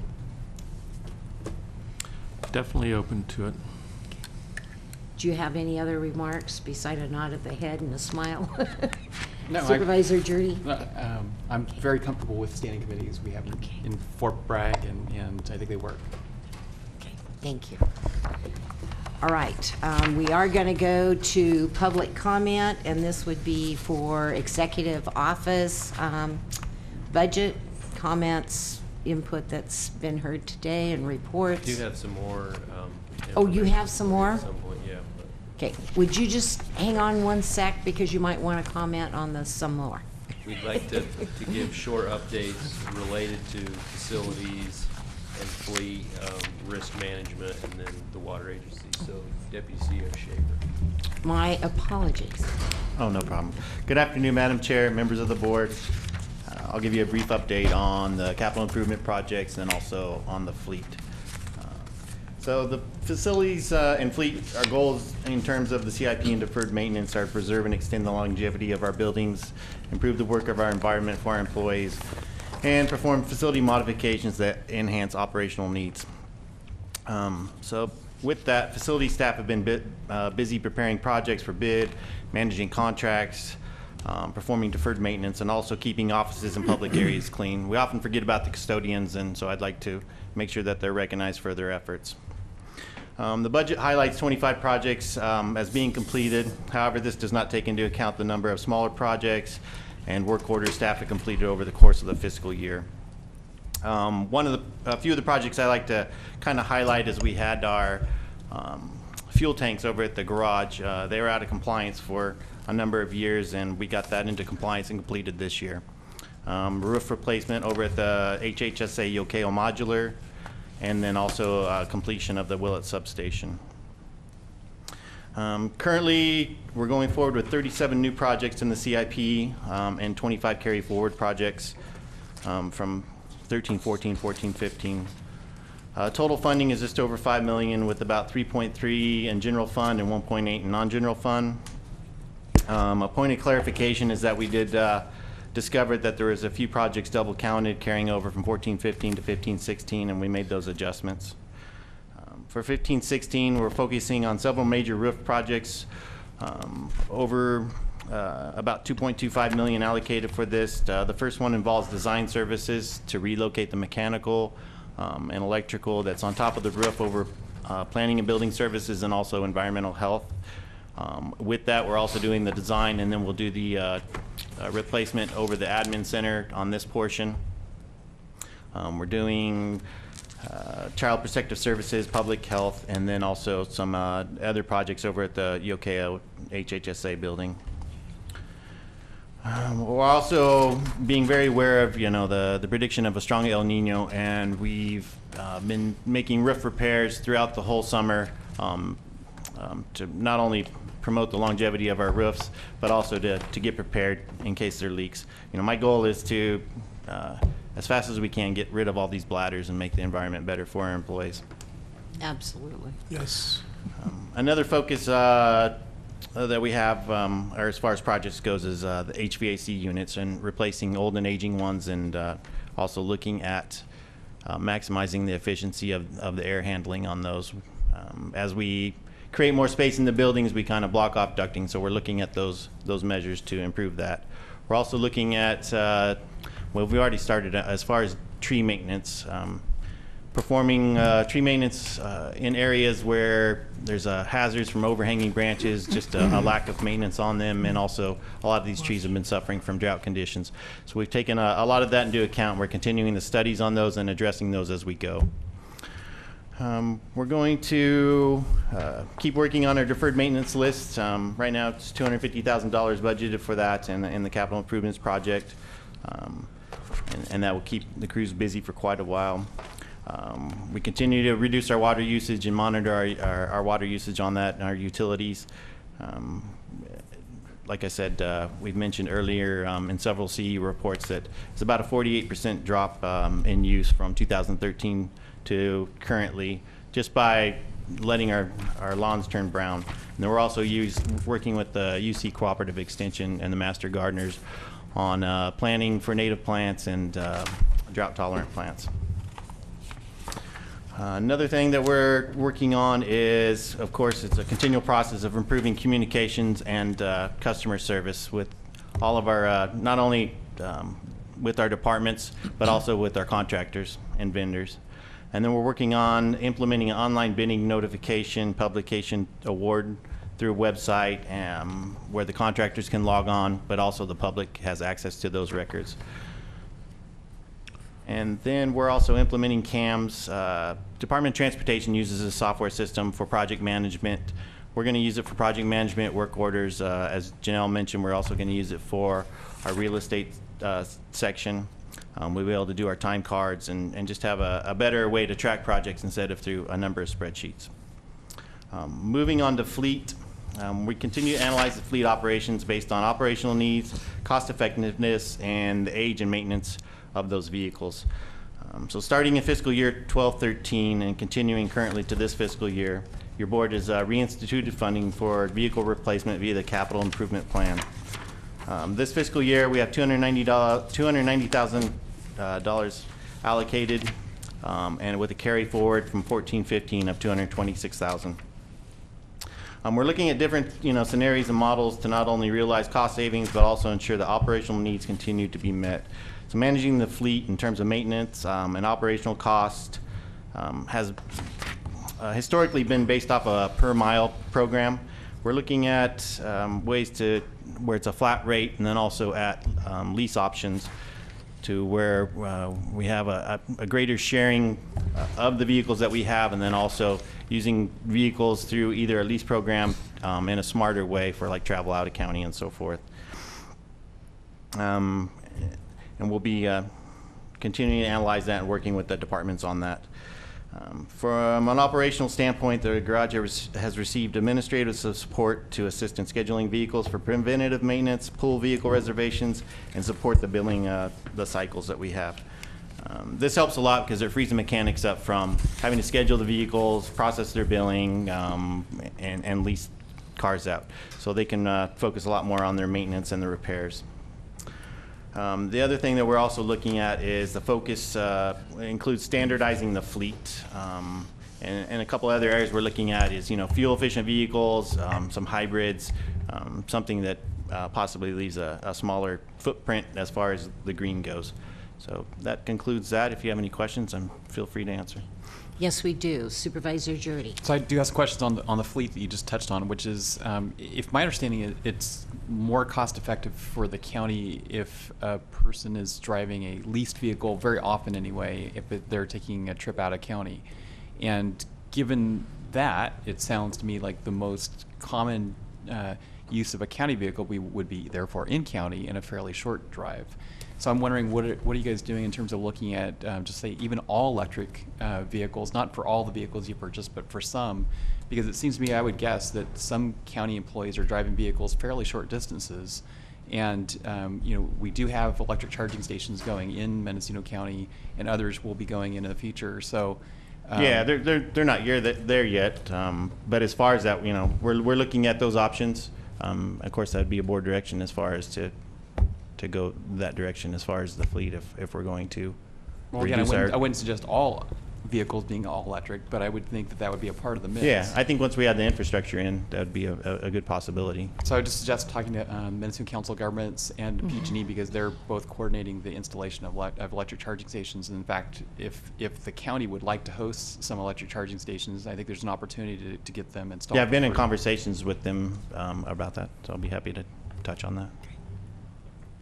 Supervisor McCowan. Thank you, Madam Chair. Well, I know there are different roofs and different roof systems, but based on square footage, I'm getting a little sticker shock. Oh, excuse me, looking at the wrong building. So I'll skip that one. But we are putting a lot of money towards roofs, particularly $1.25 million for this facility, $870,000 for public health. I imagine, that's all been competitive bid and so forth. Well, we've had estimates put on it, so Okay. they haven't been put out competitively. Right now, we're in the design mode, and it's going to cost a lot to move all the mechanical that's on the roof. I don't know if you've ever seen a picture of it, but there's a lot of ductwork and everything up there that prevents, or it gives a lot more protrusion, so therefore it's... And then to the extent we're replacing HVAC also, I assume all that's going to be coordinated? Yes, that's coordinated. We're not going to go up and replace the HVAC unit and then come back and re-roof and take Right. the HVAC unit on and put it back up. One line in here, HVAC study, and that's all it describes it as, 200,000, so... Yeah, so it's basically what they do is they come out and assess. It's a vendor that comes out and looks at your ductwork as far as your balancing, and then also the age of your units. And with that money also in that line item, those are the ones that we schedule for replacement and any of that ductwork that we can do. Well, does that 200,000 do some of the work, or is that just to assess them? Both. Okay, because, if it's 25 years old, replace it. Right, yes. You don't need to study it. I get that. And then one item, construct additional mandatory record storage in family and children's. Are those records, do we have to retain hard copies, or can they be stored? That's a request from HHSA, I believe, as far as something that they need for storage space of their records. And they'd be better off to answer as far as if it's a mandatory project. Well, see, that's part of the quality control of providing oversight. Is this really something we need to do? So if someone makes a request, we need more storage, my first question, can we condense the information and store it electronically instead of hard copy? If I can chime in, sorry. This has been a project that's been ongoing for a number of years, actually, and there was an assessment done. These are actual mandated records to maintain. They have a system where they do have electronic mechanisms of obtaining and searching for the information. However, they do have a mandate to actually maintain these records. And the lifespan, maybe there is a forever retention on some of them, if not all of them. Okay, well, as long as we're making sure to look into that. Now, one more thing. One of the recommended newer projects, museum storage trailer and fencing. What I didn't see on the list was the existing museum storage, which was not corrected to the correct standards, and this is something that was done incorrectly 15 years ago, I believe. So storage was constructed. The museum needed archival quality storage. Somebody just went up and built a building, and so there it sits. And we heard from the museum director today to make that workable for their purposes. $214,000 is the estimate. And so that project is not currently on the plan, or did I miss it? It's in the 5-year plan. Okay, well, rather than spend $47,000 for the storage trailer and fencing, maybe we should accelerate repairing the storage, because otherwise we're kind of paying twice for one purpose, it seems to me. Madam So Chair. I won't debate it further, but I'd ask that staff review that. Madam Chair, if I could. Yes. So you're correct in the more expensive option that Director Galassi mentioned earlier. When she came in as part of budget adjustments, she made this request as a lower cost option. What I told her was that we would see if we could identify some savings within the CIP budget. This wasn't actually additional money that was added in as part of the final budget, but we were able to readjust a few things. And I told her that we would recommend to your board to include that, but commit to sitting down and working and seeing if there were other options rather than a storage trailer and chain link fencing that she had identified. I'm a little bit concerned about, as you mentioned, whether this is the most feasible option for us moving forward. So we have every intention of doing a little further analysis on that and determining what the most cost-effective option is. Because in the long run, it seems like it'd make sense to repair the building that we already built so it can serve the purpose it was intended to. So. Agreed. Thank you. I have to just ask one more question. Christian, as we're, Christian, I'm sorry. Chris, as we're looking at these roofs and redoing roofs, are we checking for any solar application that we might be able to use? No, but that's something I can look into. As far as putting solar on the roofs? Yeah. Yeah, I mean, I just don't know why we wouldn't be looking at that if you're redoing a roof. It seems like it's a perfect time to check into the putting solar panels or some other kind of solar application. Yeah, sure. Yeah. My biggest concern on that is if it does create a lot of protrusions on the roof to where we get water infiltration. So maybe also looking at solar covered parking or something in those regards also. Yeah. Well, just seems like a good time to look at it. Sure. Well, and for instance, the Yokeo Center is pretty well full exposure, so it may not work optimally on every roof and roof configurations, but that might be a candidate. Yeah, something we can incorporate in it. So. Yeah. Yeah. Okay. Thank you so much. Okay, so if there's no other questions on that, I'd like to have risk analyst Heather Carell talk a little bit about risk management division. As most of you know, she's coming up. She was responsible in part for handling general liability for the county. Workers' compensation was part of the Human Resources Office, and we've since combined those into one risk unit, and Heather's handling both of those functions now. Heather Carell, Risk Analyst with the Executive Office. Heather, why don't you pull that down? So there you go. Hi, can you hear me now? Yeah. Okay. So as far as Alan mentioned, we were part of the reorganization. We actually came from the Executive Office to GSA back to the Executive Office. And so we, on August 17th, we transferred the Workers' Compensation Return to Work program from Human Resources to the Executive Office. In the Workers' Compensation budget, it's anticipated we're going to save about $371,000. Many of these savings actually are ongoing. I know Supervisor McCowan yesterday indicated a lot of it would be wiped out in the premium, but these are ongoing savings for staff reductions, travel costs. Now there's only one analyst staff member traveling, which is me. So we are reducing the travel costs, reducing some of the overhead functions. As far as the workers' compensation budget and premiums go, our premiums have continued to rise over the years. We have a very, very high volume of claims. We have well over 200, which is more than most of the small counties combined. So we also have several very large, high value cases that are driving our premiums up as well. In previous years, we've been able to soften the blow of those increasing premiums with, we participate in a pool program with CSAC Excess Insurance Authority, and through dividends and payroll deductions, because we had the staff turnover, we were able to get some significant savings, but we do not anticipate those savings to be ongoing. So what we need to do now is start looking at ways to bring down our workers' compensation premiums in the future. We've been working with York, our third-party administrator, on decreasing our claim volume.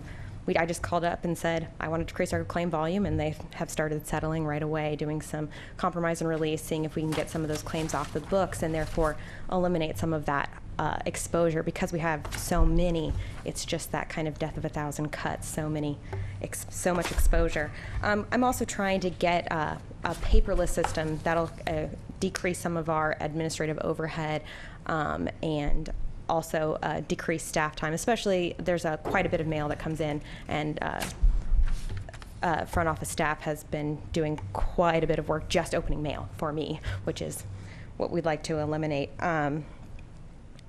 We also want to increase our communication with the workers' compensation program. And on the return to work side, we have adopted, through our participation with CSAC EIA, the OUR system, which stands for Optimum Utilization of Resources. And this is going to provide us with a more programmatic structure for return to work. It gives us kind of a baseline from which to work. And it's actually already, we've been able to turn around a couple of our folks who have been off work and turn them around and kind of get them off the workers' compensation books already. So that's good. It's anticipated that this is going to cut down on some of the administrative overhead and staff time in the long term. We're anticipated to see some pretty significant savings there going forward. As far as general liability goes, that's basically everything that isn't workers' comp: property, medical malpractice, crime, cyber, watercraft, aviation, and pollution. So we insure the airports, everything. We also have 2 safety officers, one full-time, one half-time, and the half-time safety officer is devoted solely to DOT. And they do really good work. They handle our facilities inspections, investigate hazards, and those things. As far as the general liability budget goes, we've remained largely flat. We've had really great claims years the last several years, even though we've had significant exposure. We've been able to manage those claims fairly well with the help of County Council and the Executive Office. We were actually able to give back quite a bit of money. Well, to me, it's quite a bit of money, $169,711 to all of the participating budget units through our cost allocation system. We were actually over 100% confidence level, and by board policy, we only do 80% confidence level, so we were able to give back quite a bit of money, which was good, and we hope to give back in the future. There will be a little bit of a decrease next year in the general liability budget for salaries, because we're going to be splitting that between GL and workers' comp. Are there any questions? Any? Supervisor. Can you say again that we have more claims than a group of counties? I should know, but how many counties are in this group? Well, we participate in the primary workers' compensation program through CSAC EAA. So, for example, like Inyo County, Mono County, combined, we have more than them. We have quite a bit more than Humboldt County. We have more than Lake County. We have... Okay, but not more than all the counties combined. Yes, okay, I think it would be, I could probably give you some numbers on which counties combined. As long as it's not that. Yeah. Thank you. I guess that's it. All right, thank you. Thank you. Thank you. So the final thing is a few comments related to the water agency. So I'd like Sarah to get and talk about that. Madam Chair, Board, Sarah Duquette, Executive Office. As you know, the Water Agency made its new home in the Executive Office with Carmel Angelo, our General Manager. And we've continued to stay compliant with a lot of our programs. We're working with our partner departments like DOT and Planning and Building and Environmental Health to continue with the NPDS stormwater program, being in compliance with the state, our well monitoring with CASGEM. We've continued to work towards compliance for the new Sustainable Groundwater Management Act. We've done a number of forums. We did pass the Water Action Plan in May, and that's kind of our main goal moving forward in this fiscal year, is to continue on that path of the plan and meet our benchmarks and time periods so we really can be compliant with the state, and also work regionally with our partners and other organizations, because as you know, water is a regional resource and we have many agencies and many stakeholders that are involved. And so those are kind of our priorities going into this coming year, and I want to make a just kind of focus on SGMA, which is probably one of the bigger items on the list this year as we move forward. We've kind of taken a leadership role into bringing people together, and so a lot of a portion of our budget and our efforts will be focused on SGMA along with our other areas. So I don't know if you have any questions about water or anything we're doing. Madam Chair, I just wanted to, I see where there are 2 allocated FTEs and no staff other than yourself. Are there going to be any hires under the water agency? As of now, no. I will let Alan answer part of it, of the 2 positions. Yeah, I don't know if Ms. Angela has anything to add, but yeah, we don't have an intention to hire those. The staffing costs that you do see in the budget, Schedule 9s, are related to salary splits covering a portion of the CEO's time as general manager. So the intention is to not hire any positions under. If I could make a comment, Yes. Madam Chair.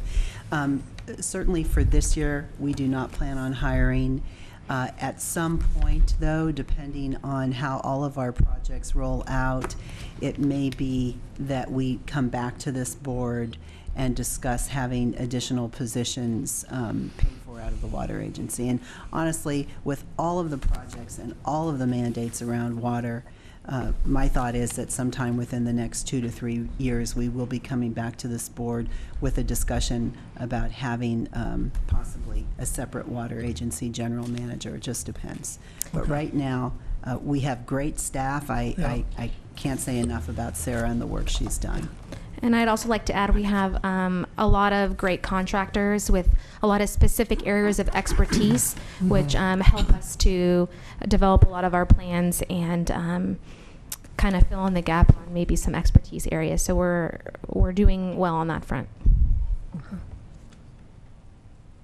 Well, actually, the reason I asked is that for a number of years, going back to when Kendall Smith was the 4th District Supervisor, we've had representation on the Fisheries Restoration Grant Program Advisory Committee, which advises on, I don't know how many, $60 to $80 million worth of state grants that go through the Fish and Wildlife Department. And Dennis was the staff support for that. And then the gentleman who worked under planning and building, I've forgotten his name. Drew He was Jack? here for such a short time. Drew Jack? Drew, right. When Drew Jack was here, he was also very good at analyzing those grant projects. And it actually did turn out that Mendocino County got a fair number of projects approved through that program. So maybe I'll talk to you about it more. Definitely, and you and can see. Drew Jack is one of our contractors, so. Okay, and I think the question is, is it important for Mendocino County to have representation on that board, or maybe it's not that important? But I could talk to you about that more. Yeah, definitely. Okay, thanks. Supervisor McCowan. Well, or maybe that's another area where our CDC could help out. You mean RCD? Yes, resource conservation. No, Possibly. MCRCD? Resource Conservation District. Yes, RCD. RCD. We get lost in the alphabet soup sometimes. We are working with them for the Ukiah Valley up in CASGEM. For CASGEM, and also our cleanup program to clean up the Russian River watershed, our event at the end of the month. Ms. Madam Chair, Angela. if I could ask, Yes. just for point of clarification, is there direction from this board to bring something back to discuss this as far as follow-up? You mean the grant program? Right. As far as having someone assigned to this? Well, I think it's something we should look into, because it's been like, I think Kendall was on it for like 6 years at least. And Well, you're on it currently. and then I'm on it currently. Well, and you could analyze them. No, I actually do need some help. Yeah, So- there's Yeah. too many. There's grants from all over the state, so. It's to analyze them and see what fits and look for Yeah. projects. Yeah, and Possible also, funding you know, areas. so we can get the highest scores, you know, that's really, you know, it's important to our county that we score these correctly and put ourselves in the best position to get the grants, so. And as Supervisor McCowan said, the RCD. That's a possibility. A couple of our contractors, we are working with different water managers throughout the county. We did with droughts. So there may be, you know, we'll talk about it, come back, and maybe Yeah. have an agenda item that we could go further. So Yeah. countywide will have a benefit and connections. I just don't want to miss the board direction here. If you're giving us direction, I want to make sure we have it, so. Sure. And it sounds like we're all pretty much into hearing back as to what sort of coalition we could put together and getting Dan some help, because I've sat on those statewide groups before, and going through all the different grants is difficult, and then also judging them if you happen to be that way. But we were talking about a technical group, and I think it's for the water agency of water managers. And Yeah, I and think you know, that's and I think Dennis gave Kendall very good support for quite a while, and then Drew did an excellent job, you know, another year. And then, you know, it sends me to Sacramento with, you know, a lot of background and you know, ways to compare the various applications and really to focus on the ones that will help us the most. So, you know, I do need some kind of staff support if I'm going to stay on that committee. And that's an appointment from the state senate, from McGuire. Okay, through the chair, we could bring this back as an agenda item for the board to determine if you want us to go with RCD or you want to select a staff person. Either way. Supervisor McCowan. Well, I fully support an agenda item, but part of the agenda item should also be a presentation on the grant program itself, exactly. so we all have a clearer understanding of the benefits of it, so. Supervisor Jurdy. Well, I was just going to say that I agree with the chair's suggestion that maybe there's a technical review committee within the county. There might be 2 or 3 people that could just, on a volunteer basis without a payment from the county, because we have almost no money really in the water fund to pay for additional staff. And they may have an incentive in doing that because the Resource Conservation District, as an example, may be at times applicants for this. They are an applicant. And so they may want to see what other people are saying in their applications to further enhance their future applications. You're right. Okay. Does that help? All righty. Now we're going to go to public comment. Mr. Sakowicz, I apologize to you. Please come forward.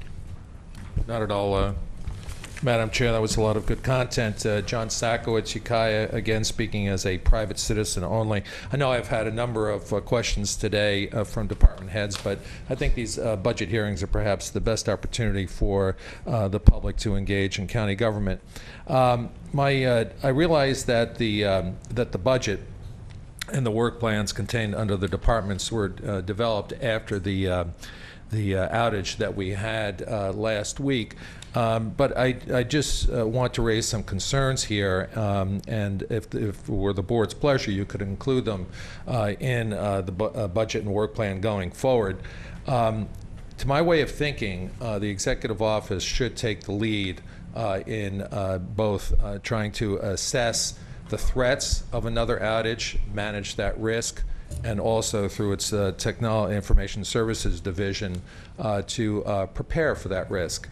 So my questions would be, within the risk management division of the CEO's office, there's no mention of a threat assessment that would have to do with an outage, nor what the assessment of risk exposure would be it from claims or tort litigation resulting, say, from the failure of 911, where I guess a litigant could argue that the county should have had redundant systems and didn't, and that led to a preventable death or injury or something like that. So I think that threat assessment and that risk assessment and exposure should be addressed under the Risk Management Division of the CEO's office. And likewise, I think the Information Services Division probably should be looking at technological upgrades, particularly satellite links that would bypass our exposure to fiber optics and a failure in the cell phone and microwave technologies. I know a lot of good enhancements have been made to 911 and to EMS and CAL FIRE, but I was able to trade my own personal portfolio via satellite link during the power outage via my HughesNet technology, which is, and you know, I'm just one guy operating out of my home. So I think a technological upgrade with the satellite uplink probably is something that a technological improvement that the county could consider within that division. Thank you. And I had a constituent call me, and I actually asked him to put that into verbiage and read it the other day. Yes, you read it. In fact, I only have 3 minutes, but I wanted to applaud you for reading that letter at the beginning of yesterday's board meeting. I thought it was very well written, and I think the points were well taken. But I think we're pretty much in agreement that, yes, we have to move forward, but we need to have partners as well from all the counties impacted by that outage, which would include Lake County, Sonoma, of course, Mendocino, and Humboldt. And I was with a number of officials from those counties over in Sacramento at the time of the outage, and we basically all talked about it. There has to be something done. Well, I look forward to that next round of work plans and budget in the county CEO's office as they take the lead in this. Thank you. And one last comment, our county was part of another group, and in fact our county led the charge, but we just received a CSAC award for counties working together and what can come out of that. I'll talk about that later during supervisors' reports. But this is another sort of situation that I can see the North counties working on together. Yeah, and Supervisor Hamburg, of course, has been with the broadband group, and they did a lot of work during the CompShe problem. So yeah. Yes, yeah, I think that threat you'll assessment. see some action. I think that threat assessment, that risks to exposure to claims and tort litigation, and then the consideration of the technological improvements and upgrades are the highest importance, and Sure. I know this board takes that seriously. And I plan to take it to the Rural Counties Association annual meeting for county concerns. Thank you. A couple of weeks. Thank you. Right. Anyone else? Public expression? Seeing none. We're going to move on with this agenda, but I think the board needs a 5-minute, 7-minute break. We've been in session since 1:30. Sure it's not an 8-minute break? Whatever. You guys take longer anyway. So a short break. Well, it depends on whether you're going to your car or...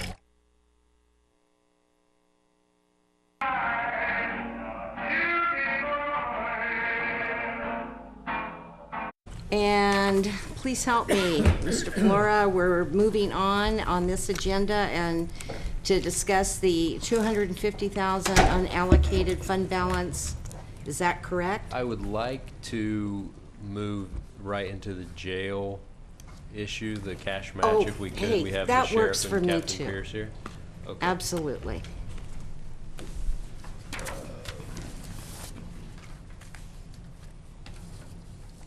Okay, so the sheriff, undersheriff, Captain Pierce, and myself met first thing this morning to go over the numbers, and so this is what we're looking at. They mentioned yesterday there's a requirement for in-kind and cash match. The total of those two being $719,000, and so the cash match amount being $416,000. This is the amount that will be applied for to receive $20 million in state funding for a total project amount of $20.7 million. So in going through and looking at the budget in a way to identify funds for that, this is the recommendation that I would have in identifying that. In Budget Unit 1920, the Auditor Controller mentioned the retirement true-up amount of $177,000. In reviewing the budget recommendations over the weekend, discovered that actually that was budgeted twice. It was double budgeted, so we actually have $177,977 to work with. So I would recommend utilizing that amount. And then I just went back and looked at the increases that were recommended both to the general reserve and the contingency fund, and rather than taking one chunk out of both of them to cover the rest, I would recommend taking $150,000 from the general reserve increase, $88,023 from the contingency increase, adding that funding into Budget Unit 1712. We have two budget units that have historically been used for capital projects. All of the projects in the CIP are currently in capital improvements budget unit, which is 1710, all the ones that Chris mentioned earlier. There was kind of a hodgepodge of projects in both of them previously, and as part of the recommended budget, we moved all of those projects into 1710.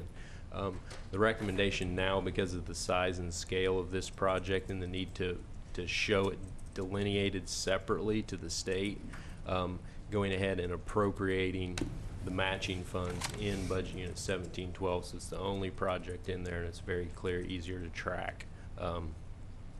So if the board was agreeable to the recommendations, that would leave $561,977 in the contingency fund, and then of course that doesn't include the additional for the salary increases, and then the general reserve amount would be $11.6 million. So that's the proposal that we would have, of course, open to any alternate direction that this board has. We do have a question, Supervisor Judy. What are the requirements for the cash match? In other words, does the state require that the cash match come from general fund dollars, or do they care as long as it's not state dollars? Just has to be local funding. So, just trying to think aloud here, but there's the fund that, and I forgot the official name of it, but the one that the district attorney was talking about the other day, where more money is coming into the fund than was budgeted, and you're talking about the 11,470.2 funding? Yes, I guess what he's talking about. Well, I'm just wondering, is that an eligible funding source? Well, that was something that discussed with the sheriff this morning, and I think he probably would like to speak to that. Thank you for bringing that up, because everybody's going to ask the question, but the answer is no. 11,470.2 money would not suffice in this. 11,470.2 money is restitution for the cost of enforcing the law. And to set aside that amount of money for the jail facility, I believe, is almost bifurcating the responsibility of the county to set aside money, because we're saying, well, we're going to make the marijuana growers pay for a new jail, and that certainly was not the legislative intent of 11,470.2. And what I would remind the board is we're not asking you to spend any money right now. This is not spending any money.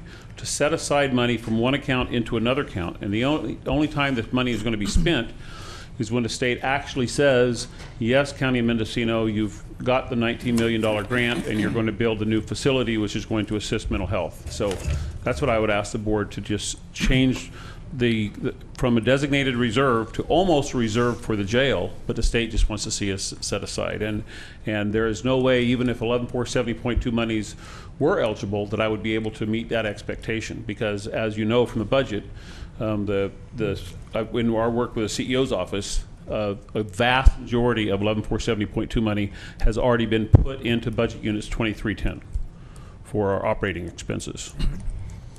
Well, I just feel it's so important, and Sheriff, thank you for asking, for the question being asked by Supervisor Jurdy and then responding to it.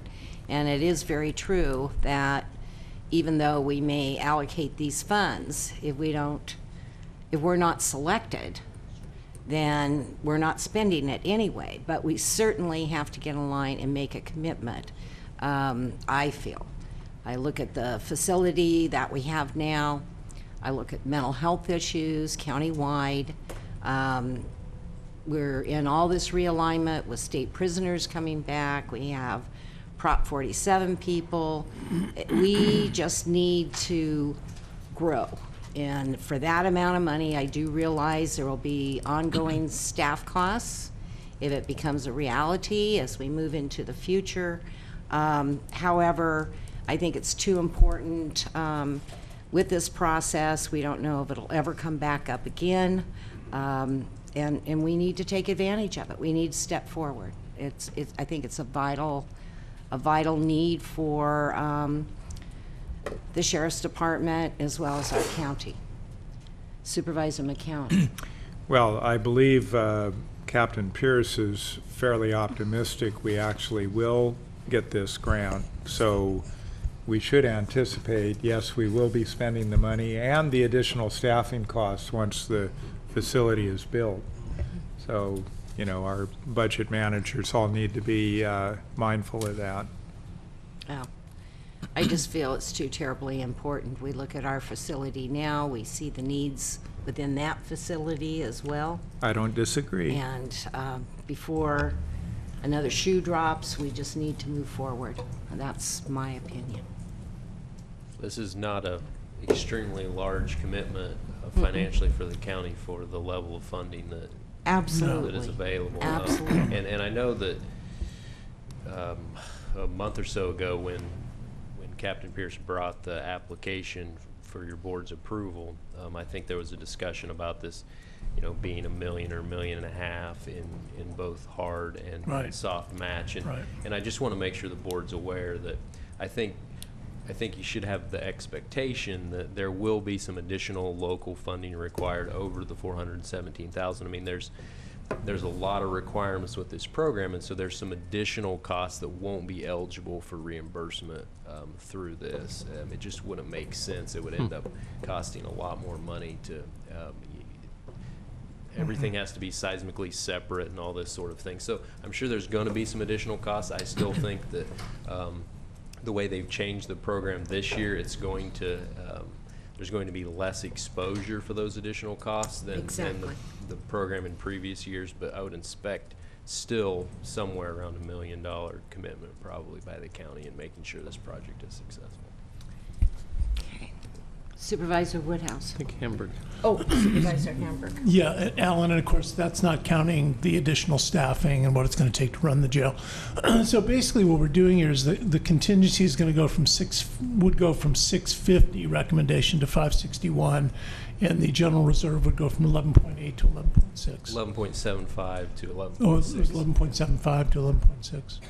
And that will take care of the hard match. Yes. Yeah, okay, thank you.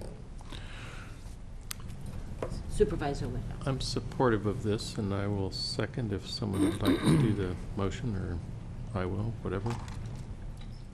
Well, I'm assuming we can do the entire budget in one motion, probably. I would like to make clear, as Captain Pierce mentioned, they are saying that there needs to be a little bit of more information in the board resolution specific to this amount.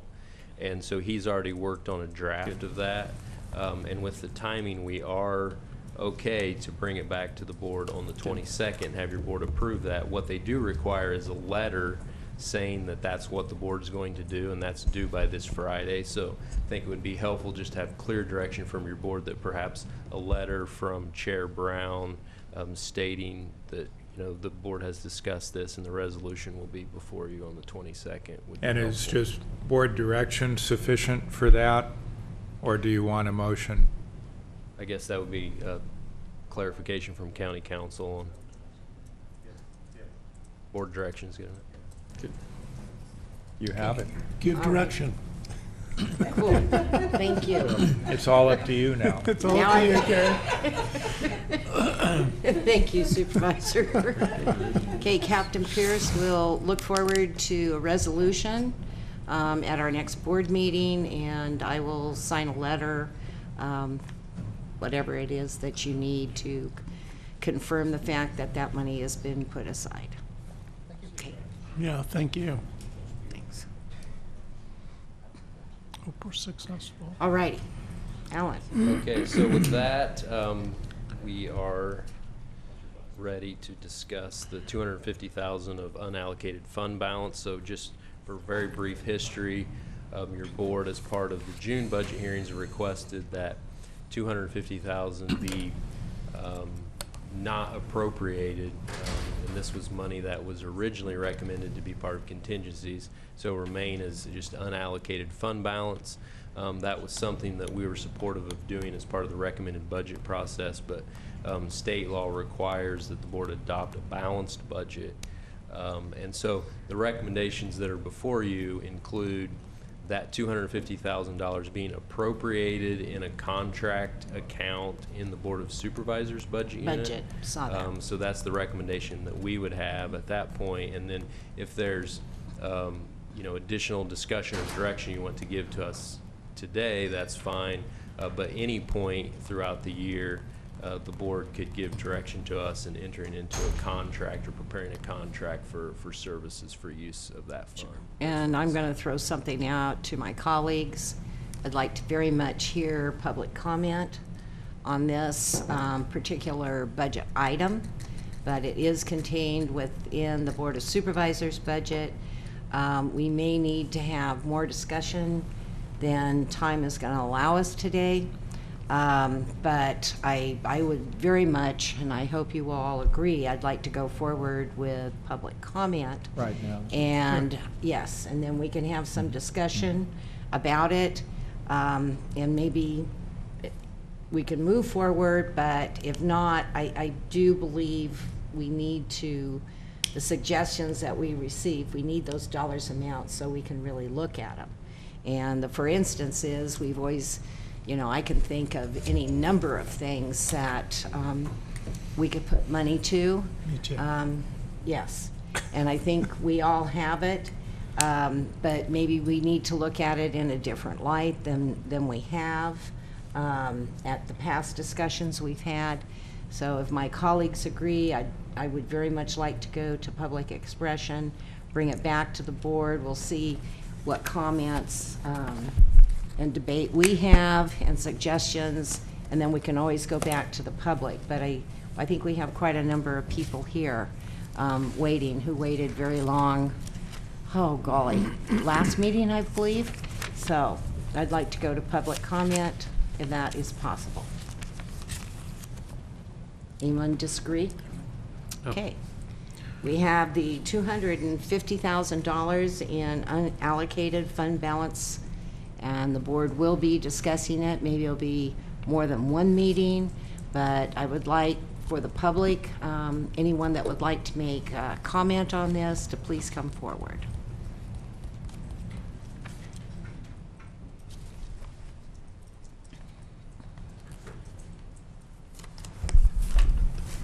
Hello, Madam Chairwoman, Yes. and members of the board. My name is Aeolian Vincent DePaul, and I am a homeless advocate, and I've been working with the Homeless Services Continuum of Care Shelter Committee, and more recently with the Homeless Services Action Group, which came out of that, to develop plans to start a homeless shelter, a winter shelter, an emergency shelter for this winter. So we've located a property at, I think, 943 Mazzoni, if I'm correct. I think you all have seen a budget.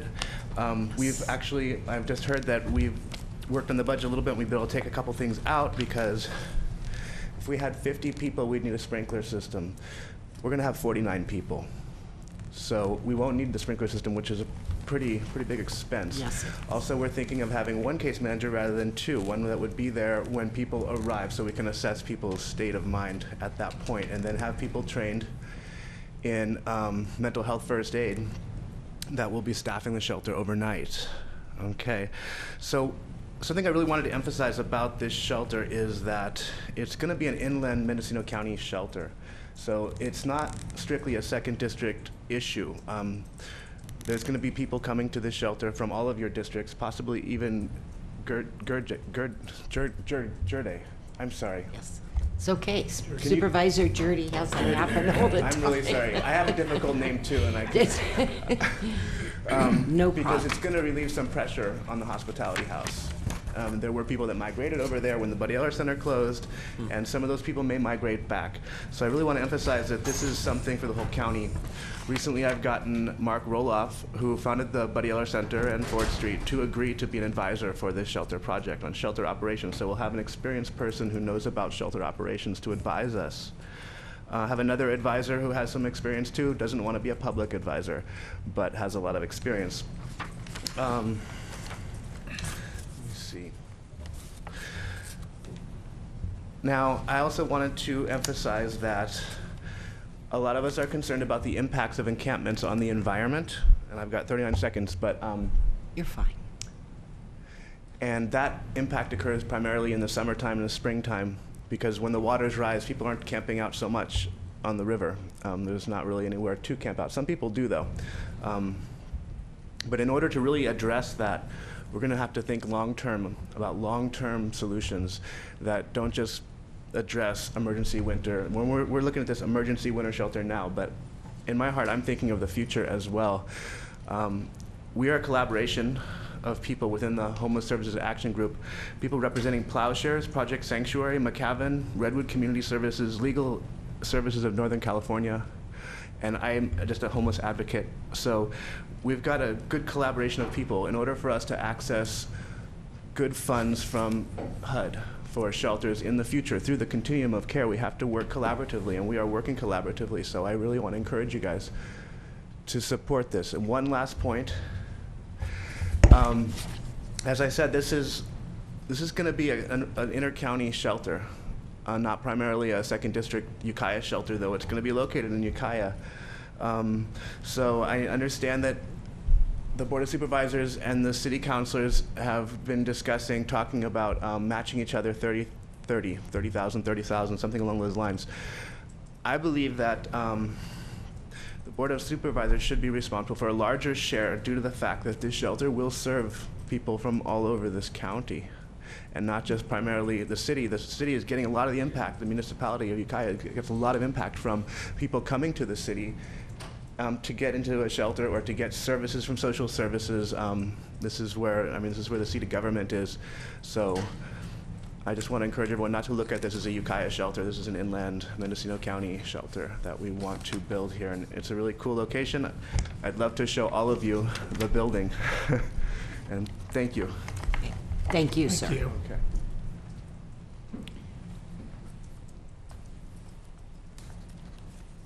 Good afternoon, Madam Chair and all the supervisors. I think Oli said it pretty well. I think many of you have an idea about what's been going on just in the past couple of weeks in terms of securing a site. Some of you have seen a budget, like Oli said. The budget has actually been pared down some, which is a really great thing. We are looking to have staff on board in the early evening hours during intake that will be provided initially by McCavan, and to do the assessment during the intake to see what kind of folks we have on board during the evening time, and any staff that would be staffing the building overnight would be a bottom line requirement to have mental health first aid, perhaps crisis intervention training, and would really like to be able to not be involving the police on a regular basis, but to really address this in a very proactive way with case management, connected to any or all of the clients utilizing the shelter. And again, the shelter is really there to, we're going to triage those 49 spaces for people who are chronically ill, have mental health problems, and are the most vulnerable on our streets. I need to have you state your name for the record. I'm sorry. Libby Guthrie McCavan. Thank you, Libby.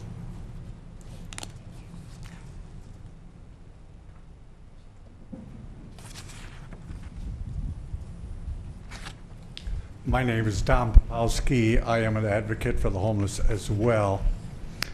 Not to be repetitive, but I've been told that a good salesperson contacts a person 10 times in order to make a sale. So, in any case, we do have good news in that if we limit the number of people to 49 at that shelter, we do not have to install sprinklers. It may also be of interest to this board, Madam Chair, members of the board, thank you for letting me speak. It may be of interest to this board that Lake County is also in the process of creating a homeless shelter. I got this information from our architect, Bob Axt. The other thing that we should consider, and I'm not sure how this board can do it, but it's my understanding that the city of Ukiah has an ordinance that says people have to leave the shelter by either 7 or 8 in the morning. I think that's an unfair burden on the city of Ukiah, because where do they go? Safeway, Kohl's, the courthouse, and especially the library. So I am going to definitely pursue and see if that ordinance can be changed. Other than that, if you can give us the whole $250,000, that would be great, but we'll take whatever you could give us. Thank you. Thank you very much. Anyone else? Okay, seeing no one. Excuse me. Comes back to us. So Supervisor McCown. Thank you, Madam Chair. First of all, I'm not aware of any ordinance that would require people leave a shelter by a particular time. I believe that would be a policy of those who are operating the shelter. So anyway, I'd be very surprised if there's an ordinance to that effect. You too? Excuse me. Please come up to the microphone. I'll allow the discretion of the chair. Yes, ma'am. So, restate your name. My name is Aeolian Vincent DePaul. So, Momo Haran was actually pointing out to us explicitly that within the rules for shelters and for people receiving funding from the city for shelters in particular, people have to be out by 8 and they can't be back before 6. Now, we've discussed a little bit the possibility of, okay, so how about at 8 o'clock we start doing services at the shelter building?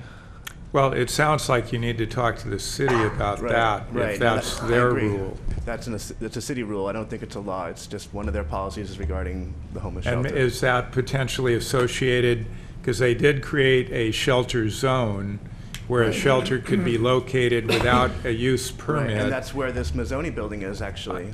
I understand, but that may be part of the conditions of we will allow a shelter to go forward without a use permit if it meets these conditions. Well, but anyway, that's something you would need to address with the city. They explicitly told us that it would still have to meet all the conditions, but I think that we might be able to work with them and do some services in there in the daytime rather than having the shelter in the daytime and then switch it back around at 6 Thank you. Thank you. Supervisor McCown. Well, Madam Chair, I first brought up the idea that we could use a portion of this $250,000 to assist with the costs of operating a winter shelter in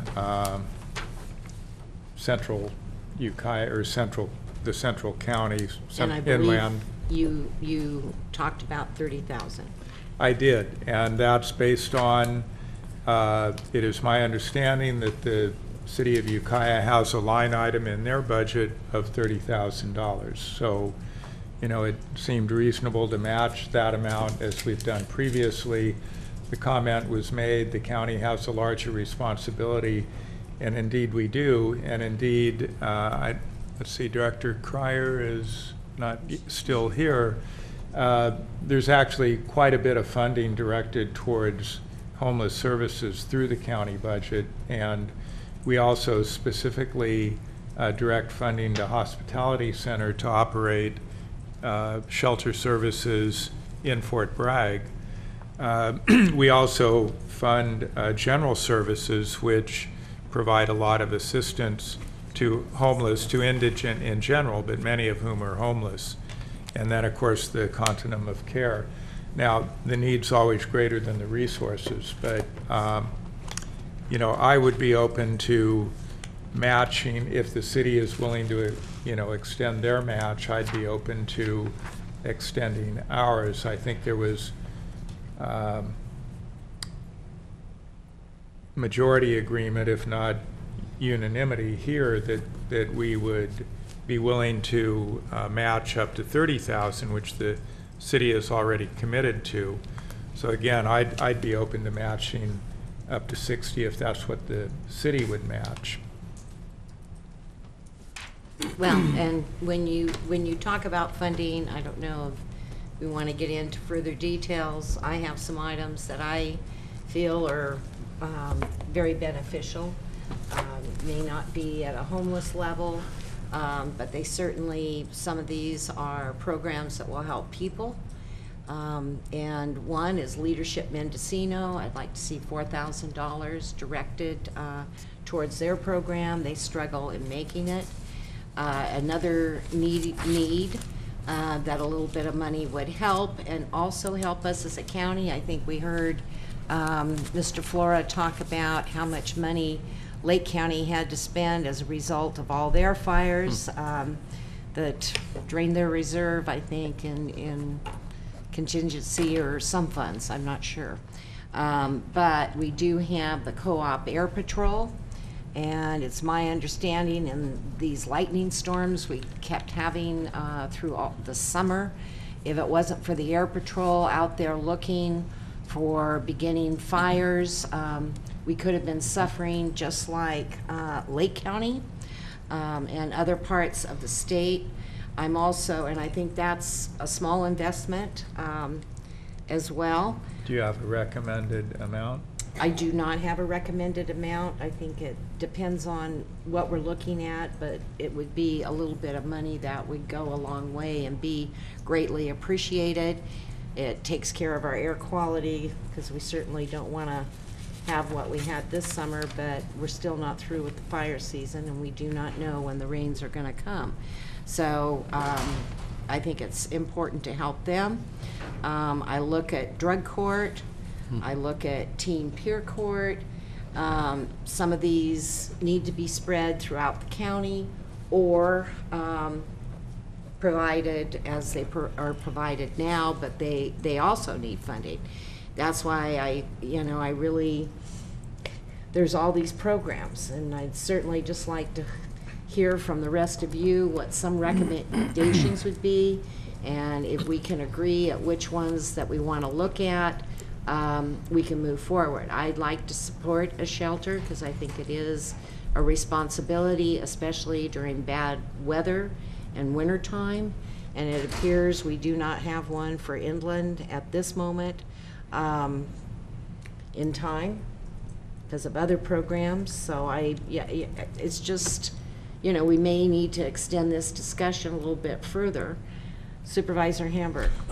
Yes, Madam Chair. I think I'm sure that each of us could come up with several needs within our own districts and more generalized needs. I mean, one of the first ones I think of is our rural fire districts, which are really in That was on my trouble list, too. throughout the Yep. county. You know, the Anderson Valley Community Services District is struggling to get a little seed money to work on a community water and sewer system down there. You know, there just is no end to it. But what's really important to me is that we come up with some kind of a comprehensive list and a way to approach this that's really fair.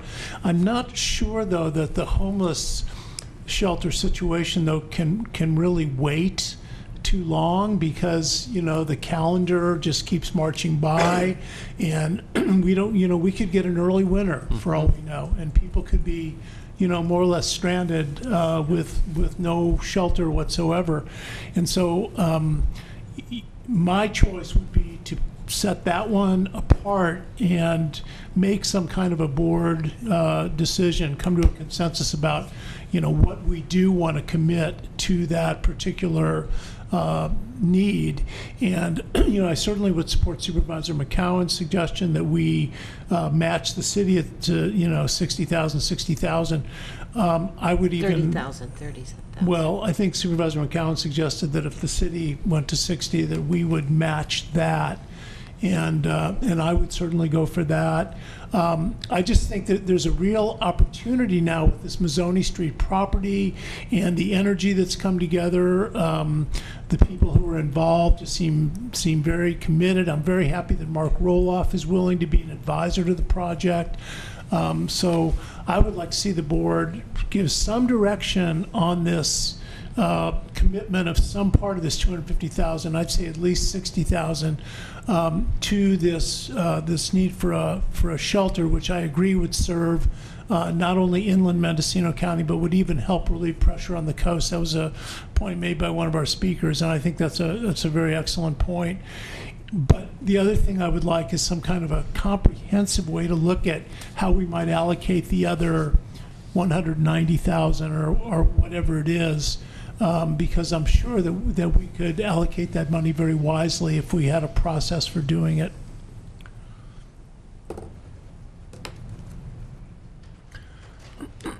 Supervisor McCowan. Thank you, Madam Chair. Well, another area that I think we should reserve funds for, we're talking about the Stepping Up initiative, and we're going to do training for law enforcement and, you know, medical personnel and social services, you know, maybe a whole range of people. And then the next question is then what? And, you know, we all know that we do have mentally ill people who do wind up in jail for one reason or another.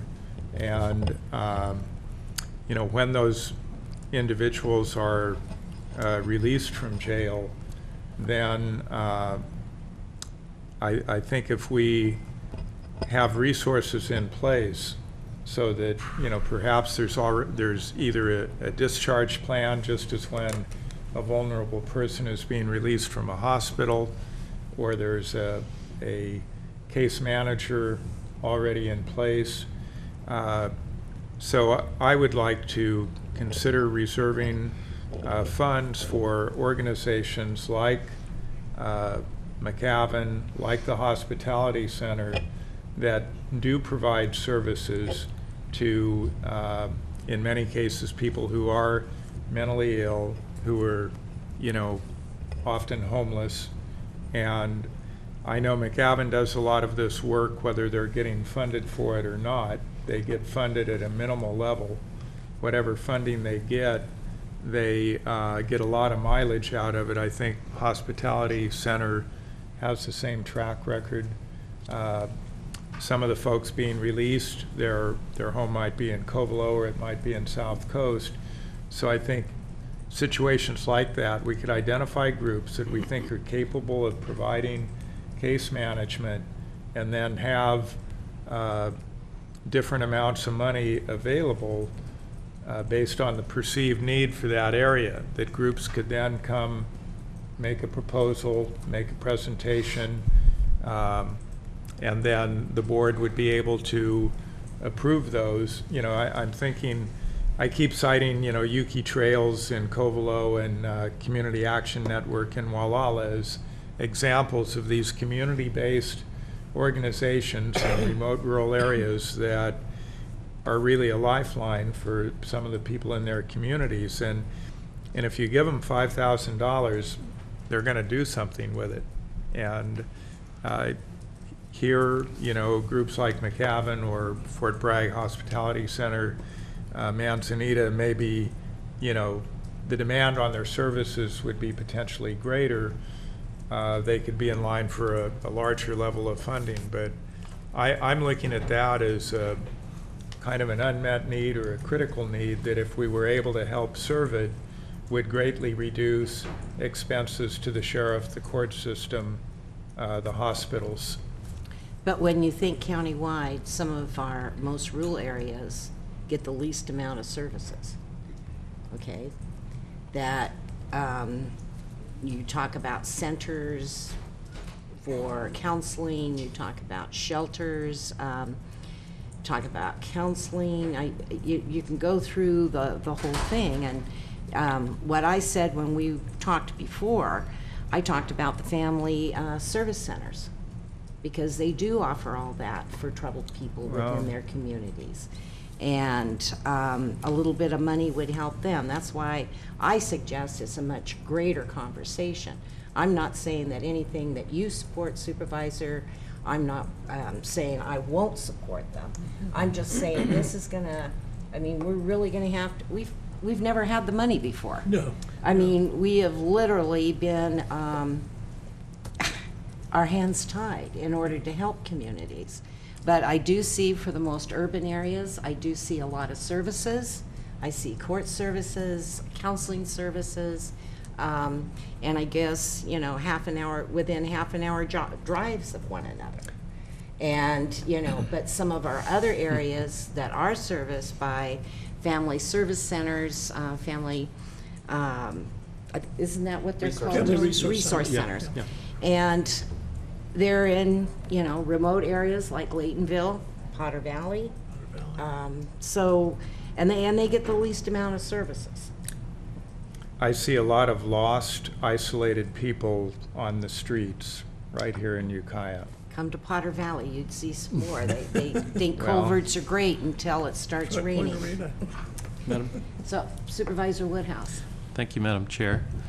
I'm going to stick with what I had said before, that I wasn't here during the darkest times that you all dealt with, and I'll approve whatever we all agree on. I did want to ask respectfully if our CEO did a lot of the work in the cutting before, not to put you on the spot or anything. If you have input, I'd be really interested, because you're the one who watched it all go down. I'd really love to hear something from you, if that's all right.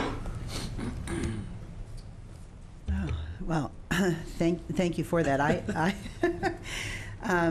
All I have to say is that I think it's a good day when we're actually sitting here listening to the five of you try to determine the highest use for $250,000 Really? and not have to pay for salaries or anything else. So I appreciate that.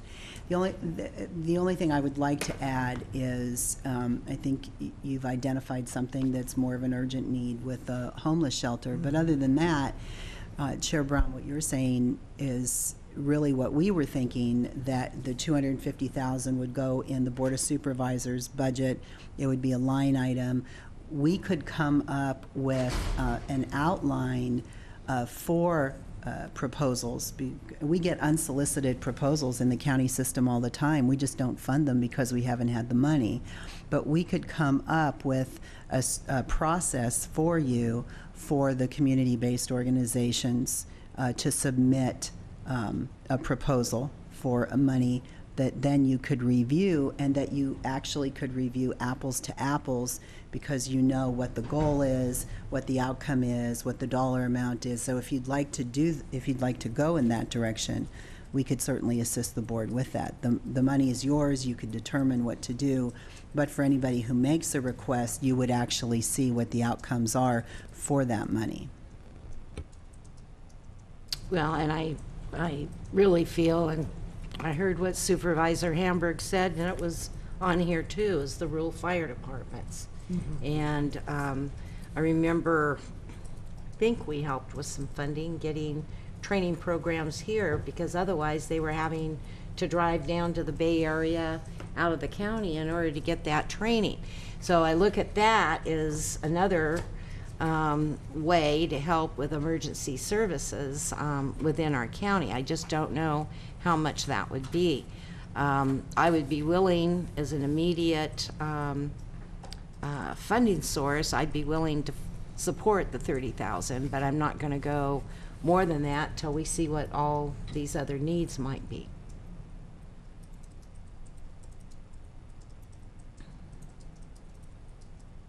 And we do, if they are looking at counseling programs for all day, it's the county that provides that. So in a lot of ways, we do provide perhaps greater funding than the city does, because we have social services and some of the counseling that's needed right inside our own agencies.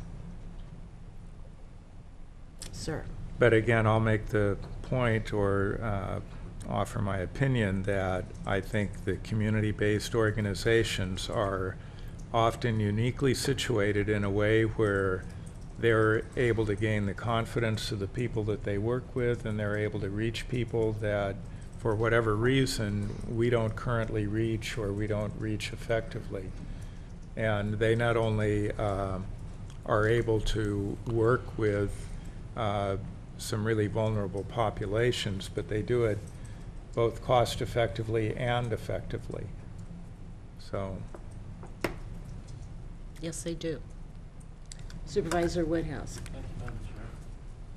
With respect to the chair, I would, if you would like a motion just to take our first step, I would offer something and see if there's a second. Okay. Sure. To say that we begin, and we can always increase later and debate that fine point that you're discussing. If we started with a $30,000 commitment tonight and agreed to our CEO's recommendation, we could step forward and move on. So I'll make that motion. So we do have a motion on the floor for $30,000 to the homeless shelter, and then following the CEO's advice of looking at proposals as soon as possible for the balance. Okay. We have a motion on the floor. Do I hear a second?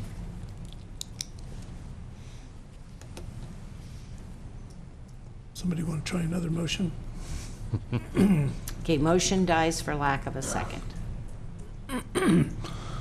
I'll make a motion that we reserve up to $60,000 as a match against funds that may be appropriated by the city. Or I would say that we would match the city up to $60,000 to assist in funding a winter shelter, and that we also allocate $4,000 for Leadership Mendocino, which I think we already did last year.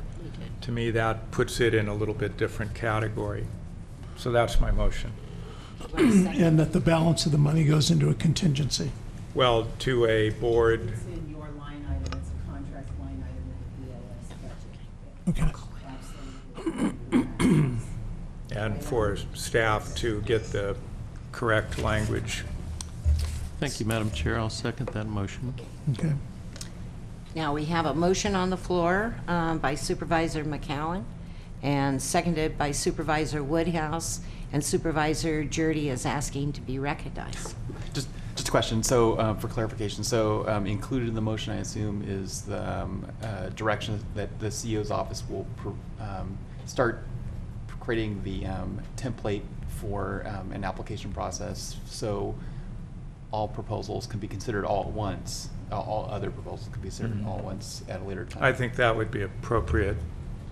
So is that an amendment to the motion, Supervisor, or did you include it? Well, if it needs to be part of the motion, or it could just be direction? Or was that the intent of the CEO? Yes, we could work on it immediately because I know you want to start looking at some of the urgent needs. So yes, that was the intent. Thank you. And you know, one more thing maybe we should discuss, and I think it's kind of germane to the motion. I don't view this as we are opening up the barn door to every imaginable group should come forward and apply, because we have hundreds of worthwhile community groups. But you know, to me, it really needs to be related to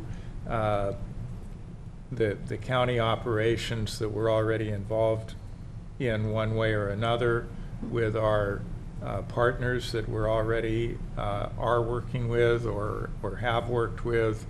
You know, everything on the list that has been mentioned by everybody so far, I think they're pretty much either entities that we've either provided some funding to in the past, or they very clearly are providing, you know, government level services. So to me, it's not an invitation to every service organization or school group, et cetera, to come forward and say, wouldn't this be wonderful?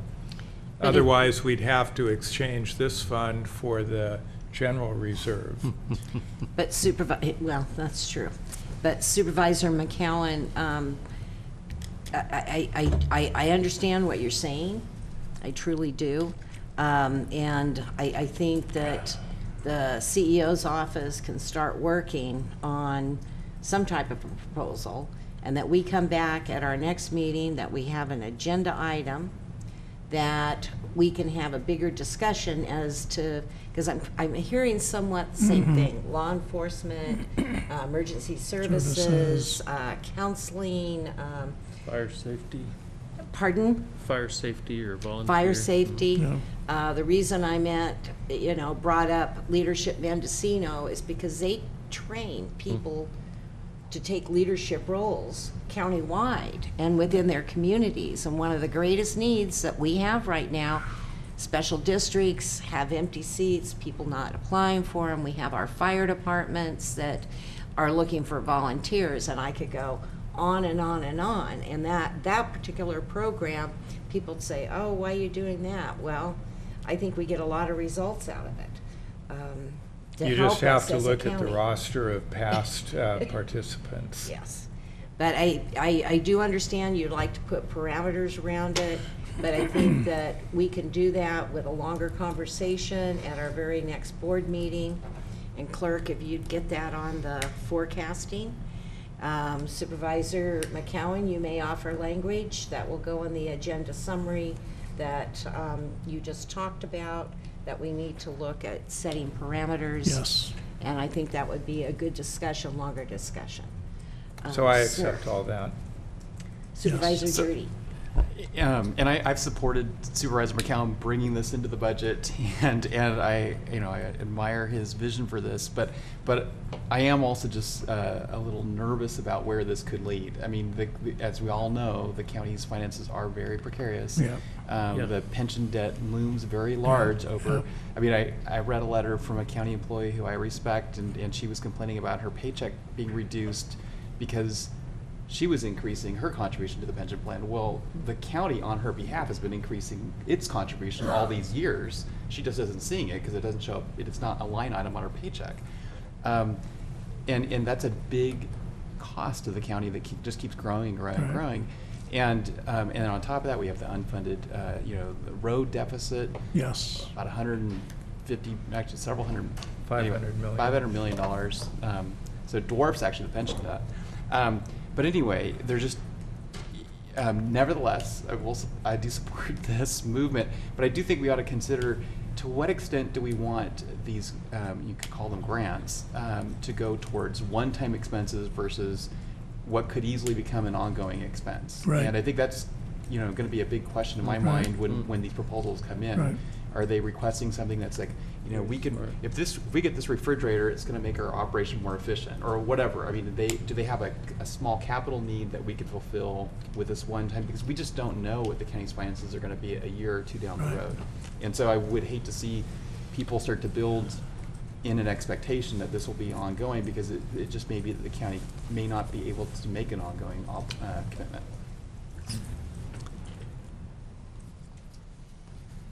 Okay. Clerk, could you reread the motion, please? Upon motion by Supervisor McCowan, seconded by Supervisor Woodhouse, the Board of Supervisors proposes allocating up to $60,000 from the unallocated fund balance to match the City of Ukiah funds to assist in funding a winter shelter, and additionally allocate $4,000 towards Leadership Mendocino. With the executive office to return with. Oh, I had that as a board directive. General consensus of the board that the executive office prepare a template of community-based organizations that have requested financial support from the county to assist in the board's decision in respect to allocation of the unallocated fund balance, and return to the board on September 22nd, 2015, or as soon as possible thereafter. And just to clarify, what we would bring forward would be a process and also an outline of the. That's, you I don't think have to it put all better that in, describes but it. What I want to be certain of is that we would bring the process and guidelines to you if any community-based organization submitted something before the 22nd. We certainly could bring that to the board as well. Okay. Would that work for this board? Sure. Yeah. Okay. Supervisor Woodhouse, you did the second on that? Stop. Yes, and those changes are fine. Okay. So, Is a fire district a CBO? is the fire Are fire districts community-based organizations? I would think so. Okay, fine. It's a broad definition, Okay, Supervisor you could Hamburg. just We call were them gonna- yeah, community we're being very organizations, broad. or maybe. I think really that the nonprofit versus maybe the for-profit might be a Nonprofit good way organizations, to look okay. at it, so. I just want to make sure. Okay. So is everything clarified? Supervisors, you know what you're voting on. We've had a lot of public comment. Don, come forward, say your name. I'm going to give you 1 minute.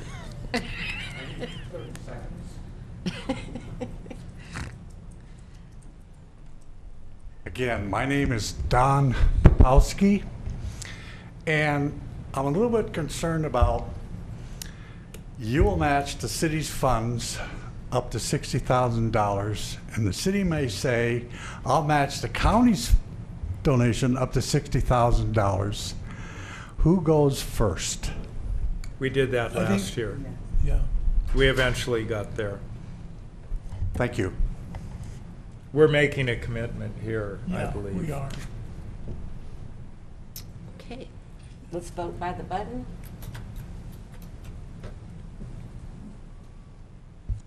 Motion carries unanimously.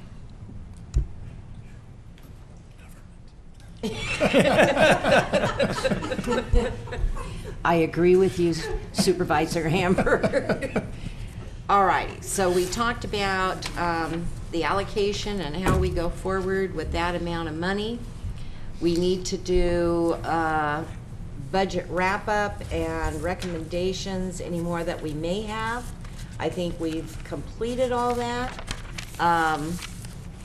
So I think we're good to go a little bit, but we still got to take action to pass the budget itself.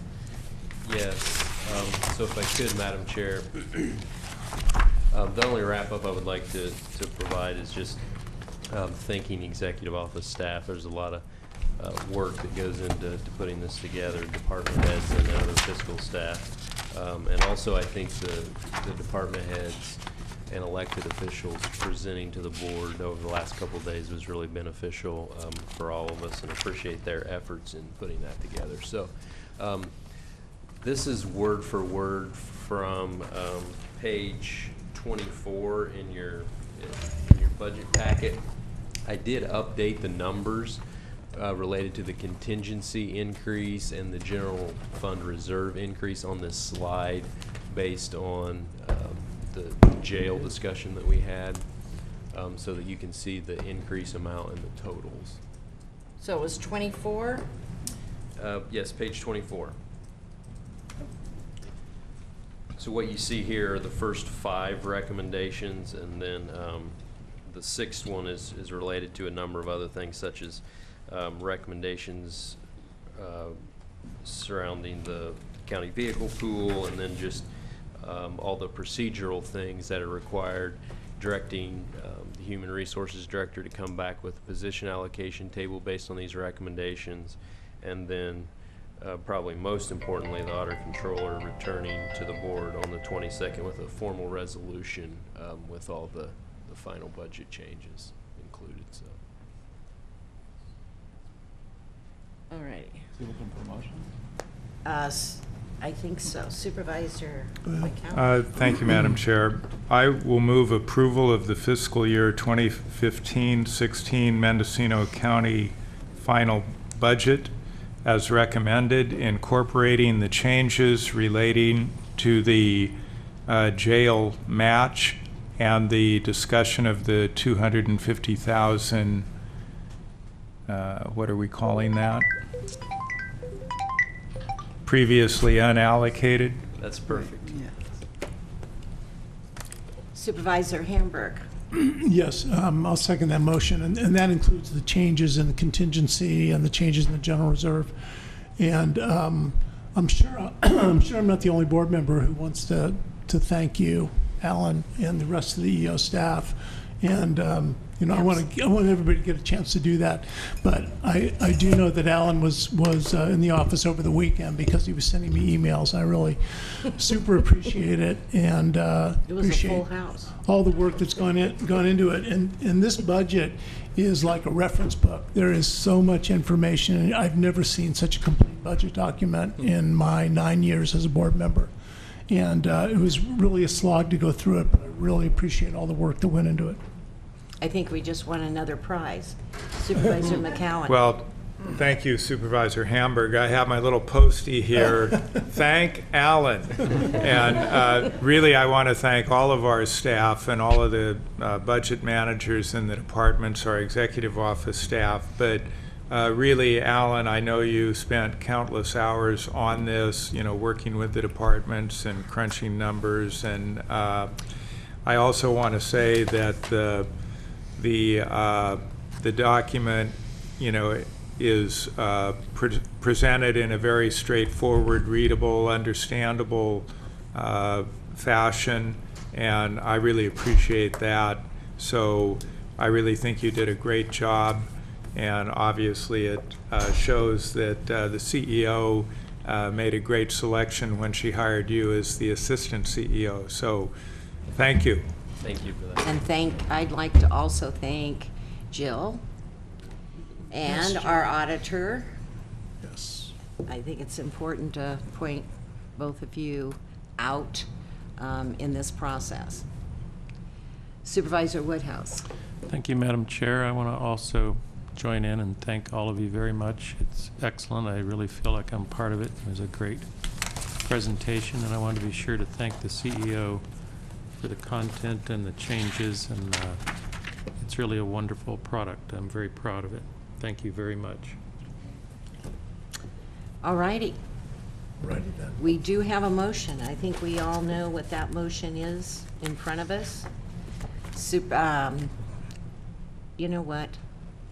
It's late. We made a motion before I closed the public hearing. Good catch. We'll go ahead and close it. Okay, we closed the public hearing, and you know what the motion is. And I don't think there's any more public comment, so let's vote by the button.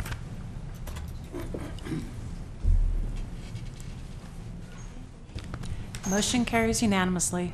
Okay, thank you, and thank you, supervisors. So, moving right along, so we can get out of here at some point today? Tonight? Oh, we're not done. Oh, we have supervisor reports. So, we have agenda item number 6B. That's discussion and direction regarding future recommended budget preparation. Supervisor McCowan. Well, thank you, Madam. Please introduce the item. Thank you, Madam Chair. I thought at our previous discussion when we approved the recommended budget, we had also given direction for it to be for the previous year, the immediate prior year, to be shown as a projection through 6/30, which would allow for a more meaningful comparison. In discussions with Assistant CEO Flora, his new improved product for the board potentially would eliminate the need for a recommended budget, which would eliminate the need for my request. But if we stay with the same format of adopting a recommended budget and then later a final budget, I would ask that we give direction that future recommended budgets, when published, as we have before us, not the final one, but the previous one, that included an actual through 5/31 of the immediate prior year, that it instead show a projected through 6/30, which again would allow a more meaningful comparison. We are able to have a projection for the entire 12 months in the future. I know we can do a projection for the final month of the immediate prior year. So that's the request. I think it would allow a much more meaningful comparison. You can go through some of these line items, and because some of the payments are made or revenue is received on a biannual, quarterly, or annual basis, it gives a very skewed comparison if you're only including actual through 5/31 as opposed to projected through 6/30. So that's the request. And again, that it may be rendered moot if we change our budget process, but if we stick with what we have now, I think it would give us a more meaningful basis of comparison. Supervisor Woodhouse. Thank you, Madam Chair. Is that a motion he's making, or just the opening explanation for the long discussion? I will make a motion that, consistent with my request. Since it is 4:48 and there is no 4:48 rule to call, I'll just cave in and second your motion. Okay. So we do need to receive public comment on this. Supervisors, do you have any comment? The recommendation? I want to go to public comment, and then I want to go to staff. Anyone? Public comment? I think everybody's gone.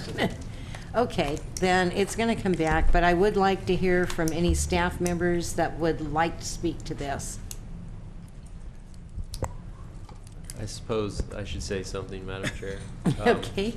So I've had a number of discussions with Supervisor McCowan about this over the last week or two, and so just two things that I want to point out. I think I understand Supervisor McCowan's intent in this recommendation.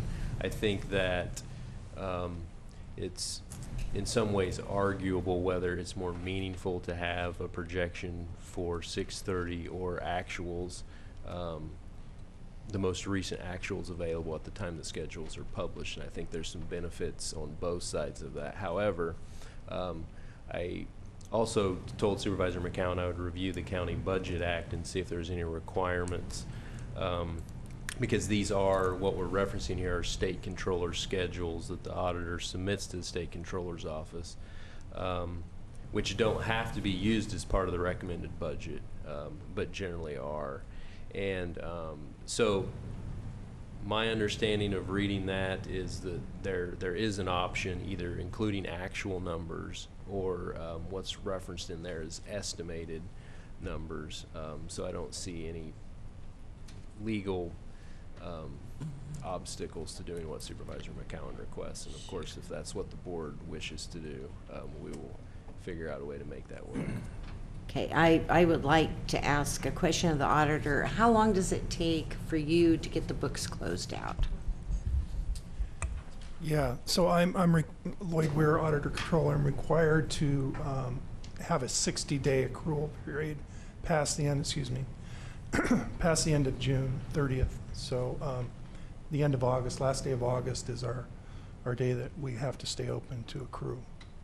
Because that's part of the whole equation here. Yeah. And trying to pass a final budget, not knowing exactly where we ended up on 6/30. So I just wanted to bring that up. It's a process. Supervisor Hamper. Well, you know, I was cautioned, and I think it's actually in the text somewhere in this budget that line 5 is not to be taken as anything more than, I mean, if you really want to compare your 15-16 budget, you have to go back to 13-14, or you know, you have to go back to a full budget year rather than what's in line 5. The only objection I would have to what Supervisor McGowan is suggesting is if it created more work for staff, if doing the, or is it just a formula? Or you know, for every single budget unit, do you then have to do a certain amount of mathematical equations that is just going to make it more cumbersome? I don't want to make it more work for you than it is already, because it's a lot of work already. So you know, that's my only concern. Yeah. So I don't think we've actually had the conversation about who would do the work. This is the departments, if it makes you feel better. I was going to say, you know, I'm going to be a little uncomfortable projecting for departments, you know, down to the dollar. So I'd be happy to pull what's in Munis out and have for the schedules so far. But if this is going to be the future suggestion, then I think it's probably the department's responsibility. Yeah. I'll let Alan. Yeah, I mean, in a sense, some of that work is already done because they provide those projections and updates as part of the quarterly reports that are given to your board, and we would just have to figure out a mechanism to update that, and then of course either create a new method of providing the information to the board, or else, you know, the schedules that you see come directly from the financial system. So we either have to come up with a new method to show the information, or we have to figure out a way to incorporate that in the financial system itself so those schedules can be prepared. So I don't know exactly what would be the least effort or most efficient method of doing that at this point.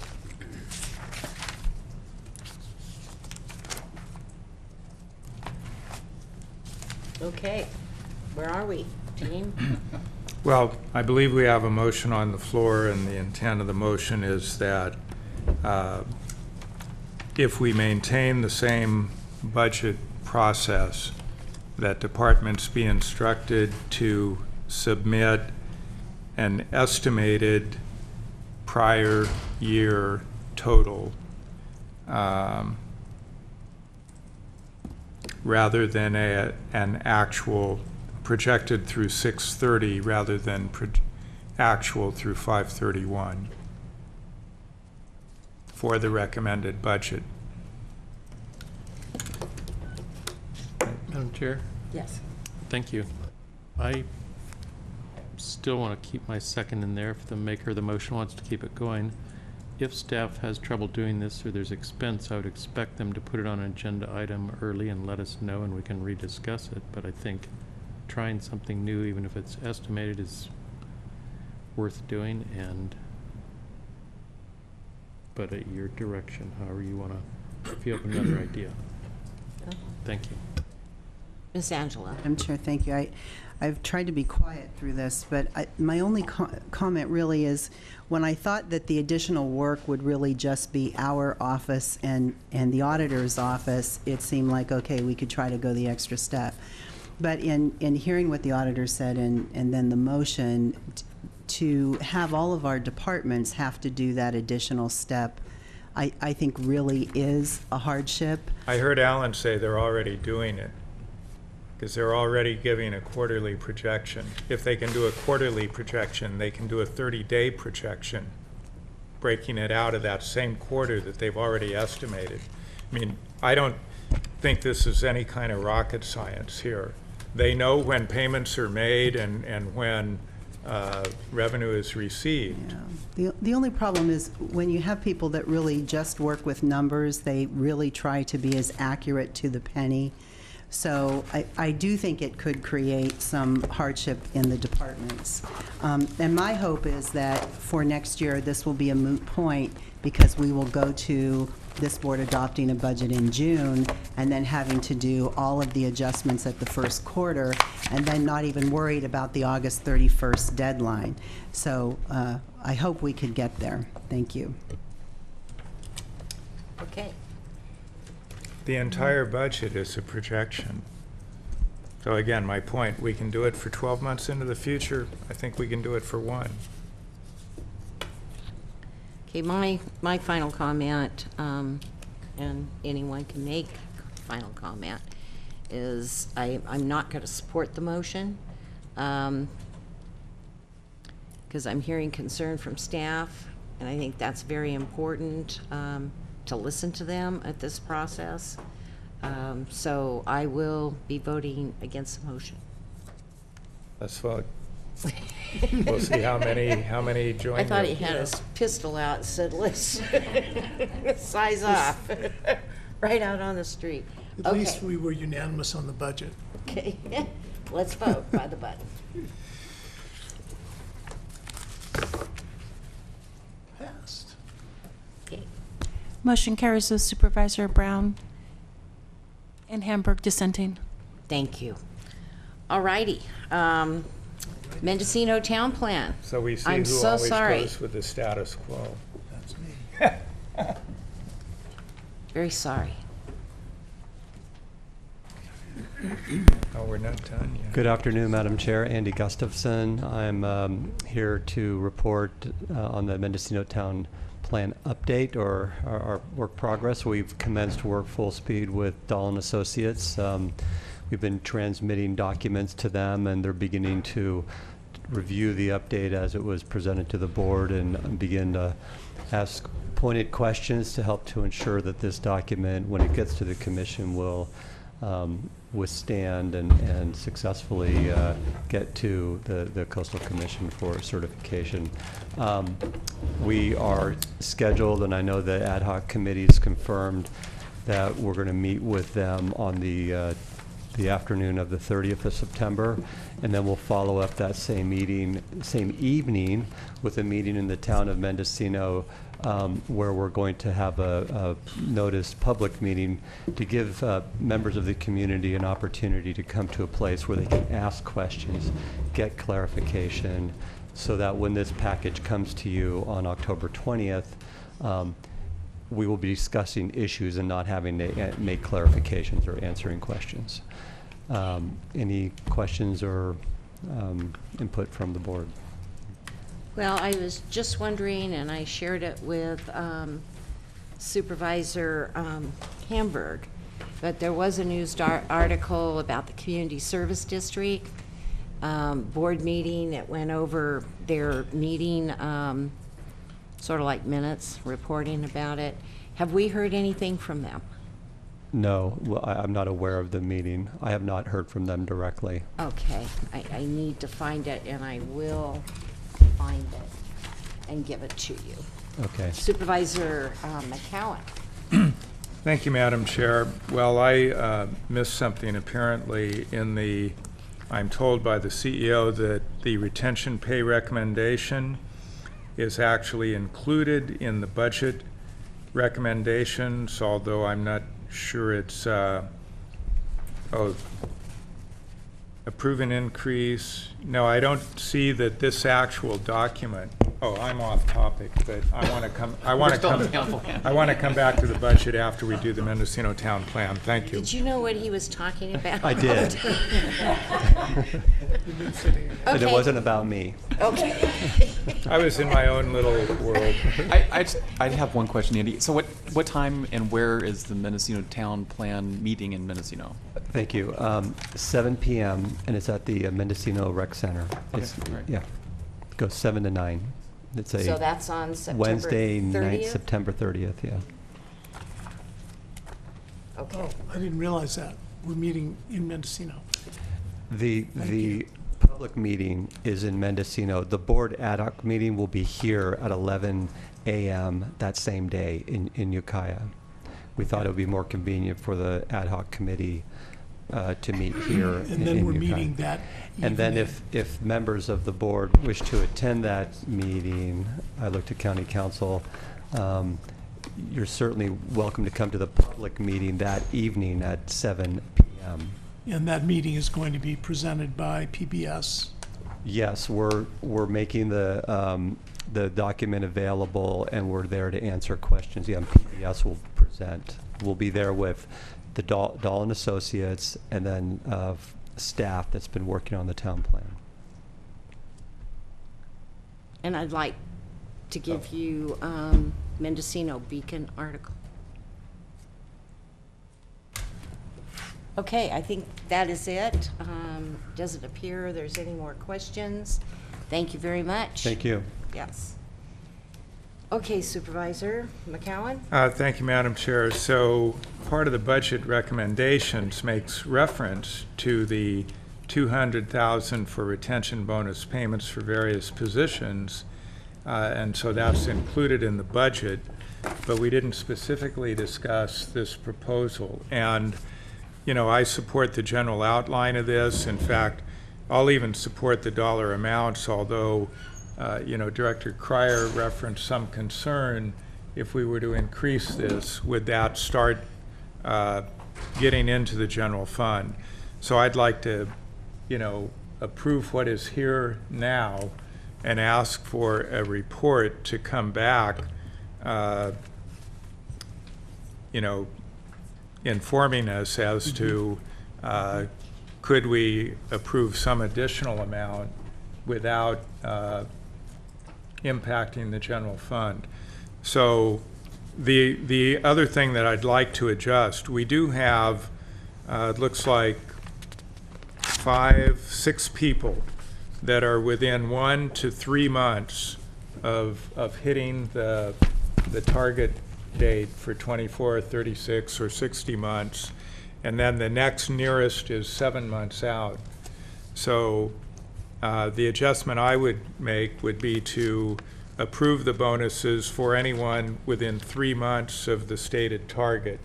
So people with 21 to 24 months would get the $1,500. People with 33 to 59 would get the $2,000. If someone is at 59 months now, they would qualify for what the 60 people are getting.